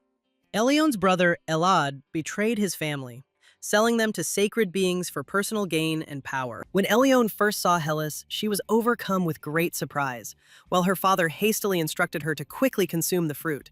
At that very moment, a shot rang out, severing her father's throat and instantly falling dead, leaving his daughter in terror. Shocked, Elion dropped her guard, completely confused, and didn't even notice how the fruit was suddenly destroyed in her hands. The author of this destruction turned out to be Hamiel herself, who showed her cruelty and determination without the slightest hesitation. However, Hamiel did not stop there, because her main goal was to get Elione and turn her into an obedient pet. Before reaching her goal, she decided to torment the elf, bringing with her concentrated demonic energy, capable of crushing even a high elf with one blow. Knowing of Elione's pride and her nobility, Hamiel deliberately desecrated her honor by placing her in the slave market to humiliate and break her spirit. Hearing this story, Jin-hyuk was once again convinced of how rotten the four powerful beings were inside, and he realized that his revenge would not be in vain. At the same time, he was surprised that the elves from the 300th floor possessed such power that they could not be destroyed simply,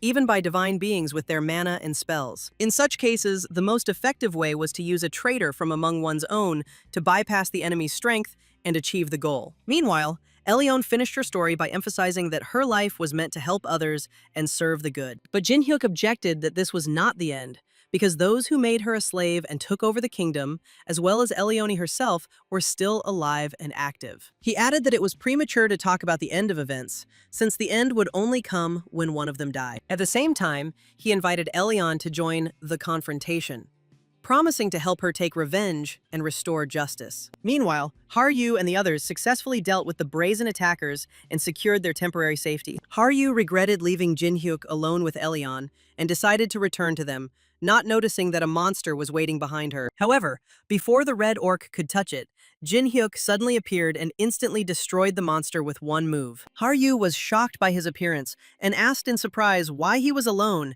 and where the dark elf had gone. The young man explained that Elione had left, deciding not to join them for now in order to prepare and gain strength. After telling Elione everything, Jin-hyuk offered her joint revenge, but she refused, retaining her independence in the decision. He also admitted that he wanted revenge on both the divine beings and the Star Nine, sharing their desire for justice. Elione stated that she would leave to gain power equal to Jin-hyuk, and once she achieved it, she would return to him again. Before leaving, she asked him his real name, and Jin-hyuk decided not to hide it, revealing her true identity. Upon learning that Jin-hyuk himself, known as the Death Star, stood before her, Elione was shocked and could not hide her surprise. At the same time, she warned that if she died, Jin-hyuk could take her body or soul, after which she disappeared, leaving behind a secret. Meanwhile, Balkan and Miko approached them and insistently suggested that they leave the forest as quickly as possible before new dangerous enemies appeared. Jin-hyuk agreed, noting that staying on one floor for a long time was too dangerous and that it was necessary to get to the 60th floor as quickly as possible. He meant that for successful advancement to the 60th floor, William promised them certain bonuses and assistance in the future. However, William himself found himself in no better position, as an assassination attempt was organized against him, threatening his life and safety. Moreover, his entire trading company, located on the 60th floor, was attacked, threatening the entire business. The puppeteer was there, desperately fighting off his enemies, realizing that the company on the 60th floor was intended to sponsor the confrontation. If the Stand's connection to William were to become known to the Star Nine, they would quickly deal with them, something the puppeteer was trying to avoid at all costs. Confronting the enemy proved difficult, as these were far from ordinary invaders, but experienced and dangerous opponents. Among the attackers was Jose Yan, the leader of the giant behemoth guild, known for his cruelty and cunning. But he did not act alone. With him was Baek Holio, the head of the White Swallow Guild, who had his own plans and ambitions. Baek Holio ordered Jose Yan not to interfere, but he ignored the order, knowing that there were generous bonuses for eliminating key figures. In response, Baek Holio stated that the White Swallow was stalking William, and he should show respect to avoid serious problems. This angered Jose Yan, and he dismissively stated that he was simply lucky that his men were able to steal important information on the 10th floor. The puppeteer took advantage of the moment, attempting to turn Jose Yan and Baek Holio into his puppets and use them for his own gain. And he would have succeeded if a new enemy had not suddenly appeared, changing the course of events. This opponent turned out to be Mei, the leader of the guild Partisan, who entered the game with her own interests and power. Besides her, Asur, the head of the Lord of the Divine Guild, appeared, ready to impose strict demands on violators. Descending to the others, Asur declared that by allowing the Phantom Mask to strike, they must now bear responsibility for desecrating the sacred realm. Baek Holio objected that he was not obliged to listen to his instructions, and Jose Yan asked if he was a representative of Cain, since he allowed himself such impudence. The puppeteer's situation became extremely dangerous.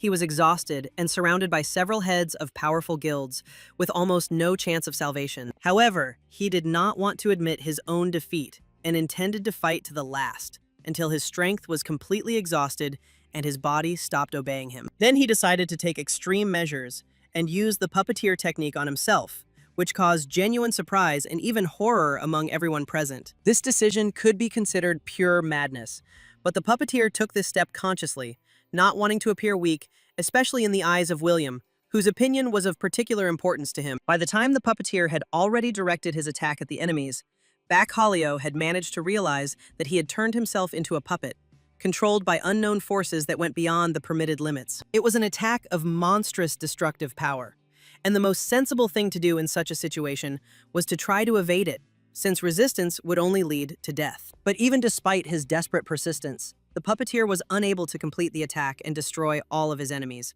as the forces were too unequal. It was at this moment that the Death King Basil and the Demon King Toon arrived, the ones who had managed to climb all the way to the 300th floor, leaving behind hundreds of fallen ones. Their sudden appearance caused great shock among those present, but Asur soon explained that the two were mercenaries, called upon to participate in the general plan and empowered to direct the operation. However, Backholio and Jose Yan were extremely unhappy with this decision, stating that they did not intend to obey the orders of some mercenaries. Asur warned them that this was an order from Cain himself, and any disobedience would be regarded as a challenge to the Star Nine, which would lead to inevitable retribution. But even after these words, they remained adamant, saying that since things had come to this, it was easier for them to leave the Union than to bow their heads. Asur had no intention of letting them go so easily, and deciding that they had dared to rebel against the Star Nine, he ended their lives without hesitation, right on the spot. In an instant, Backholio, Jose Yan, and May, the heads of 3 influential guilds, were all wiped out by Asura, setting an example for others that disobeying Cain's orders would not go unpunished. The bodies of the fallen were not left to rot in place. Toon, using his dark power, transformed them into soulless warriors, ordering them to fight to their last breath for the guild. As the resurrected fighters rushed back into battle, cutting down everyone in their path, Thun turned to Asura, wondering where the Phantom Mask had disappeared to. He was genuinely surprised to learn that he was not here, as the Phantom Mask had not yet reached the 60th floor. But this particular location was of the utmost importance due to the trading company located here, which brought in significant income. After a short pause, Toon, without hesitation, put the dagger to Asura's throat, declaring that he was leaving this place since the Phantom Mask was not here. He didn't care at all how this act would be assessed, as disobedience to Cain's orders or as betrayal, because he came to the 60th floor with only one goal: to destroy the Phantom Mask. Meanwhile, Jin-hyuk was also busy with events. Having completed his business, he headed to Hendrik, who at that moment was busy gathering information. They were just about to discuss the results when their conversation was suddenly interrupted by William's homing pigeon flying into the room. In the letter, William reported that they were attacked and urged Jin-hyuk to get to the 60th floor as quickly as possible. The others were stunned by what they heard and immediately turned their attention to Jin-hyuk, waiting for a decision on what to do next. Jin-hyuk was no less surprised.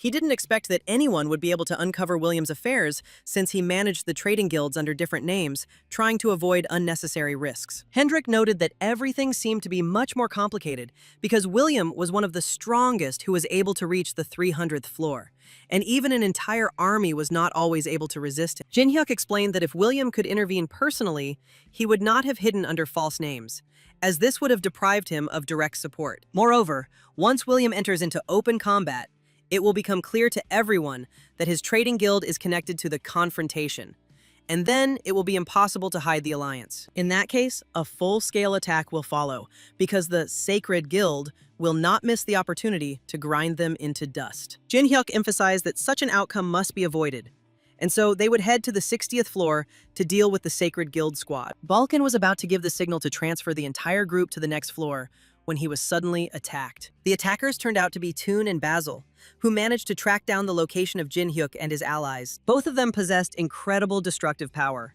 but the snake familiar was especially dangerous, capable of destroying entire buildings with a single movement. The same fate would have awaited Jin-hyuk and his comrades if they had not managed to teleport to a safer place in time. Jin-hyuk realized that everything was now fitting together. The attack on the trading company and the appearance of Toon and Basil were clearly the work of Cain. However, there was no time to think, because the enemy could attack at any second, and any delay would cost them their lives. Together, Toon and Basil made for a deadly combination.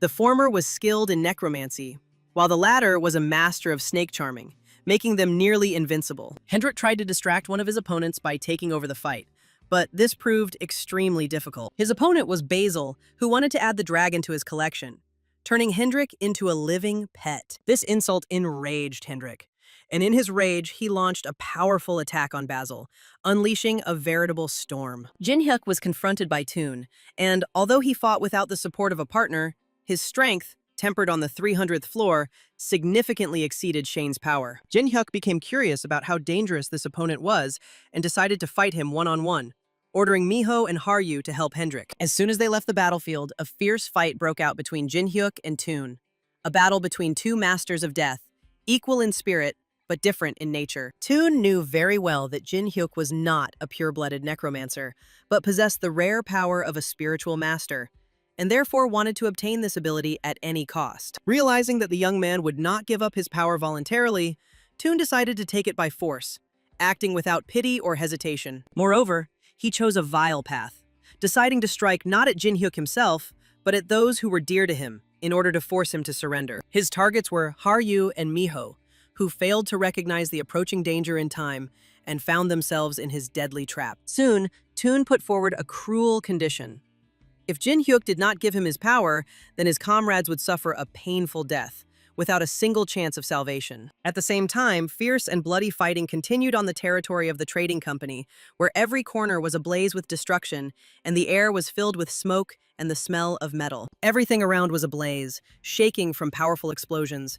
But even amidst the chaos and the ringing of metal, William had no intention of retreating and was determined not to give up what was his. Meanwhile, the fighting continued on another floor, where Jin-hyuk, driven by the desire to save Haryu and Miho, decided to engage in close combat so as not to waste a single moment. Thun, consumed by his own ambitions, declared that he would not allow Jin-hyuk to win, intending to take away his power as a spiritual master and become the successor to the Death Star, which struck the young man to the depths of his soul. However, there was no time for reflection, because Haryu and Miho were in mortal danger.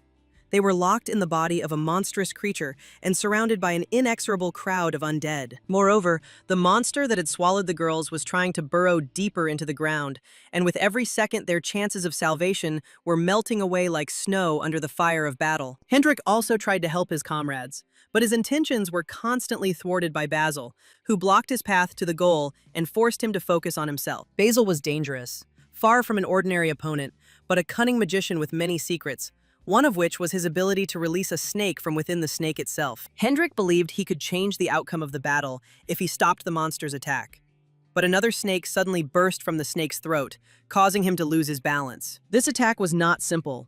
The snakebite created a surge of negative memories in the enemy's mind, transmitting them to Basil, who fed on the pain and hatred of others. Absorbed in the emotions of others, Basil became intrigued by the nature of Hendrik's hatred of dragons, and a cold interest gleamed in his eyes. He noted that Hendrik's blood had the power to make him a dragon, and called it a great opportunity worthy of admiration. But such words only added fuel to the fire, and Hendrik's rage flared up with renewed vigor, depriving him of the ability to contain his own anger. Basil, as if on purpose, continued to reproach him, claiming that hatred of dragons was just a petty weakness, unworthy of true strength. He was sure that becoming a dragon was the highest payment and reward at the same time, because he himself killed many creatures in order to collect his snakes and achieve the ideal of beauty. After this, he introduced himself with pride, declaring that he loved everything covered in scales, and promised to help Hendrik love his own nature if he took his side. Hendrik, without flinching, replied that he was the one who destroyed everything that had scales,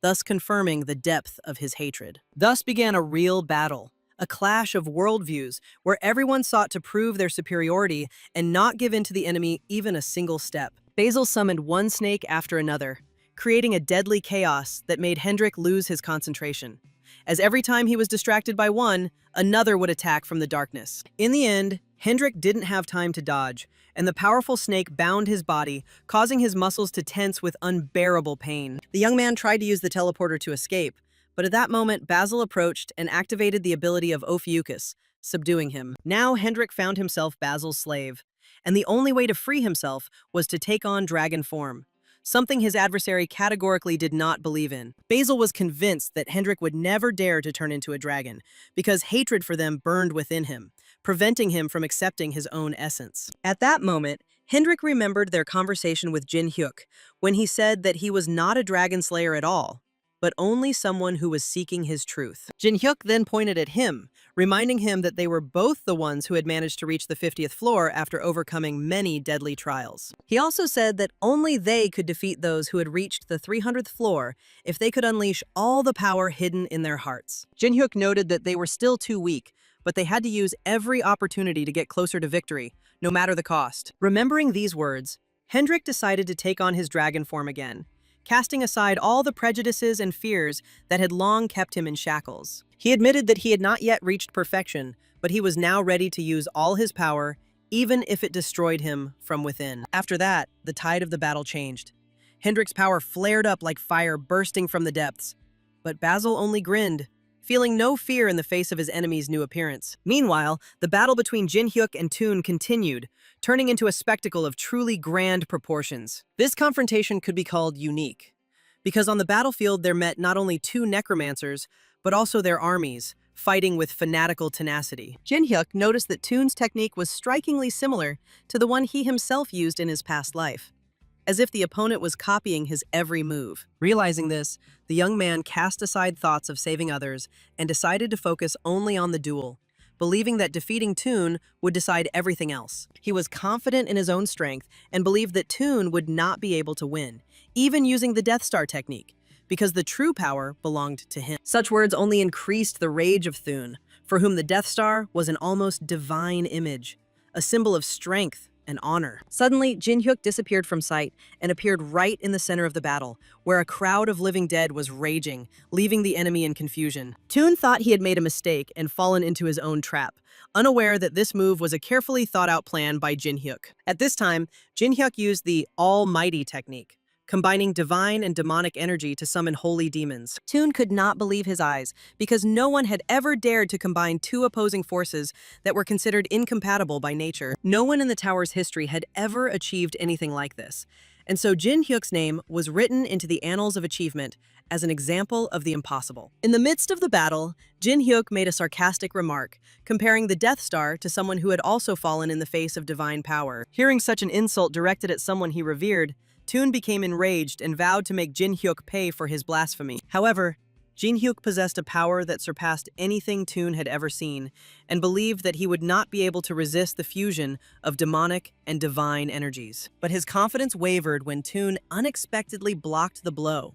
using the summoned monstrous monster as a shield. Then Toon, with icy calm, declared that here and now, Jin Hyuk would pay for his words with his own life. The tide of battle turned again, and Jin Hyuk had to find a new strategy to escape the deadly trap. Moreover, the undead summoned by Toon turned out to be much stronger than he expected, and therefore Jin Hyuk decided to use both powers simultaneously, divine and demonic, risking everything for the sake of victory. As soon as he tried to use both forces at the same time, a system window immediately appeared with a warning that opposing elements cannot act together. However, Jin Hyuk decided to ignore this warning and risked combining two incredible, powerful forces. When he was convinced that the combination was not producing results, he realized that it was time to use his special ability to absorb incompatible energies. Jin Hyuk was strongly influenced by the idea of strengthening himself at any cost to achieve victory over his opponent, and was ready to take extreme measures for this purpose. Despite all the prohibitions and systemic warnings, he still managed to achieve results.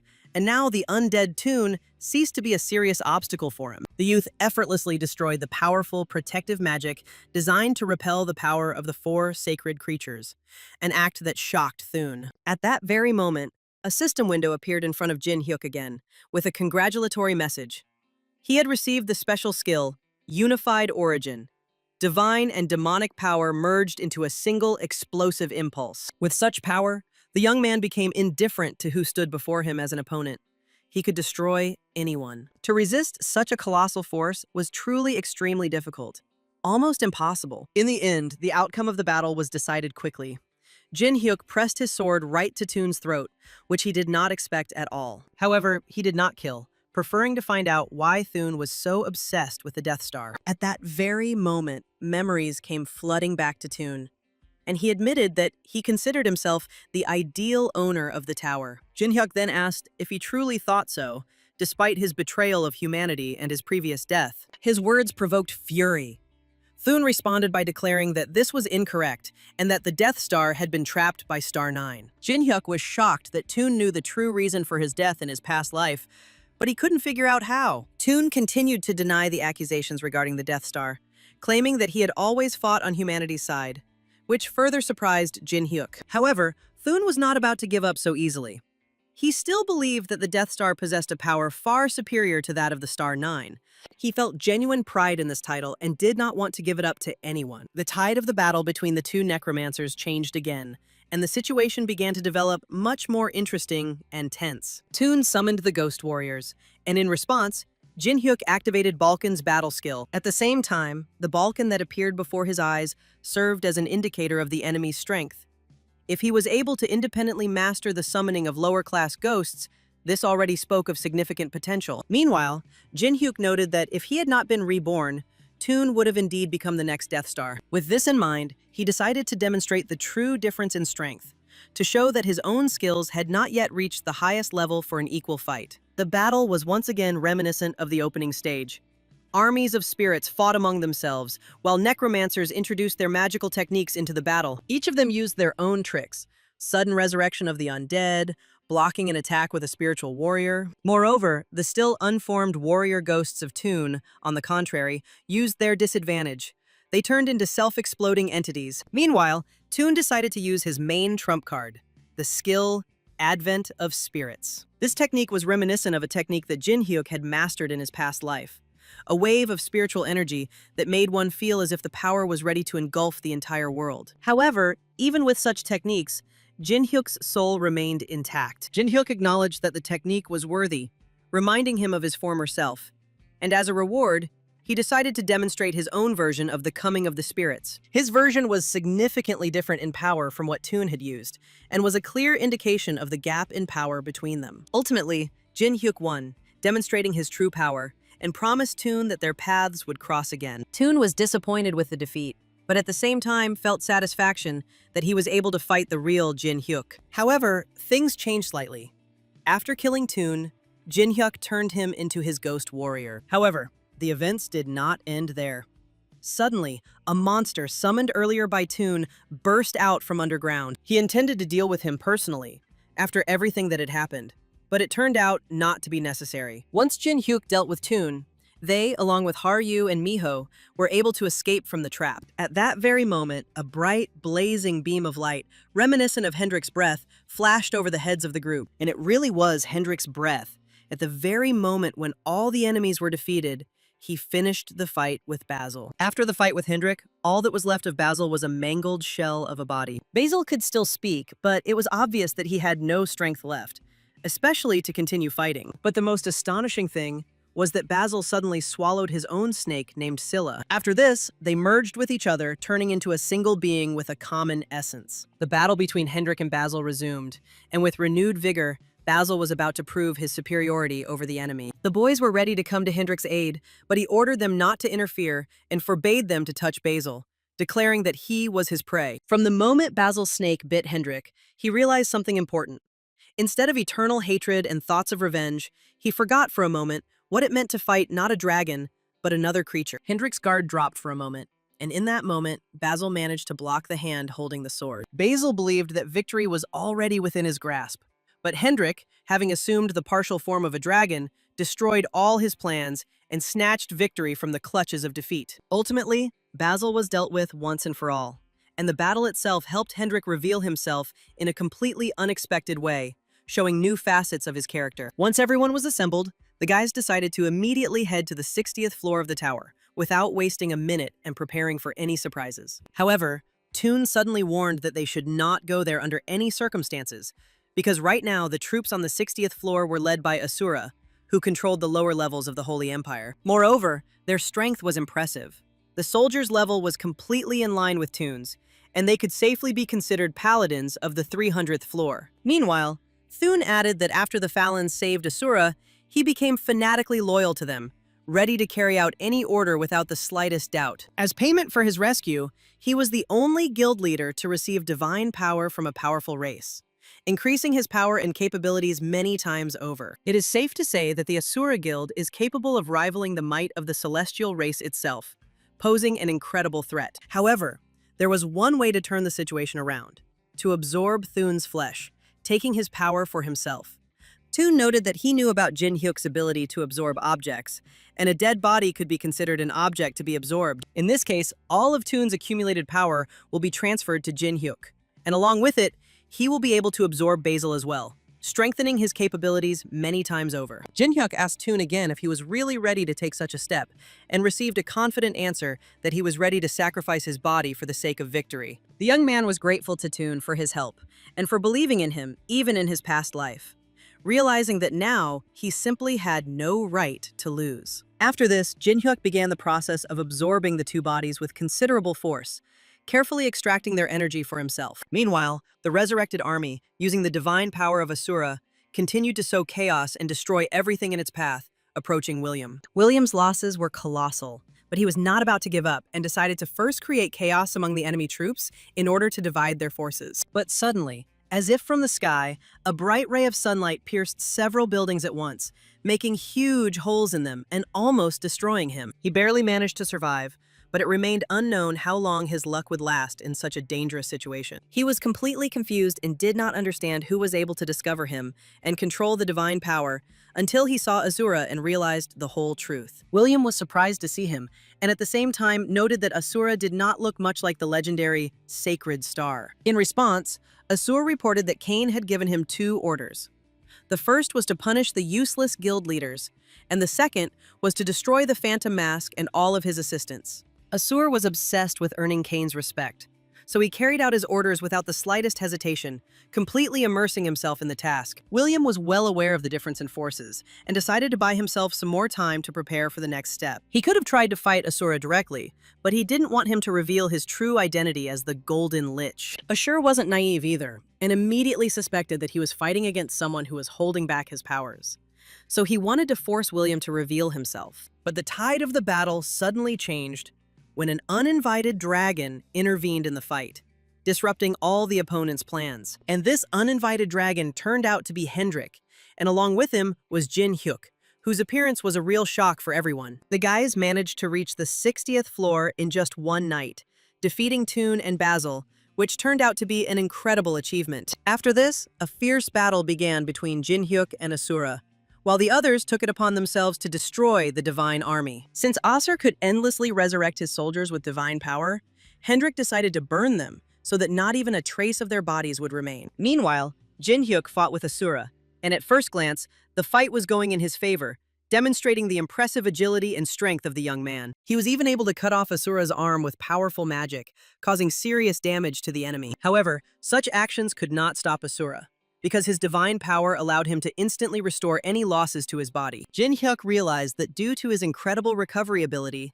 in order to win, he needed a powerful and swift attack that did not give him time to recover. To create the right moment, he decided to change the course of the fight a little by asking Asura a question that would provoke his emotions regarding the Falins. As expected, the words offended Asura, and he immediately became angry, losing control of his emotions. However, Jin Hyuk had a way to neutralize his divine power, which became the turning point in the battle. Asura was stunned, unable to understand how the undead had managed to dispel his attack until he saw the magical defense of Thune, who stood next to the opponents. Thune's betrayal only increased Asura's rage, driving him to a state of uncontrollable anger. However, facing three strong opponents at once was extremely difficult, and Asura had to remain extremely vigilant. The moment Asur focused on Balkan and Thune, he completely forgot about Jin Hyuk, who took advantage of the moment and attacked him from behind. Asur admitted that Jin Hyuk had managed to corner him, but he was confident that it was impossible to defeat him, thanks to his infinite source of recovery. But Asura's confidence quickly dissipated when his body became constrained by Basil's snake, depriving him of freedom of movement. As a result, Asura was driven into a corner and captured by a powerful force, from which it was impossible to escape even with divine power. At least, that's what it seemed to the guys at first glance. But even after depriving Asura of his head, they couldn't kill him completely. It seemed that this was all, and Asura turned out to be immortal.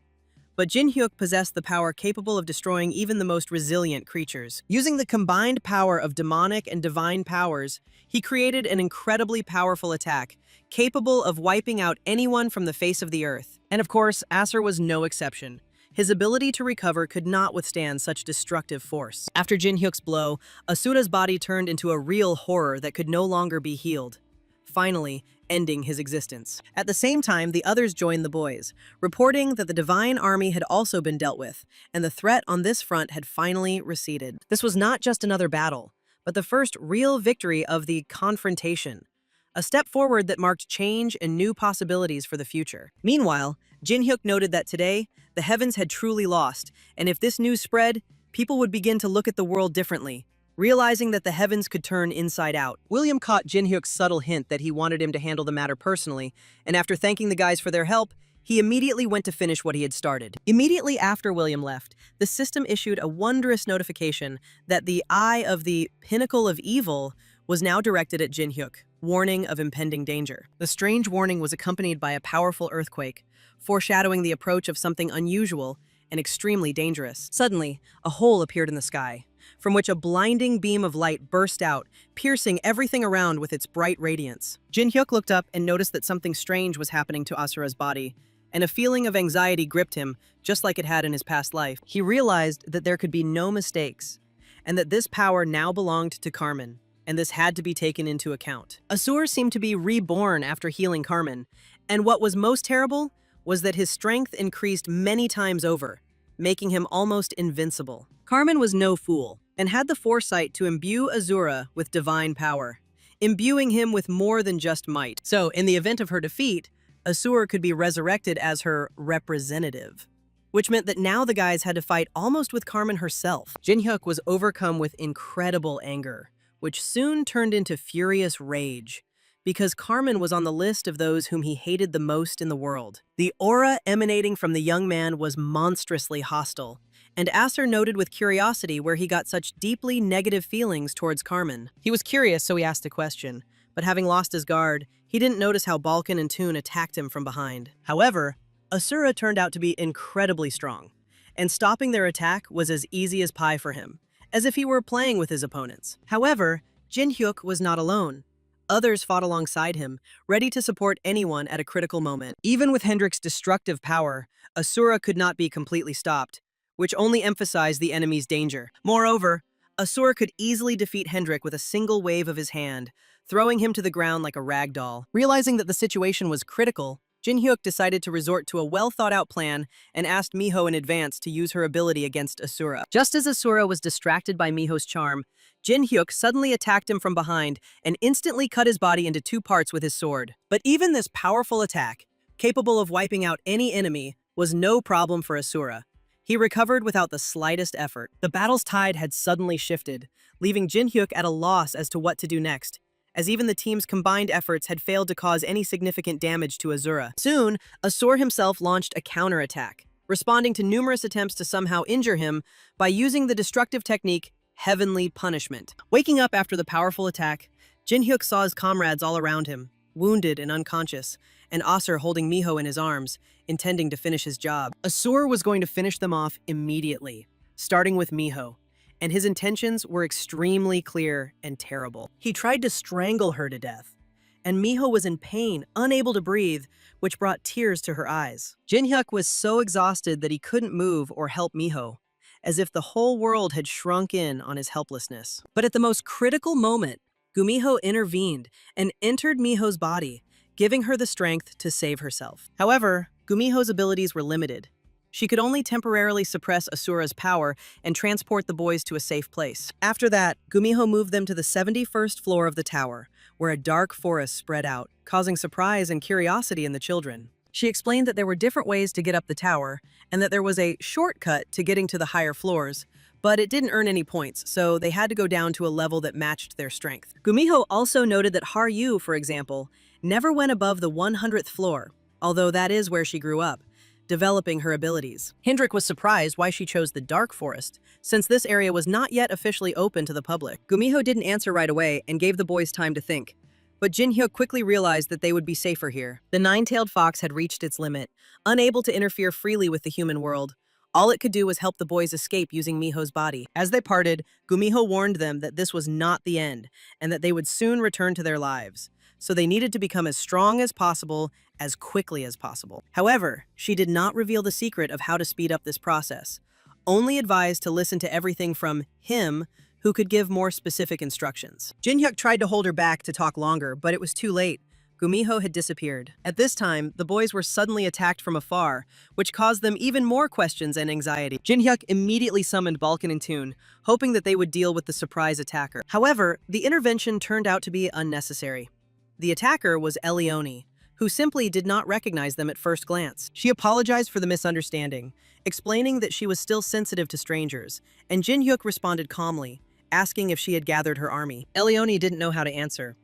It was premature to talk about a real army, because in reality, there were only a few dozen dark elves guarding the forest. Their refuge was located right next to the dark Yggdrasil, the new world tree that nourished the elves with strength and vital energy. Eliane noted that the tree is of little use for now, as the real Yggdrasil is much more massive and powerful. Having finished telling her story, she immediately asked Jinhyuk what had happened to them, that they found themselves in such a deplorable state. The boys then moved to a more comfortable and safe place to talk, where they told Eliona in detail about everything that had happened to them. Jinhyuk refrained from any conversation, feeling the weight of his own guilt for the fact that they had never managed to defeat Carmen. He was tormented by painful thoughts about his own helplessness, about the fact that the strength he possessed was insufficient, and he did not know how to increase it. Suddenly, someone spoke to Jinhyuk, and the mysterious voice asked with interest whether Bal and Gumiho had sent him here. The young man didn't quite understand who exactly was talking to him and how the mysterious voice knew about Bal and Gumiho. So he carefully asked if he was acting too familiar for a first meeting. The voice replied that they had met many times before, although Jinhyuk considered this their first meeting and finally introduced itself.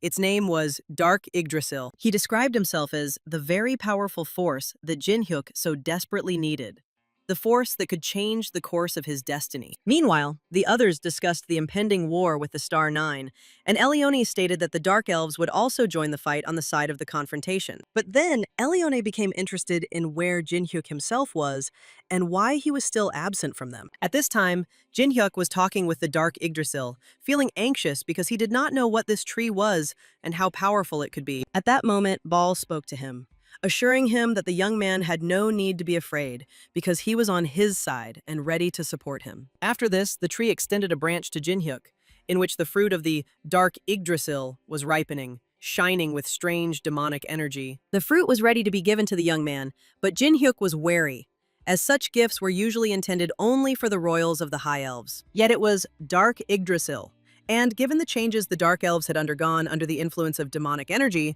this fruit could be considered truly demonic. By swallowing it, Jinhyuk could gain incredible demonic power, and most likely become capable of defeating Asura. However, the young man was interested in why Dark Yggdrasil decided to give the fruit to him, since he was something of a deity for the elves, and it would be more logical to give it to Elion. In response, the tree told him the story that preceded the tower's appearance, explaining that its source was created by a god who existed even during the time of the previous tower. This source was a kind of gift to the elves, a manifestation of care and favor towards their creations. The god of the elves loved them and cared for them, for they were beautiful, possessed spirits, and had amazing longevity. Elves were creatures that other races could not compare to, but they had a weakness: pride. Blinded by their own beauty, they lived apart from the other races, content with such a life, and therefore could not climb the tower with the same determination as other creatures. As a result, for several thousand years, not a single elf was able to climb the tower, despite all their abilities and talents. Dark Yggdrasil asked Jinhyuk why he thought the god's creations were trying to climb the tower. The young man replied that this was done in order to become another god, and these creations were their power, like Baal, for example. The tree then asked what he would do with workers who received their pay but failed to complete the task. Without thinking, Jin-hyuk replied that he would naturally kick them out and hire people who would listen to him. But then he realized something important. Dark Yggdrasil explained that this is exactly how it is. At the moment, their creator has great hopes for him and for the Dark Elves, especially for Elion. Nowadays, the elves have become extremely corrupted and have begun to unite with other races, which threatens the order in the tower. At the center of all this chaos is the famous Star Nine, powerful warriors against whom Jin-hyuk dreams of revenge. Dark Yggdrasil noted that, unfortunately, Elion was unable to achieve the power to receive his gift, so he passes it on to the young man. Upon learning this, Jin-hyuk realized he had no reason to refuse and boldly grabbed the fruit, receiving a task from the father of the World Tree to absorb the Dark Elves. Since using such a powerful force without preparation could lead to death, the tree helped the young man avoid mortal danger. It shielded Jin-hyuk with branches filled with demonic energy, which could, to some extent, contain its destructive effects. Meanwhile, the tree called upon Balkan and Toon, ordering them to protect the young man at the moment when he would consume the fruit. When everything was ready, Jin-hyuk gathered his courage and began the process of absorbing the Dark Yggdrasil fruit. At this time, the others were looking for him, but saw only an incomprehensible accumulation of demonic energy flickering among the trees. Har-yu noted that it was probably related to Jin-hyuk, when suddenly a powerful explosion came from behind them. The explosion was caused by Asur, who managed to use the power of the Star Nine's eyes to deliver a precise blow. The boys couldn't allow Asura to mercilessly destroy the Dark Forest, killing the Dark Elves one by one. Asur stated that the fight was pointless, and that they should have brought Jin-hyuk, or at least that relic, with them. By relic, he meant Miho, who had not recovered from the last encounter, probably due to the Gumiho's power. Hendrik thought that the demonic energy was most likely due to Jin-hyuk having absorbed something powerful, and now he needed to buy time. He then asked Har-yu to take the injured Dark Elf and leave the dangerous place as quickly as possible. Har-yu was against this plan, declaring that she would not go anywhere.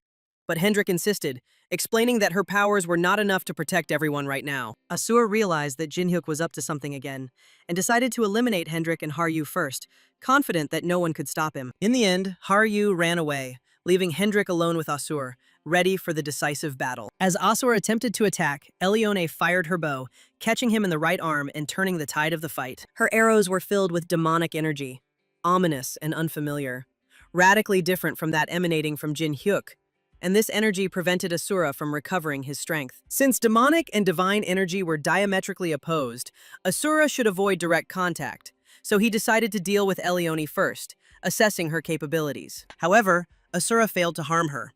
Hendrik blocked the blow with his powerful sword in time, saving the elf from imminent danger. Moreover, Hendrik also had a special power, Dragon's Breath, which he instantly used, strengthening his defense and attack at the same time. Even when his body was almost destroyed and only one arm remained, Hendrik could still control it, instantly attacking Elione with incredible force. The force of the impact was so enormous that it seemed that this moment would be the end for Elion, and the air around shook with the energy of the collision. Hendrik dragged her across the ground, slamming the elf's body into a tree, and the resulting wounds left her completely immobilized, unable to even move. At that very moment, Ashura noticed the accumulation of demonic energy, and instantly realizing that it was Jin-hyuk, decided to attack him without delay. He might have succeeded without any problems if not for the sudden intervention of Hendrik, who quickly re-entered the battle, attacking Asura. At the point of collision of two incredibly powerful forces, a deafening explosion was heard, shaking the earth and the air around, filling the battlefield with flashes of fire. The explosion left a gaping hole in Hendrik's body, but he confidently stated that he was still able to continue fighting despite the damage. At the same time, Ashura declared that this would be the end of their battle, and that Hendrik would pay for his stupidity right here and now. However, completely focused on Hendrik, Asura did not notice how Har-yu appeared behind him, ready to deliver a surprise blow. Using the power of her deadly sword, Har-yu struck Asura with lightning speed, her speed so astonishing that he had no time to recover. Despite her incredible speed, Asura Har-yu was unable to defeat her. Her attacks only bought her a little time, something the sword itself seemed to warn her about. However, Har-yu had no intention of retreating or giving in, striving to be as helpful as possible, even if her actions only brought a short reprieve. And she actually managed to buy herself some time, striking with incredible speed, each time testing the limits of her own body. Har-yu couldn't hold out in this state for long, and soon blood began to flow from her eyes, signaling excessive strain on her body. Despite this, Haryu continued to fight, but the speed of her attacks gradually decreased, and Asura immediately took advantage of this moment by grabbing her. Now Haryu could no longer continue the fight, leaving only the expectation of Jin Hyuk's awakening and the hope for his intervention. The young man had to hurry because Asura intended to turn everything around into ashes, leaving no chance for salvation. Suddenly, the bright light of the heavenly punishment was swallowed by dark energy and instantly extinguished, leaving the battlefield in an alarming darkness. Asura was confused, not understanding what had happened, or where the blinding energy that could have destroyed him had gone. He barely had time to comprehend the situation before he noticed how the awakened Jin Hyuk appeared next to him and struck him right in the face with a powerful blow. Of course, Asura couldn't be defeated with one blow. But now the battle took on a completely new character, where the outcome could be decided instantly. Jin Hyuk now didn't even need the help of the others, including Balkan and Toon, to deal with Asura on his own. With a single attack, he severed Asura's left arm, while Carmen felt her divine power become noticeably weaker. With blow after blow, Jin Hyuk not only gradually weakened Asura, but also absorbed his divine energy, depriving the enemy of his key strength. Asura was confident that even so, Jin Hyuk would not be able to defeat him, since Carmen could instantly restore divine power by supporting him. However, the creature named Tom, created from Jin Hyuk's soul and magical energy, resembled a young man and had a truly insatiable appetite. In other words, it could absorb Asura every time he was restored, until Carmen, who was linked to him, joined him. Meanwhile, Carmen also did not understand what was happening, noticing how her divine energy seemed to evaporate under the influence of an unknown force. She moved to the battlefield to see for herself what had happened and what this mysterious anomaly was. And there, of course, Jin Hyuk was already waiting for her, ready to avenge the events of the past and restore justice at any cost. It reminded him of the moment 10 years ago, when the Star Nine had challenged him to the death and his strength had been almost exhausted. He held on with all his might, continuing to fight, although there was almost no chance of victory, and every minute was incredibly difficult. The young man was so exhausted that he could not even revive the undead, and at that moment, Carmen became the instrument of his defeat, which completed his death. Thus ended the life of Jin Hyuk, a hero, a fighter for humanity, accused of treason and killed by those he trusted most. While absorbing the fruit of Dark Yggdrasil, the young man pondered how to destroy Carmen and gain the strength necessary to defeat Asura. Even with magic greater than Asura's power, victory was not guaranteed, as Asura could regenerate again and again as long as Carmen remained alive. Carmen was an incredibly powerful being who was almost impossible to approach, and Jin Hyuk began to think about how to break their connection. Then he remembered that they had similar creatures and that there were very few ways to transfer power beyond the tower. The most common method was to transfer power to a chosen representative. And if Carmen used this, she could use Asura as her trump card. Jin Hyuk summoned the coming by skillfully using Asura to lure Carmen to the battlefield and test her strength. Unlike the others, she was a being inside the tower, and her personal appearance here made the trick with her greed fatal, leading to disastrous consequences. However, Carmen did not pay any attention to the threat and only laughed loudly, underestimating Jin Hyuk's caution. She stated that defeating her would not be so easy, and that the young man's naivety had doomed him to danger that he could not cope with. Using all the power of her energy, Carmen decided to demonstrate the difference between herself and Jin Hyuk right now, showing the full force of her divine power. But suddenly her strength seemed to evaporate, as if she could no longer hold it in her hands, and thick, scarlet-red blood flowed from her eyes, ears, and mouth. Then Jin Hyuk slapped her hard across the face, as if to remind her that she might have forgotten about the existence of the terrible and unforgiving punishment. They were on the 70th floor of the tower, which meant that Carmen's punishment stretched out over hundreds of invisible floors, accumulating excruciating pain with each passing moment. Meanwhile,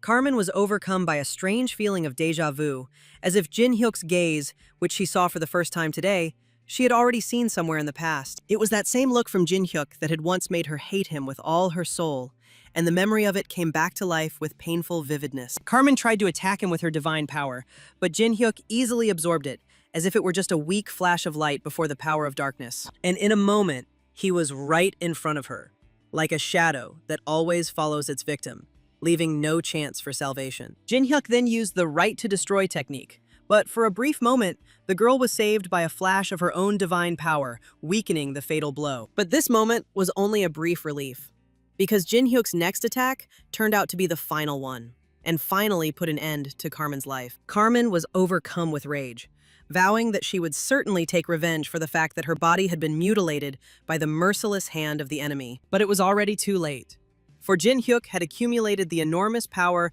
of divine strength that Carmen herself had unwittingly given him, and now he released it directly into her. For 10 long years, the young man had been waiting for this moment, and now it had finally arrived, as if all the events had been preparing for just this moment. Meanwhile, the rest of the boys gradually came to their senses, and the elves, possessing quick and precise skills, provided them with all the necessary assistance. However, Hendrik felt that this was not the end, because even after the punishment imposed, it was incredibly difficult to resist someone who had risen above the 600th floor. And this really turned out to be the case.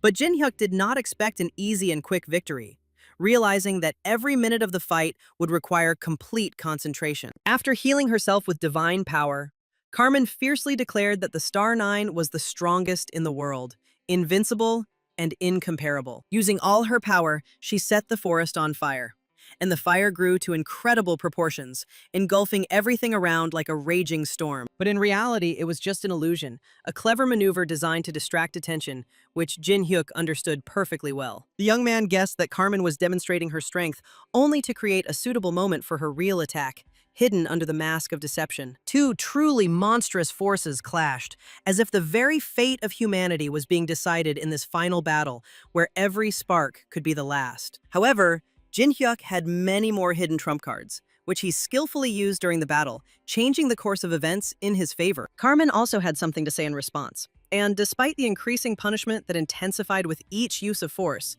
she was not going to stop. But no matter how strong her tenacity, she could not completely ignore the punishments, because the more force she used, the more terrible the retribution became. Yet Carmen ignored the warnings, continuing to unleash her power, convincing herself that her actions were wise and would lead to a rapid increase in power, unlike Jin Hyuk. The young man's guard dropped for a moment, and that was enough for Carmen to strike him with a powerful blow, skillfully taking advantage of the moment. Jin Hyuk couldn't figure out where Carmen had disappeared to after the attack, when suddenly she emerged from under the lava and grabbed his head, like a ghost that had appeared out of nowhere. It was all part of Carmen's carefully thought-out plan to attack suddenly and remove the mask to see who was hiding underneath, revealing the enemy's secret. Seeing that it was really Jin Hyuk under the mask, Carmen was shocked. An incredible surprise gripped her, not allowing her to believe her own eyes. Jin Hyuk was curious, trying to figure out how Carmen was able to recognize him, since his voice and face had changed and he was almost unfamiliar to her. Carmen understood that the young man was trying to avoid answering, so she insisted that everything be said directly, without embellishment or omissions. Jin Hyuk confirmed that she was the very same Death Star that was able to defeat death, and now he has returned to take revenge and deal with the Star Nine. After that, the fight continued. And although Carmen had already expended a lot of energy, she was still able to hold her ground and fight with full determination. However, she could not believe that standing in front of her was the same Jin Hyuk whom she was sure she had killed with her own hands many years ago. However, Carmen had to remain vigilant, because even a moment of weakening meant that Jin Hyuk could instantly take her hand away. Moreover, this was only part of his abilities. He still had that same Tokayabi mask, which possessed a unique combat foresight that predicted the enemy's actions. Using the power of the mask, the young man was literally always ahead of Carmen, anticipating her next movements, as if reading her thoughts and steps. Jin Hyuk tried to instantly cut off her head, but the girl managed to prevent the blow by clamping the blade with her teeth, demonstrating incredible determination. After this, the tide of the battle turned again, and the enraged Carmen released a stream of her power even more powerful than before, causing everything around her to tremble. Despite Carmen's confidence in herself and her victory, her strength began to rapidly deplete, and with each new blow, she was forced to fight against her physical limits. She could no longer easily repel Jin Hyuk's attacks, being severely exhausted.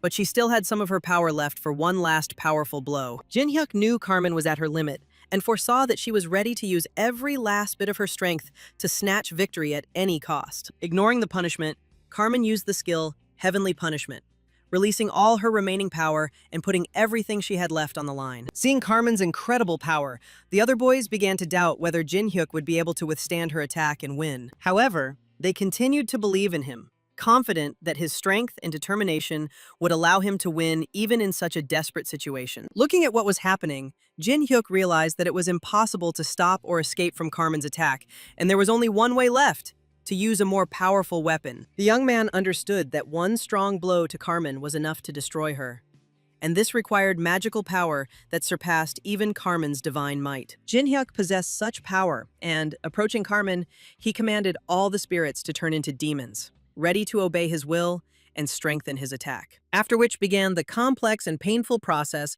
of merging divine and demonic forces into a single, powerful whole. Jin Hyuk's demonic energy counter quickly surpassed 200, and soon the young man acquired the true, terrifying form of a devil. Now, Jin Hyuk's demonic power was significantly more powerful and larger in scale than Carmen's divine energy, overwhelmingly surpassing her capabilities. Carmen couldn't believe her eyes. A real demon stood in front of her, and she had just used up all her strength in a powerful attack. She was so exhausted that all she could do was simply accept the inevitable defeat and accept the depressing reality. With a powerful blow, Jin Hyuk unleashed all his strength on her, destroying the last remnants of hope for victory. For the first time in a long time, Carmen felt real fear and horror of the enemy. And this feeling intensified her despair and inner anxiety. She desperately tried not to believe in such an outcome, clinging to the tiny remnants of her own strength as if to a life preserver. She didn't care what happened to her after that.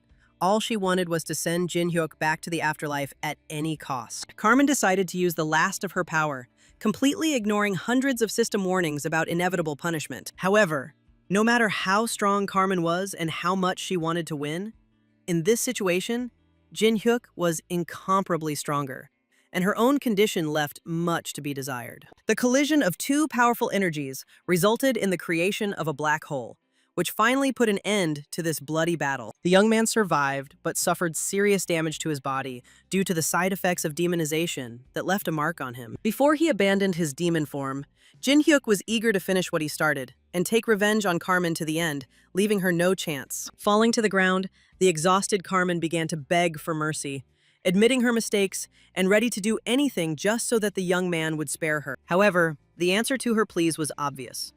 Jin Hyuk felt only hatred for her and an unyielding desire to avenge all the suffering. He mercilessly chopped off her arm and leg and then trampled the girl's face into the ground, demonstrating complete superiority. Carmen continued to beg for forgiveness, promising to be useful to him even in the form of a ghost. But the young man had already made his final choice. He promised himself that he would not leave even her pathetic soul in this world, erasing her existence completely. Carmen tried to escape by becoming just a soul. But unfortunately for her, Jin Hyuk stopped all her attempts, destroying her completely. After this, Jin Hyuk was able to breathe a sigh of relief, canceling the demonization, and loudly proclaimed his victory and long-awaited revenge. The young man barely had enough strength to just stand on his feet, but his loyal comrades were always nearby, ready to lend a shoulder and support him. This moment had a special meaning not only for Jin Hyuk, but for the entire team, as they had all walked this path together, overcoming many challenges. Eliane also came to congratulate the boys, but at the same time informed them that the dark forest was completely destroyed and now requires restoration. Jin Hyuk apologized for the destruction and assured them that he would restore the forest, so there was no need to worry about it. The same applied to finances, since he had a reliable sponsor. At the same time, the Father of the World Tree addressed them with an order to immediately leave the dark forest, warning of the possible danger of the appearance of another Star 9. Moreover, Cain will probably want to avenge Carmen's death, and in his current state, the young man will not be able to resist him and risks a repeat threat. Jin Hyuk understood this, so he decided to temporarily leave the dark forest and reschedule the meeting with Cain to a more convenient time. Sometime later, as the Father of the World Tree had warned, Cain himself appeared at the site of Carmen's death, full of disbelief and shock. He couldn't believe that Carmen had died on the 71st floor, considering it an incredible and almost impossible event. But even more surprising to him was the sign of a 5-pointed star with a death skull, the symbol of Jin Hyuk's Death Star. This symbol was known only to Jin Hyuk himself and the Star 9, so Kaine gradually began to put the dark puzzle together. Considering that Carmen had sent Asura to the Phantom Mask, Cain thought she should be somewhere nearby, but he couldn't figure out the exact location. Suddenly, Jin Hyuk spoke up and admitted that he was the Phantom Mask, and that he was the one who killed Carmen, leaving no room for doubt. Cain refused to believe it, believing that the young man was just bluffing. But with the help of magic, Jin-hyuk made him see the moment of Carmen's death. After this, Kane became enraged. The anger that engulfed him was stronger than an awakened volcano, and he demanded an explanation for how Jin-hyuk dared to kill a member of his family. Jin-hyuk replied calmly that there was nothing terrible about it, because when he himself betrayed and killed his comrades, he did not blink an eye, and the death of his sister was no worse. Moreover, the young man warned Kane that there would be another, and that the murder would be slow and painful, starting from the feet. Kane's anger reached its limit, and he lost control, destroying the skull, intending to kill Jin-hyuk before he could find him. Soon, this news spread throughout the tower, and it was enough to stir up all the inhabitants and participants. Hundreds of rumors, discussions, and speculations quickly filled the conversations, and the main topic became only one: the ghost mask and its incredible power. After Carmen's death, many lost their fear of the sacred warriors and began to speak out against them, setting an example for others. Carmen's death and the challenge to the Phantom Mask became the motivation for the remaining members of the Star Nine to fight against the unjust government. The Holy State had lost its leader, the Star Nine, and could no longer maintain its former power and influence. Other guilds began to put pressure on them, and the one who violated the will of heaven seemed to disappear into the shadows, turning into a ghost. Within a few months, the tower was literally plastered with wanted posters for the Phantom Mask, raising alarm among everyone. Not only Jin-hyuk was wanted, but also Hendrik, Haryu, Miho, and even Balkan, as they were all connected to the events that shook the tower. Moreover, people have increasingly started to say that the Phantom Mask is actually Jin-hyuk, who was known as the Death Star in the past. Although it was difficult to believe, no one ruled out this option, because he left behind many mysterious hints and hidden signals. Jin-hyuk called Donas over to talk about him, but he only laughed and mockingly asked Kane if he was really obsessed with the idea of Jin-hyuk's death. Kane, of course, did not like this statement at all, and he demonstratively showed that it was better not to say such words to him. However, Donas continued, claiming that Kane was only pretending to be strong, but was actually afraid, because he could be Jin-hyuk's next victim. Kane realized that Donas had analyzed everything thoroughly and intended to use Jin-hyuk to remove him and seize power. Meanwhile, Donas noted that Kane seemed to have finally realized that he and his sister could only appear to be leaders because they possessed 2 of the 9 elements of power. But now that his power had become equal to that of the rest of the Star Nine, or had disappeared altogether, his power had ceased to exist and was crumbling like sand. Apart from Donas, no one showed up to the meeting at Kane's call, which only confirmed the latter's words and intensified the feeling of betrayal. Kane was filled with rage and could not believe that the others actually thought the same as Donas, planning to share his power. The rest of the Star Nine actually intended to take advantage of Kane's death to divide his influence and resources among themselves. Anger enveloped Kane, and his desire to take revenge on Jin-hyuk with his own hands became almost insane, beyond measure. However, no matter how strong his appearance seemed, Kane remained only a healer, and therefore the Star Nine did not fear him at all. Meanwhile, Jin-hyuk, having learned of Kane's first steps, decided to act, realizing that delay could be costly. At this time, William discussed with Elion and the puppeteer the plan for Kane's possible attack on Jin-hyuk, assessing his meticulous and dangerous nature. He noted that Kane was using all possible methods to harm the young man, but it would be difficult for him to quickly move to action due to the observation of the Star Nine. Any help to Kane from the others would only hasten the fall of the Holy State, so everything had to be done carefully and secretly. To implement his plans, Kane needed money to capture the members of the standoff on the lower floors and prepare everything down to the smallest detail. At this point, William was about to sell all his assets, realizing that such an operation would be extremely expensive, but necessary. Elion was surprised and asked if money would give them the power they desired, to which William replied that money only created dependence and did not bring true power. If Jin-hyuk took revenge by killing everyone, William wanted to take revenge in a different way, turning people into hostages of his greed and addictions. Therefore, he asked the puppeteer and Elion to get ready, because very soon they would have to face many difficult and important tasks. Part of the plan was already ready, and all that remained was to hope that after several months of inaction, the guys had become significantly stronger and more experienced. Meanwhile, several thugs were already hunting for the members of the confrontation, and the first one on their way was Miho. They tried to attack her by surprise, firing magical weapons. But a stranger suddenly appeared and reflected all the projectiles with his power. The hunters were amazed because it was incredible and beyond the limits of normal possibility.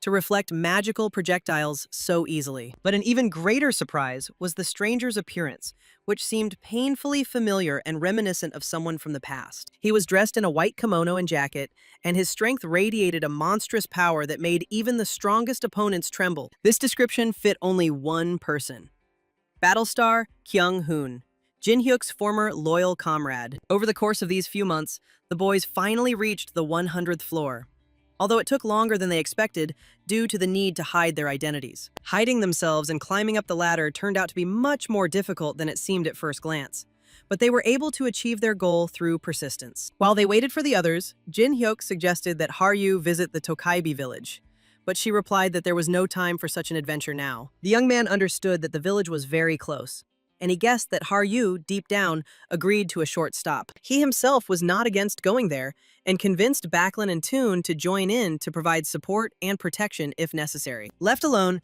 Jin-hyuk decided to take stock of everything they had achieved over several months of intense training and effort. All this time, they had been successfully developing their powers, but Kane remained extremely strong, and Jin-hyuk's summoning skills might prove insufficient. He defeated Carmen because she had completely exhausted her strength trying to overcome the punishment.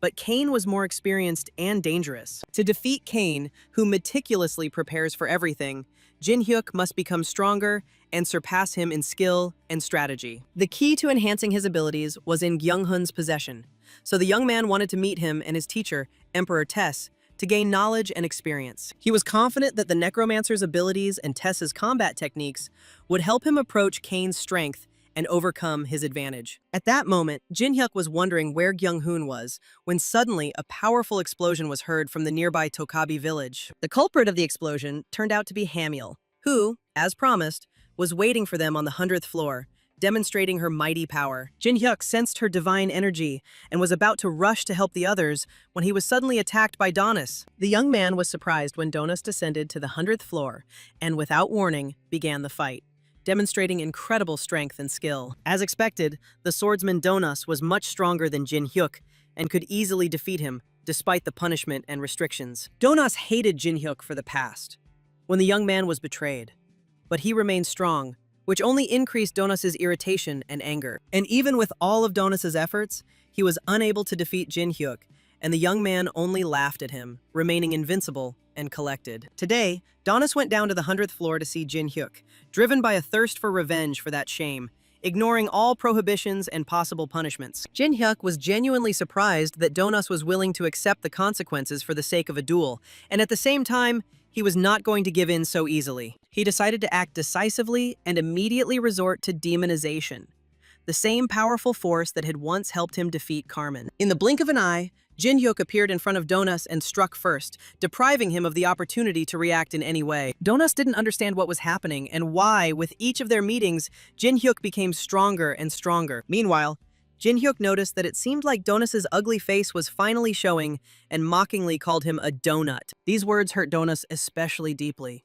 In his past life, he was quite attractive and popular, and even had plastic surgery to look like Jin-hyuk. Because of his scary face, Donas remained the most unpopular among those around him for a long time, and secretly envied Jin-hyuk. Jin-hyuk noted that despite all of Donas's efforts to become like him, he would never be able to completely replicate him due to his vile nature. These words only made Donas even more angry, and he firmly decided that he would do everything to silence Jin-hyuk forever. Confident in his own strength, Jin-hyuk unleashed greed, commanding the demonic entity to tear Donas apart. However, Donas was also unusually strong and far from weak, as he deservedly earned the title of the best swordsman. Using otherworldly power, he managed to repel Greed's attack and cut off Jin-hyuk's arm with one precise blow. While things were going badly for Jin-hyuk, the situation for Haryu, Balkan, and Toon was also extremely tense. Haryu hated Hamiel for burning the village, but she hated herself even more for being powerless against her. Despite this, Haryu did not give up and gathered her strength to resist Hamiel,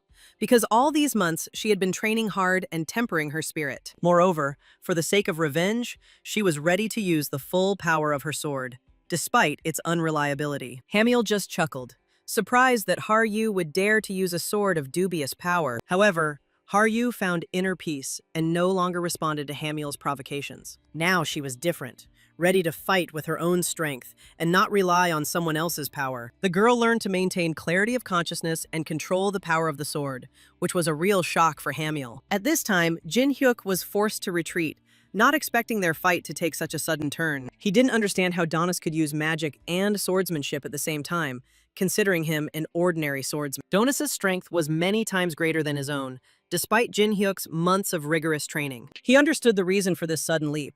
Donos had been imbued with demonic power for the murder, like a faithful dog that obeys its master completely. Jin Hyuk didn't want to let Donos win, but their forces were too unequal. Donos possessed the best sword techniques and demonic energy in the tower, making him nearly invincible to Jin Hyuk. The young man tried to hold him back, but Donos was too strong and instantly pierced him with his sword. With a powerful blow, he killed Jin Hyuk, finally avenging his past humiliation. Donis's joy knew no bounds. He was able to take revenge on the Death Star Jin Hyuk for all the insults he had shown. However, Donis only half believed in Jin Hyuk's death, knowing that he could not be killed so easily. Jin Hyuk pulled out the sword from his body and activated One Origin, Deification, merging his magical and divine powers into one. Since demonic power was not effective against Donis, he decided to resort to divine power. Donis couldn't believe his eyes. Jin Hyuk's severed arm had grown back, and his magical energy had suppressed the blows. Jin Hyuk always exceeded Donos's expectations and showed new limits of strength, which incredibly irritated the young man. Wanting to kill Jin Hyuk at any cost, Donos realized that his power was now useless against him. Using heavenly punishment, Jin Hyuk reduced the surrounding area to rubble, dealing the most damage to Donos himself. Unable to withstand the divine might, Donos lost, and his body was cut in half. Approaching him, Jin Hyuk reminded him that 10 years ago, Donis was the strongest among the Star Nine, and even Jin Hyuk himself believed in him. Ultimately, Donos trusted in the power of the demons, which weakened his sword and led to his defeat. Things could have been different if Donos had honed his skills.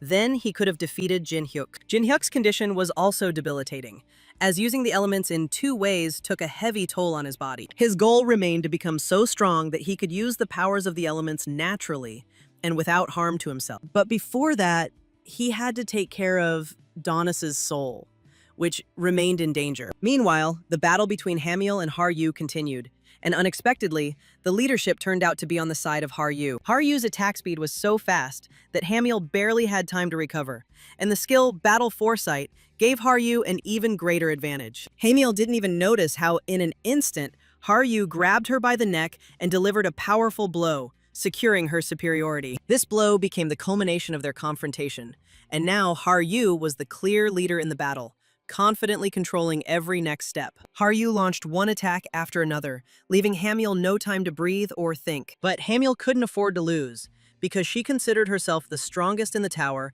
and the one who was able to rise to the very top, beating all her competitors. Ignoring all system warnings and penalties for violations, Hamiel activated a powerful skill, Advent, capable of changing the course of the battle. This step was her last and desperate one, which Hamiel did not want to resort to, but the desire to win forced her to reveal all her hidden strength. Haryu didn't want to let Hamiel gain the upper hand and get close to Jin Hyuk, but she herself was powerless against her opponent. Hamiel was ready to do anything, to sacrifice anything, just to instantly obtain the supreme power of a deity. She ended up trading her body for Sandalphon's short-lived but incredibly powerful power in order to defeat Haryu at any cost. After that, Hamiel dealt a devastating blow with heavenly punishment, and it seemed that not a trace of Haryu remained, as if the earth itself had swallowed her up. At least, Hamiel was confident that one blow would be enough to destroy the enemy. But suddenly, someone dispelled her heavenly punishment, and this savior turned out to be not Jin Hyuk, as she first thought, but the mighty Kyung-hoon, who appeared as if out of nowhere. Not only did Kyung-hoon save Haryu from certain death, but he also unleashed an incredible force on Hamiel, slamming her face into the ground. His monstrous strength could wipe out any deity from the face of the earth.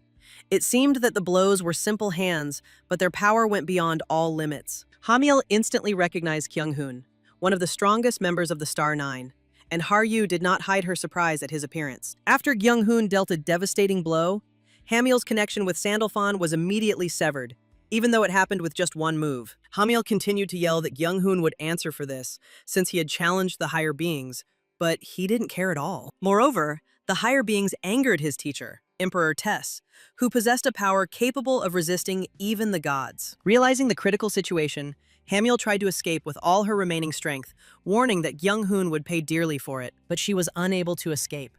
Kyung-hoon declared that he was not going to let her go and prepared to deliver the final blow. Having gathered all his power into his fist, he used the power capture technique, leaving no trace on Hamiel's body, destroying her completely. Meanwhile, Jin-hyuk bound Donus' soul to learn about Kane's plans and the actions of his allies on the upper floors of the tower. However, Donus stubbornly refused to disclose the information, only warning that one of the angels had descended to the 100th floor with the intention of killing them. In response, Jin-hyuk absorbed his hand, grinning, and stated that if that were true, he would no longer be standing in front of him. He reported that an angel named Hamiel had already lost to Kyung-hoon and was now moving towards them, completely changing the balance of power. The young man noted that he knew Kyung-hoon well and was confident that he would not betray him. But suddenly, Kyung-hoon appeared behind him with unfriendly intentions. Out of the blue, Kyung-hoon attacked Jin-hyuk.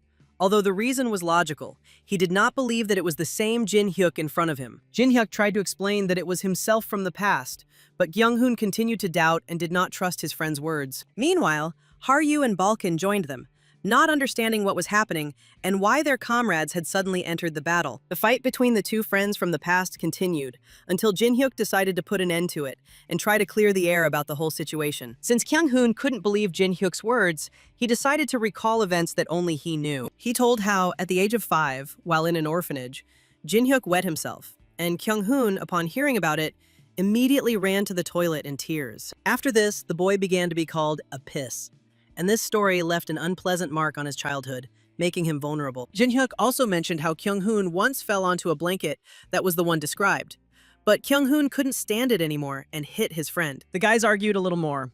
Kyung-hoon was angry at Jin-hyuk for not asking him for help immediately after his reincarnation. Yet, despite his anger, Kyung-hoon remained a loyal comrade with whom Jin-hyuk went through many battles and trials. Meanwhile, Kane gathered representatives of all races, professionals in the destruction of extra weeds, with the exception of Hamiel.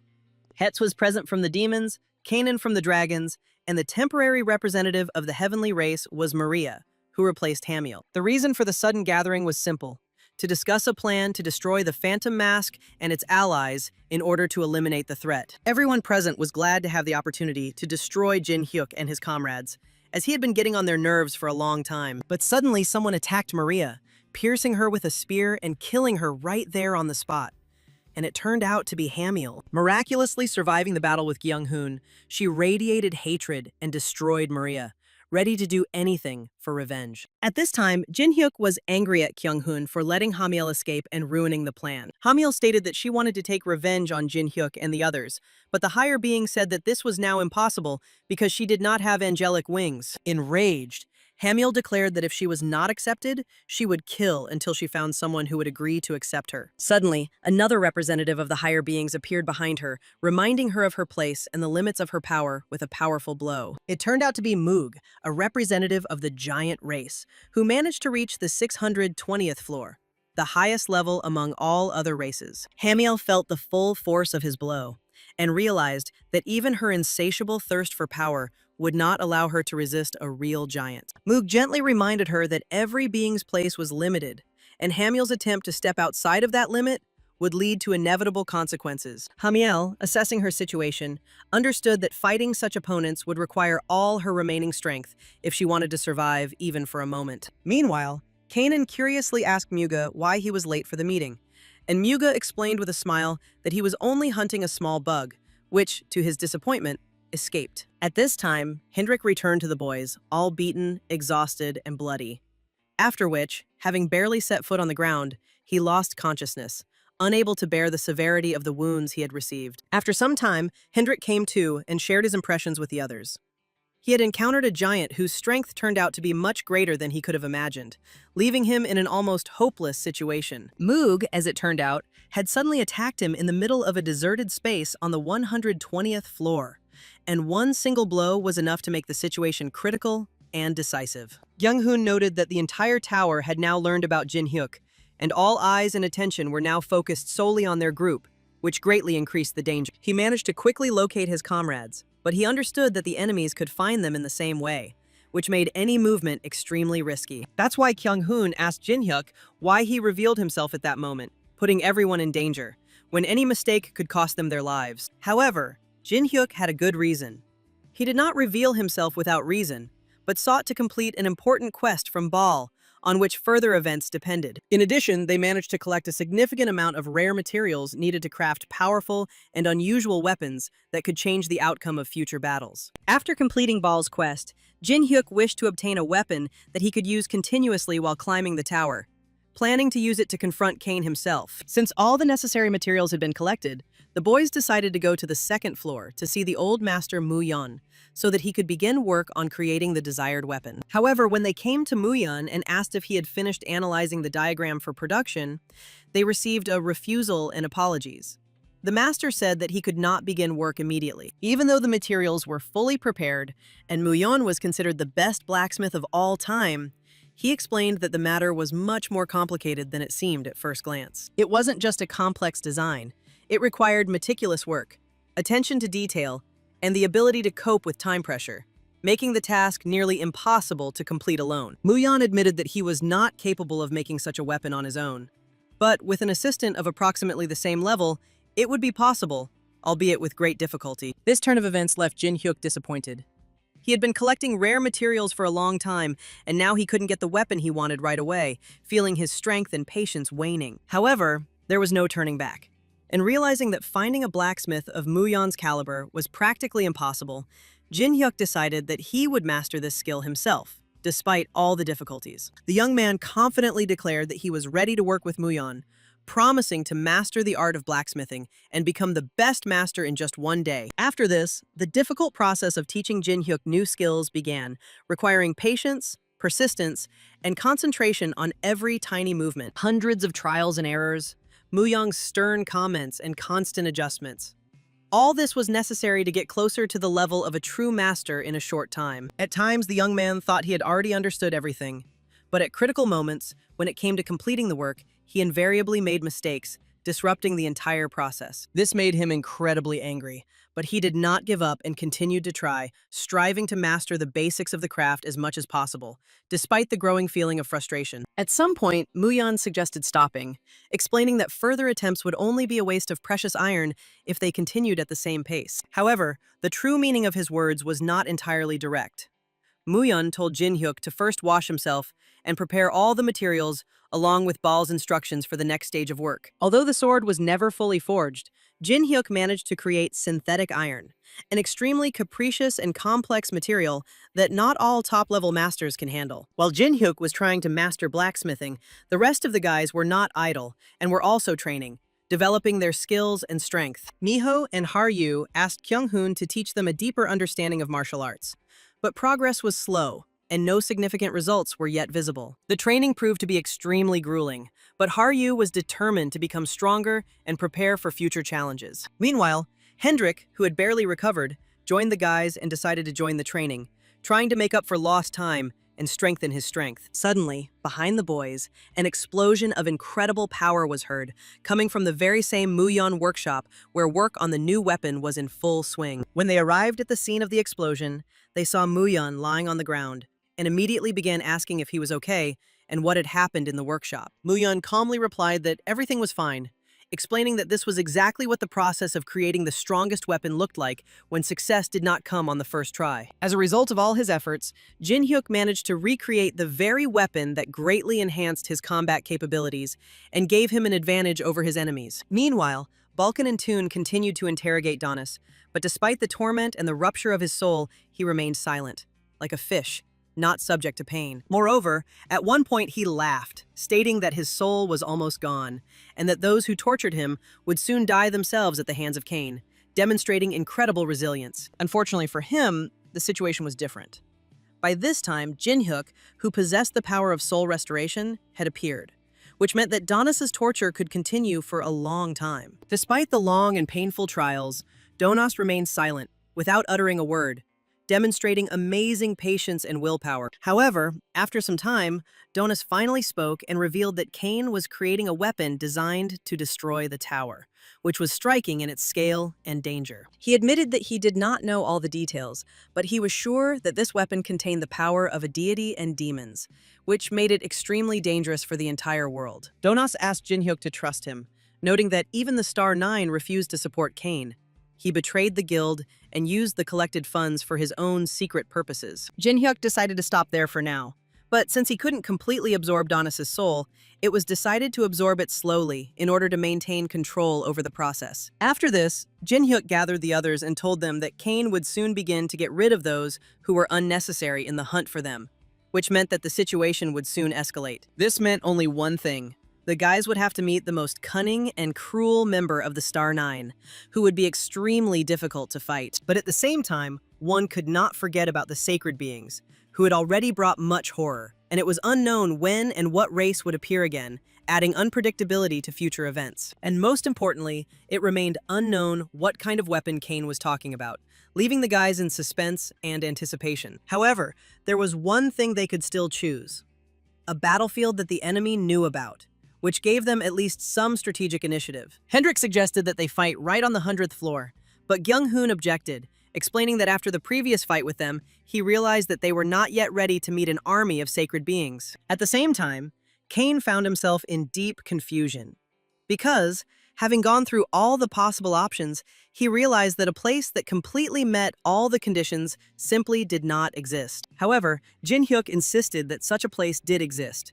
It was located at a moderate altitude, and oddly enough, their allies lived there, and this place was also well known to Hendrik. 2 weeks later, the guys found themselves on the 191st floor of the great city, amazed by the size and grandeur of the buildings around them. Disguised, they managed to sneak into the city, bypassing security and numerous checks, only to find the hideout where Uriel and the others were hiding. Having moved to a more secluded and quiet place, the guys discussed their next plan of action, and Jinhyuk urged everyone to be extremely careful, as the Muke tribe had probably set traps and were carefully hidden. And suddenly, completely unexpectedly, Uriel managed to find the guys much earlier than they managed to find her themselves. Without really explaining anything, she grabbed Jinhyuk and asked the others to hold on tight, and then instantly transported them to a completely different place. After this, the guys found themselves high above the ground, almost above the clouds.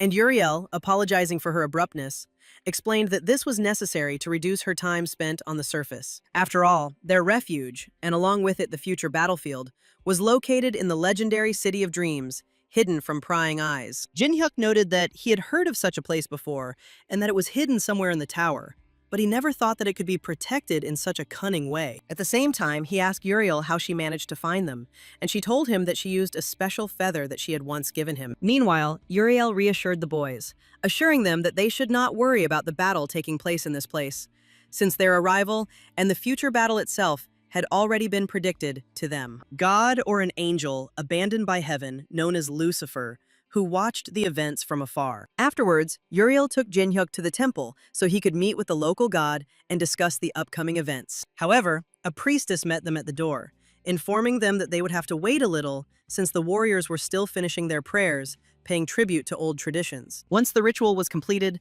and the warriors left the hall, Jinhyuk was finally able to enter, feeling both awe and tension. However, not everyone present felt joy at the sight of Jinhyuk, and some secretly harbored hatred towards him, trying to hide their true feelings. Only Jinhyuk could enter Lucifer's office, so their conversation had to be held privately, without any outside witnesses. Later, Jinhyuk invited Baal and Kumiho to a conversation, asking them why they were helping him in the upcoming battle with the sacred creatures, and why they had saved him earlier. Lucifer promised to explain everything himself, and began to tell the story of how, before the beginning of the tower's history, there was an eternal battle that left an indelible mark on the world. The immortal beings fought endlessly to maintain their power, defending it at any cost.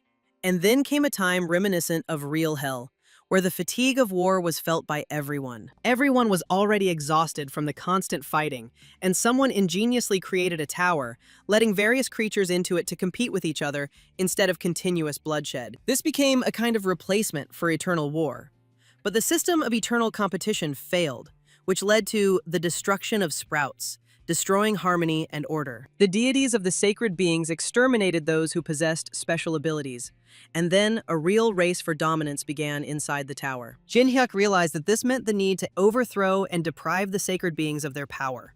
That is, to directly confront their powers and influence. After which, Lucifer made a prophecy to the young man that he was destined to do this for their sake and for the entire future fate of the world. However, Jin-hyuk only laughed, asking Lucifer if he seriously thought he would fight for anyone other than his own revenge. Of course, the young man had no intention of giving up his own path of revenge, but nevertheless, he did not want to become a pawn in the hands of Lucifer and the others. To this, Lucifer smiled and said that his words were sufficient, and now the prediction would definitely come true, no matter how rebellious Jin-hyuk was. After the conversation, Jin-hyuk turned around and left, leaving Lucifer the right to think as he wanted, but making it clear that no one should interfere with his plans. The young man was unhappy with the current situation and decided to talk about his experiences with Uriel in order to find support and understanding. However, the oddities didn't end there. After leaving the temple, Jin-hyuk saw a sacred warrior named Benil trying to start a fight with the boys, clearly in a hostile mood. Uriel also could not understand the reasons for such behavior, and Benil explained it as revenge and war, claiming that these matters could not be trusted to anyone. Naturally, Jin-hyuk didn't like his words, and he decided to teach the impudent man a lesson by showing strength and determination. Moreover, after meeting Lucifer, Jin-hyuk's mood was extremely bad, and it could be said that Benil got into trouble at the most inopportune moment. The boys were already prepared for a serious fight to find out who was right, when the temple priestess suddenly intervened, ordering an immediate end to the clash. Just one swing of her staff was enough to make the boys lose the ability to move and were forced to drop their weapons. She then told them to think carefully about their decisions and keep their true purpose in mind, instructing Uriel to escort the guests to their overnight accommodations. Before leaving, Jin-hyuk couldn't help but make a caustic remark to Benil, noting that he was extremely lucky to have escaped serious consequences. This made Benil even more angry, and he promised himself that he would do everything to drive Jin-hyuk out of heaven and avenge the insult. In a conversation with Jin-hyuk, Balkan noted that the local heavenly warriors were quite strong, which was not surprising since they had spoken out against the atrocities of the heavenly race and were exiled for it. At the same time, Jin-hyuk was irritated that Benil, for some reason, decided to conduct training for his warriors right under his windows, disturbing his peace and concentration. Furthermore, Benil continued to show disrespect for humans, claiming that Lucifer's swordsmen were superior to ordinary humans in every way. Balkan noted that Benil could indeed become a serious problem, as if he pointed his sword at Jin-hyuk, it would threaten to hinder the future war. Jin-hyuk took Balkan's words too seriously and decided it was time to personally settle the conflict with Benil using force and fists. Benil laughed at Jin-hyuk's determination and said that if he hit him right now, he would become the enemy of the entire heavenly army. However, the young man was in no hurry to engage in a normal fight, but activated Demon Attack, which stunned and frightened all the warriors present. At this point, Jin-hyuk asked Benil if the ability to use the power of a demon and a deity reminded him of someone, subtly pointing to Lucifer. Out of fear, the warriors immediately rushed to bow to Jin-hyuk, mistaking him for Lucifer himself, and for a moment froze in trembling awe. Deciding that he was an apostle of Lucifer, the warriors immediately knelt down and began to obey his orders without question, completely ignoring Benil's presence. Jin-hyuk, wanting to slightly mock them, ordered Benil to personally bring him water, as if testing his patience and obedience. This unexpected order brought joy to the warriors, who decided that the apostle of Lucifer had just chosen their commander as his loyal subject. Benil, despite his inner anger at Jin-hyuk, still obeyed and carried out the order without a single word of protest. The guys spent almost a week in the city of their dreams, devoting time to training together and trying to get stronger, making the most of every moment. During this time, they managed to establish friendly ties with each other, and Haryu noted that with each training session, she felt her strength increase, recalling the times when she was just beginning to conquer the tower. At the same time, she was troubled by the feeling of impending danger and the restless days filled with the anticipation of an important battle. As soon as Haryu expressed her concerns, everything around her changed, and something destructive pierced the tower's barrier. The unexpected began. The enemies, having unexpectedly discovered the boys' location ahead of time, suddenly attacked them with inexorable determination. As a result, the floating islands began to fall to the ground, as the city could only remain aloft thanks to the power of the great priestess, who was currently in the temple with the warriors. It was there that the collapse began, and the fall of the islands meant only one thing: The priestess died. She tried with all her might to stop the islands from falling and somehow save the rest, but her efforts were in vain. The priestess noted that, unlike them and him, they valued life. But Cain considered it an insult to attack his god and decided to destroy her right there on the spot. But he was unable to accomplish this. Jin-hyuk intervened in time and managed to protect the priestess from certain death. Jin-hyuk then ordered Benyel to take care of the priestess, leaving him alone with Kaine. Cain was amazed by the truth of what was happening and the fact that Jin-hyuk had actually managed to resurrect himself. But his desire to kill the enemy did not weaken. Before the great battle began, Jin-hyuk wanted to know from Kain if he ever regretted killing him. With a slight smile, Cain replied that no, because he had already received his divine punishment, and the only thing he regretted was that he couldn't completely get rid of Jin-hyuk. This answer suited Jin-hyuk, because now it would be much easier for him to destroy the enemy. After this, the very battle began, which can rightly be called decisive. The outcome of the battle was to determine the fate of the entire world and the continued existence of the tower. Before heading into battle, Uriel laid out the plan. The boys had two main tasks: destroy the pillars in each zone so the city could avoid disaster, and, of course, destroy everyone who guards these very pillars, leaving the enemies no chance. Each chose a worthy opponent. Hendrik decided to fight the representative of the dragons, Kainen. Uriel went against Hamiel, intending to test her skills and strength.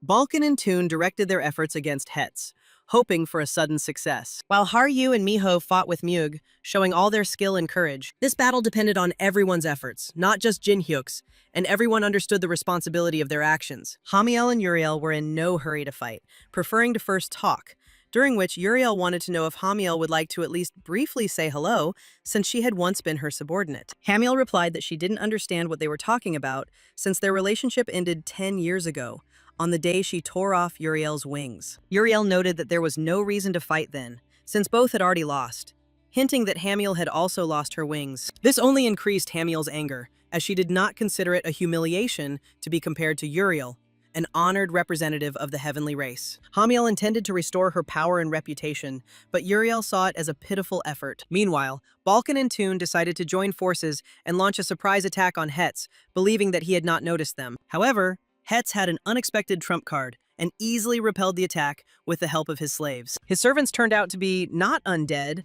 but real people dependent on demonic energy. There were a great many such dependent creatures, and this gave Hetz an unrivaled advantage. For Balkan and Toon, summoners by nature, this did not come as a surprise, and did not stop them from continuing the fight. While the rest of the battle was proceeding relatively evenly, Hendrik was already seriously wounded. Meanwhile, Kainen showed interest in Hendrik, asking questions about his hatred of dragons, such powerful and attractive creatures. Hendrik was filled with rage, heightened by the knowledge that Kainen was far stronger than him. Kainen continued to question Hendrik about his personality, his quick temper, his preference for a sword, and his black hair, as if analyzing every aspect of his being. He explained that the hair and the color of the dragon's scales indicate magical abilities. Red ones are fiery, and he saw black for the first time. Kainen decided that Hendrik was just another creature that needed to be gotten rid of. These words made Hendrik think about the nature of his power and the light he saw before his death. Using the Black Dragon Strike technique, Hendrik instantly cut off Kainen's arm, causing him to be genuinely surprised. The light that saved Hendrik came from Baal, and it was thanks to him that he became a black dragon, endowed with demonic energy. After this, the tide of the battle changed, and Hendrik began to look like a true representative of the dragon race. Kainen tried to use fire magic to keep Hendrik at bay, but it was no use. With this in mind, Kainen decided to use all his power, creating a real fire tornado, capable of destroying everything in its path. Kainen was sure that this would be enough to destroy Hendrik and turn him into ashes. But suddenly the dark silhouette of a dragon appeared from the flames. Hendrik, using all his demonic energy, attacked Kainen with a furious demon breath that filled the air with heat and terror. At that moment, Cain felt the mana suddenly disappear, leaving an emptiness inside. But he continued to cling to hope and refused to admit defeat. He had no time to think because his opponent remained Jin-hyuk, collected, purposeful, and ready for any maneuver. Cain's plan seemed to have failed because he didn't expect the meeting with Jin-hyuk to be so difficult and unpredictable. He was puzzled by what was happening. How could Kainen, who had reached the 600th floor, lose to some dragon?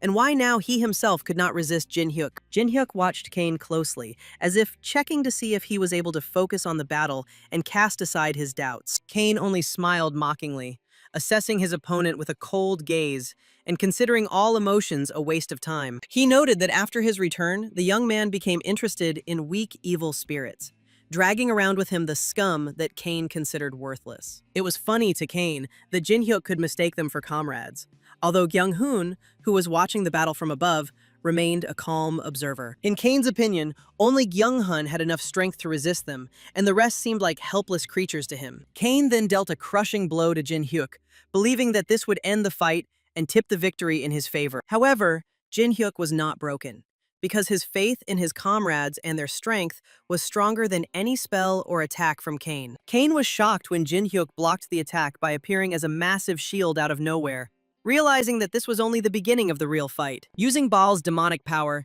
Jin Hyuk instantly charged at Kane, showing that his comrades were not scum or objects of ridicule. He demonstrated that they were united by a strong friendship and a willingness to support each other, never abandoning each other in difficult times. Their coordinated actions and trust in each other make their strength many times greater than that of individuals like Kane. After all, it doesn't matter how strong you are if there is no one you can completely rely on and share responsibility with. So Kane lost not only because of his choice of plan or opponent, but also because of his misunderstanding of the importance of true comrades. Jin Hyuk's victory in this battle became the key that opened new horizons and possibilities for the entire tower, changing the rules of the game. Just one powerful blow from Jin Hyuk was enough for Kane to understand that the battle would be difficult and dangerous. But Jin Hyuk wasn't going to stop at one blow. He bound Kane with demonic chains and threw him from side to side, destroying everything around him. Kane thought about Jin Hyuk's words about true friendship, remembering his own mistakes and past experiences. The memories took him to the 120th floor, when he and Carmen, still weak, encountered the Lizard Man, and his sister was seriously injured. Then the monster attacked suddenly, and those whom Kane considered his comrades abandoned them to certain death, betraying their trust and hope. Even on the ground and in the tower, no one helped them, forcing them to cope with dangers on their own, forming a strict rule in Kane: the strong defeats the weak. He realized that he was too weak to stand up to the strong, and that this was not only about magic and physical strength, but also about inner fortitude. That day, he first met Jin Hyuk, who seemed incredibly strong, arousing both respect and bewilderment. After this meeting, Kane began to doubt his rule, watching Jin Hyuk risk his life for others without considering it his duty. But he didn't understand why Jin Hyuk decided to help, why he showed courage and determination at that particular moment. Kane felt that behind this, there was a complex game, a tangled fate that was testing his strength and intelligence. Over time, Kane received a mission from God to kill Jin Hyuk, believing it to be a chance to gain power and get closer to heaven. He saw Jin Hyuk as nothing but a threat, not recognizing him as a comrade or a worthy person, and sought to remove the obstacle at any cost. The moment came when Jin Hyuk almost finished off Kaine, preparing to deliver the fatal blow. But the heavens gave Kaine a second chance. The Master of Heaven bestowed divine power upon him, showing him that it was too early to give up and opening up new possibilities for him. Along with this gift came a strange glitch in the system, allowing Kane to reverse the punishment that was suppressing his true power. At this time, the battle between Hetz, Balkan, and Toon continued, with each delivering unexpected and deadly blows, changing the course of events. Hetz proved stronger than Balkan and delivered a sudden blow that was almost fatal, demonstrating his unwavering power. As Hetz prepared to finish off Balkan, his body was suddenly sucked into the pillar, as if the earth itself had intervened in the fight. In addition to Hetz, the pillar also absorbed Kainen, which was in line with Kane's plan to use his allies as a power source. Kane's absorption filled the pillar with unimaginable energy, which rushed towards Jin Hyuk's battlefield, creating a deadly threat. Kane had thought through every step. The pillars were part of a plan to accumulate enough power to abolish the punishment system. For Jin Hyuk, this meant only one thing: inevitable death. Because no one foresaw such a turn of events, the consequences of Kane's attack were catastrophic. Hundreds of casualties and the destruction of Dream City were clear evidence of his power. Jin Hyuk was shocked, but he was not going to give up and persistently looked for a way to defeat Kaine. The task was incredibly difficult, as Kane could cut any opponent to pieces in an instant. However, Jin Hyuk did not want to lose and did not want anyone else to die, continuing the battle with unwavering determination. His faith in his comrades and his desire to protect the innocent gave him the strength to go on to the end, despite insurmountable obstacles. Every maneuver and blow he made was dictated not only by skill, but also by a deep devotion to the ideals of friendship and protection. Jin-hyuk knew that defeat was not an option, and continued to fight with full dedication, resisting Kaine's overwhelming power. Benil tirelessly instructed the Heavenly Warriors, urging them not to retreat at any cost, as the slightest step back would mean losing this battle and the complete loss of everything they had achieved. At the same time, Haryu was calling for the exact opposite action, insistently advising them to immediately move away and save themselves before it was too late. Their proximity to the battlefield made Jin-hyuk and Kain extremely vulnerable, and the danger around them only increased with each passing moment. Meanwhile, an even more terrifying event occurred. Moog, having touched the pillar that had previously absorbed Hetz, managed to remove the punishment imposed on himself, as if reviving long-forgotten powers. No one could predict what would happen next, because right now, two terribly powerful creatures that had reached the level of 600 floors and above were descending on them.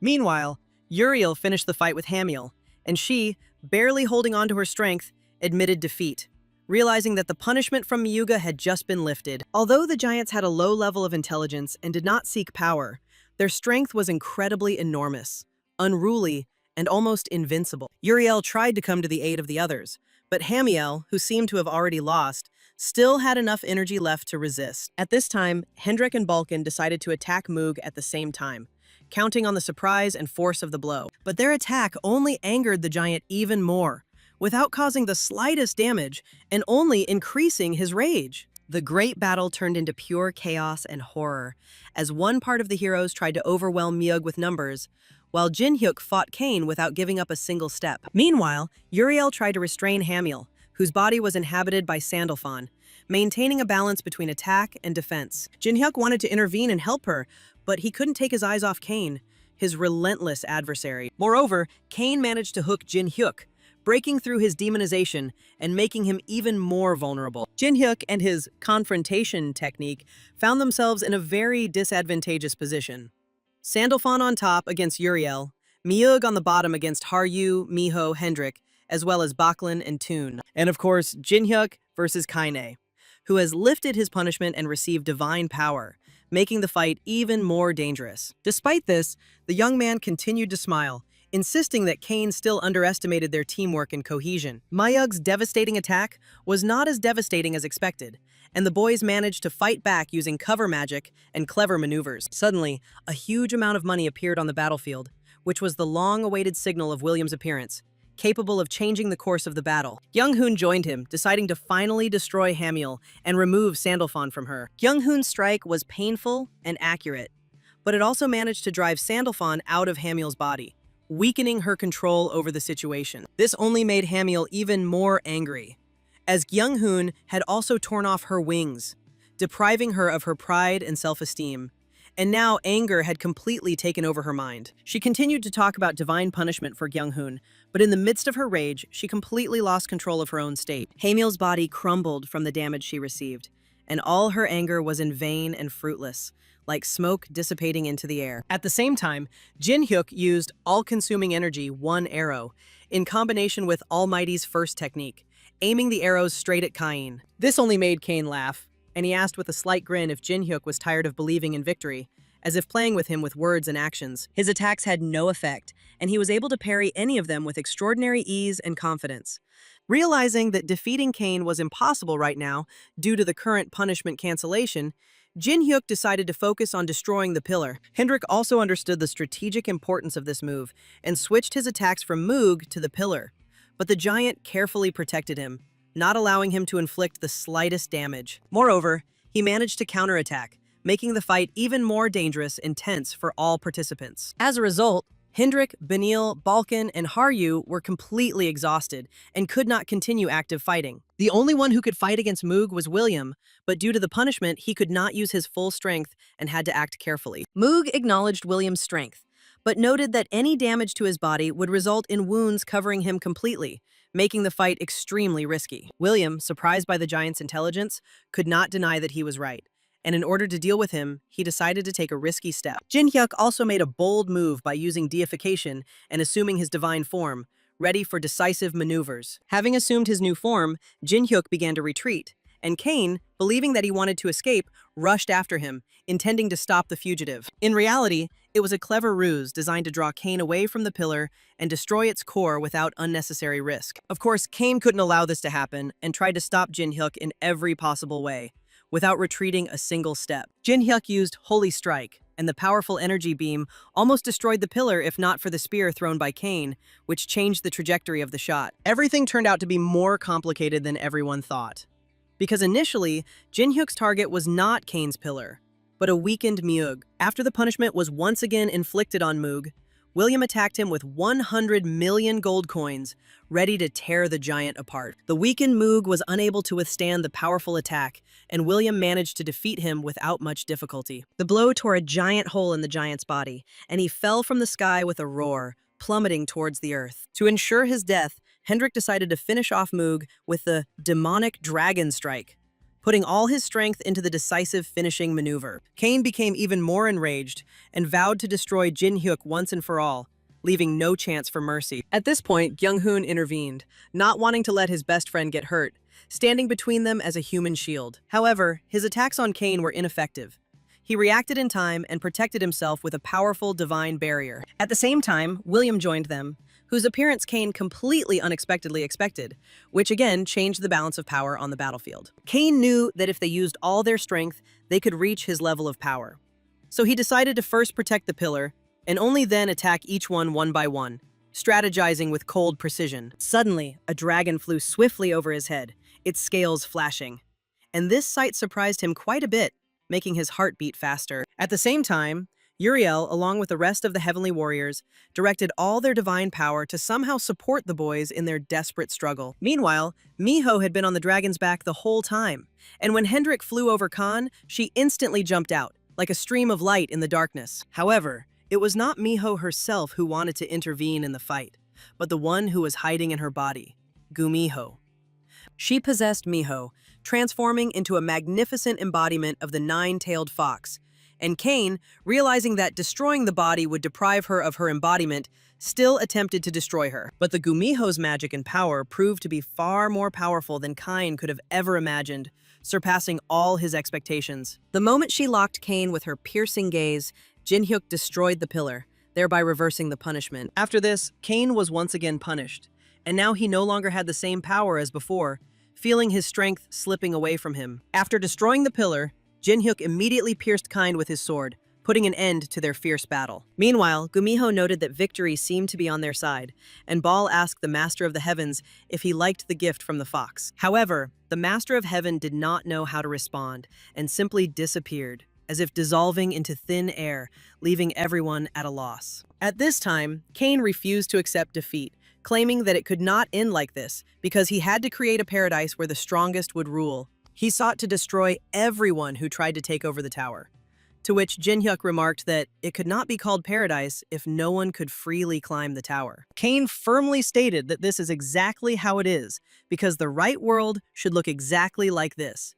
Everyone understands their place and obeys. Such is the immutable will. But Jin-hyuk did not share his views and declared that it was time to pay for all his sins, adding a request to say hello to Carmen. Even then, Cain stubbornly refused to believe what was happening, turning to the Master of the Skies with a plea for help. Suddenly, a strange slit appeared in the sky, from which two huge hands slowly emerged, as if trying to break through an invisible barrier. This marked the appearance of the Master of the Heavens himself, Yahweh, a mighty god whose power surpassed all others. He was planning a crushing blow, and, realizing the danger, Gumiho ordered everyone to immediately run wherever their eyes looked. Yahweh then launched an attack so powerful that it pierced not only the city of dreams, but also the great city below, leaving chaos and destruction in its wake. It was a real horror, the embodiment of hell on earth, where every moment brought fear and despair. His blow was aimed straight at Jin-hyuk, and the chances of surviving such a defeat were close to zero. Cain laughingly claimed that Jin-hyuk got what he deserved for disrespecting the real god, when suddenly, Yahweh instantly killed him too. He noted that appearing here required colossal sacred energy, and the price for this was much higher than a mere whim. At that moment, Cain realized that he had been nothing but a pathetic puppet of Yahweh all along, but it was too late to make amends. After taking Cain's body, Yahweh was able to move freely. His rank became transcendental, and his divine power exceeded 1,000, causing awe in everyone present. Meanwhile, Jin-hyuk miraculously survived and reappeared on the battlefield like a shadow, unbroken by horror. He asked Yahweh directly if it was he who had caused all the chaos, and Yahweh confirmed it, explaining that he was removing all the unnecessary ones, like Jin-hyuk, in order to create his own paradise. Jin-hyuk noted that in that case, it would be enough to simply kill him, and demanded fair retribution for killing Kaine without his permission. Yahweh smiled, noting that the young man was indeed funny, and it was no wonder that Baal, who was watching what was happening, was interested in him. Meanwhile, Baal turned to Yahweh and asked if he thought the other gods would turn a blind eye to the breaking of the rules and interference in the affairs of the tower. Yuwak replied that no one would dare to oppose him, and after he incinerated the entire 191st floor and killed Jin-hyuk in front of everyone, no one would doubt his strength. Yuwak attacked Jin-hyuk, and he would have died instantly if Beniel had not saved him in time and carried him to a safe place. At the same time, Yuhava was attacked by Gumiho and Gyung-hoon, but even their combined efforts he considered only a slight threat. Beniel, although he saved Jin-hyuk, suffered at the cost of his own health, leaving his legs crippled in the rescue process. Jin-hyuk asked why Beniel did this, since he wasn't even an apostle. Beniel replied that he knew his position, but if Lucifer had predicted that he would lift the curse from the fallen deity and blessed him to do so, he was willing to follow the prediction. The others were also ready to follow Jin-hyuk, just to put an end to this nightmare. But there was almost no opportunity for this. The fallen holy warriors were willing to give their souls to Jin-hyuk to help in the battle, but he could not take such a step. Beniel almost begged him to take their souls, claiming that only Jin-hyuk could defeat Yuhak and no one else. Jin-hyuk finally took the risky step of absorbing the souls, preparing to take revenge on Yahweh for everything. Meanwhile, Gyung-hoon and Gumiho continued to desperately fight against Yahweh, using all their strength and not thinking about underestimating the god. But their attacks had no effect on Yahweh, and his anger only grew as he grabbed them in his grasp. Yahweh, filled with rage, decided to destroy them and destroy the lower floors of the towers so that no one could climb them again. This way, no one will dare to oppose him, and he will be able to create his own paradise according to his own rules. Suddenly, the unexpected happened. Someone of incredible strength managed to cut off both of Yahweh's hands. This hero turned out to be Jin-hyuk, who gained powerful strength after absorbing the souls of the holy warriors, turning the tide of the battle. Unlike the others, Jin-hyuk was able to cut off Yuhavak's hands, which significantly increased his chances of winning and gave him hope. Yahweh merely laughed, declaring that he would never allow the servant of the pathetic Lucifer to defeat him. He continued to strike blow after blow, but Jin-hyuk dodged each attack with grace and ease, demonstrating his new strength. But soon, serious problems began to appear. The body could not withstand such colossal force, and gradually began to crumble from the inside, like the broken wing of a mighty bird. Jin-hyuk realized that the moment had come to use demonic power, which shocked everyone even more, since such a decision was considered almost suicidal and incredibly risky. However, for Jin-hyuk, the situation looked different. He had already felt the vulnerability of his body while absorbing souls, and he understood that there was almost no alternative. At this critical moment, Lucifer spoke to him, gently urging him to calm down, hinting that the young man himself had most likely already seen the key to solving the problem. When Lucifer spoke of the key to victory, he meant converting some of the excess divine energy into demonic power, which would allow him to balance the enemy's onslaught and neutralize his attacks. Thus, Jin-hyuk gained a new appearance, half demonic, half angelic, gaining powers that were previously only wielded by legendary beings like Lucifer. Seeing this transformed appearance, Yahweh became even more enraged, and his anger reached such a force that he used all his power at once. But no matter how much Yuva'at tried, all his efforts were useless, because now Jin-hyuk possessed the power to easily repel his destructive attacks. Moreover, Jin-hyuk could not only repel powerful attacks, but also respond with incredible force, as if the very balance of the universe was in his hands. It was like a battle between two gods, equal in power, who could not determine which of them was truly stronger. As if fate itself was watching their confrontation. At the same time, the friends watching the fight could only hope and believe that Jin-hyuk would be able to cope with the incredible opponent and achieve victory. Despite the incredible pain and exhaustion, his body could barely withstand this force. But the young man continued to fight with all his might, not allowing fear to take hold of him, and his efforts were not in vain.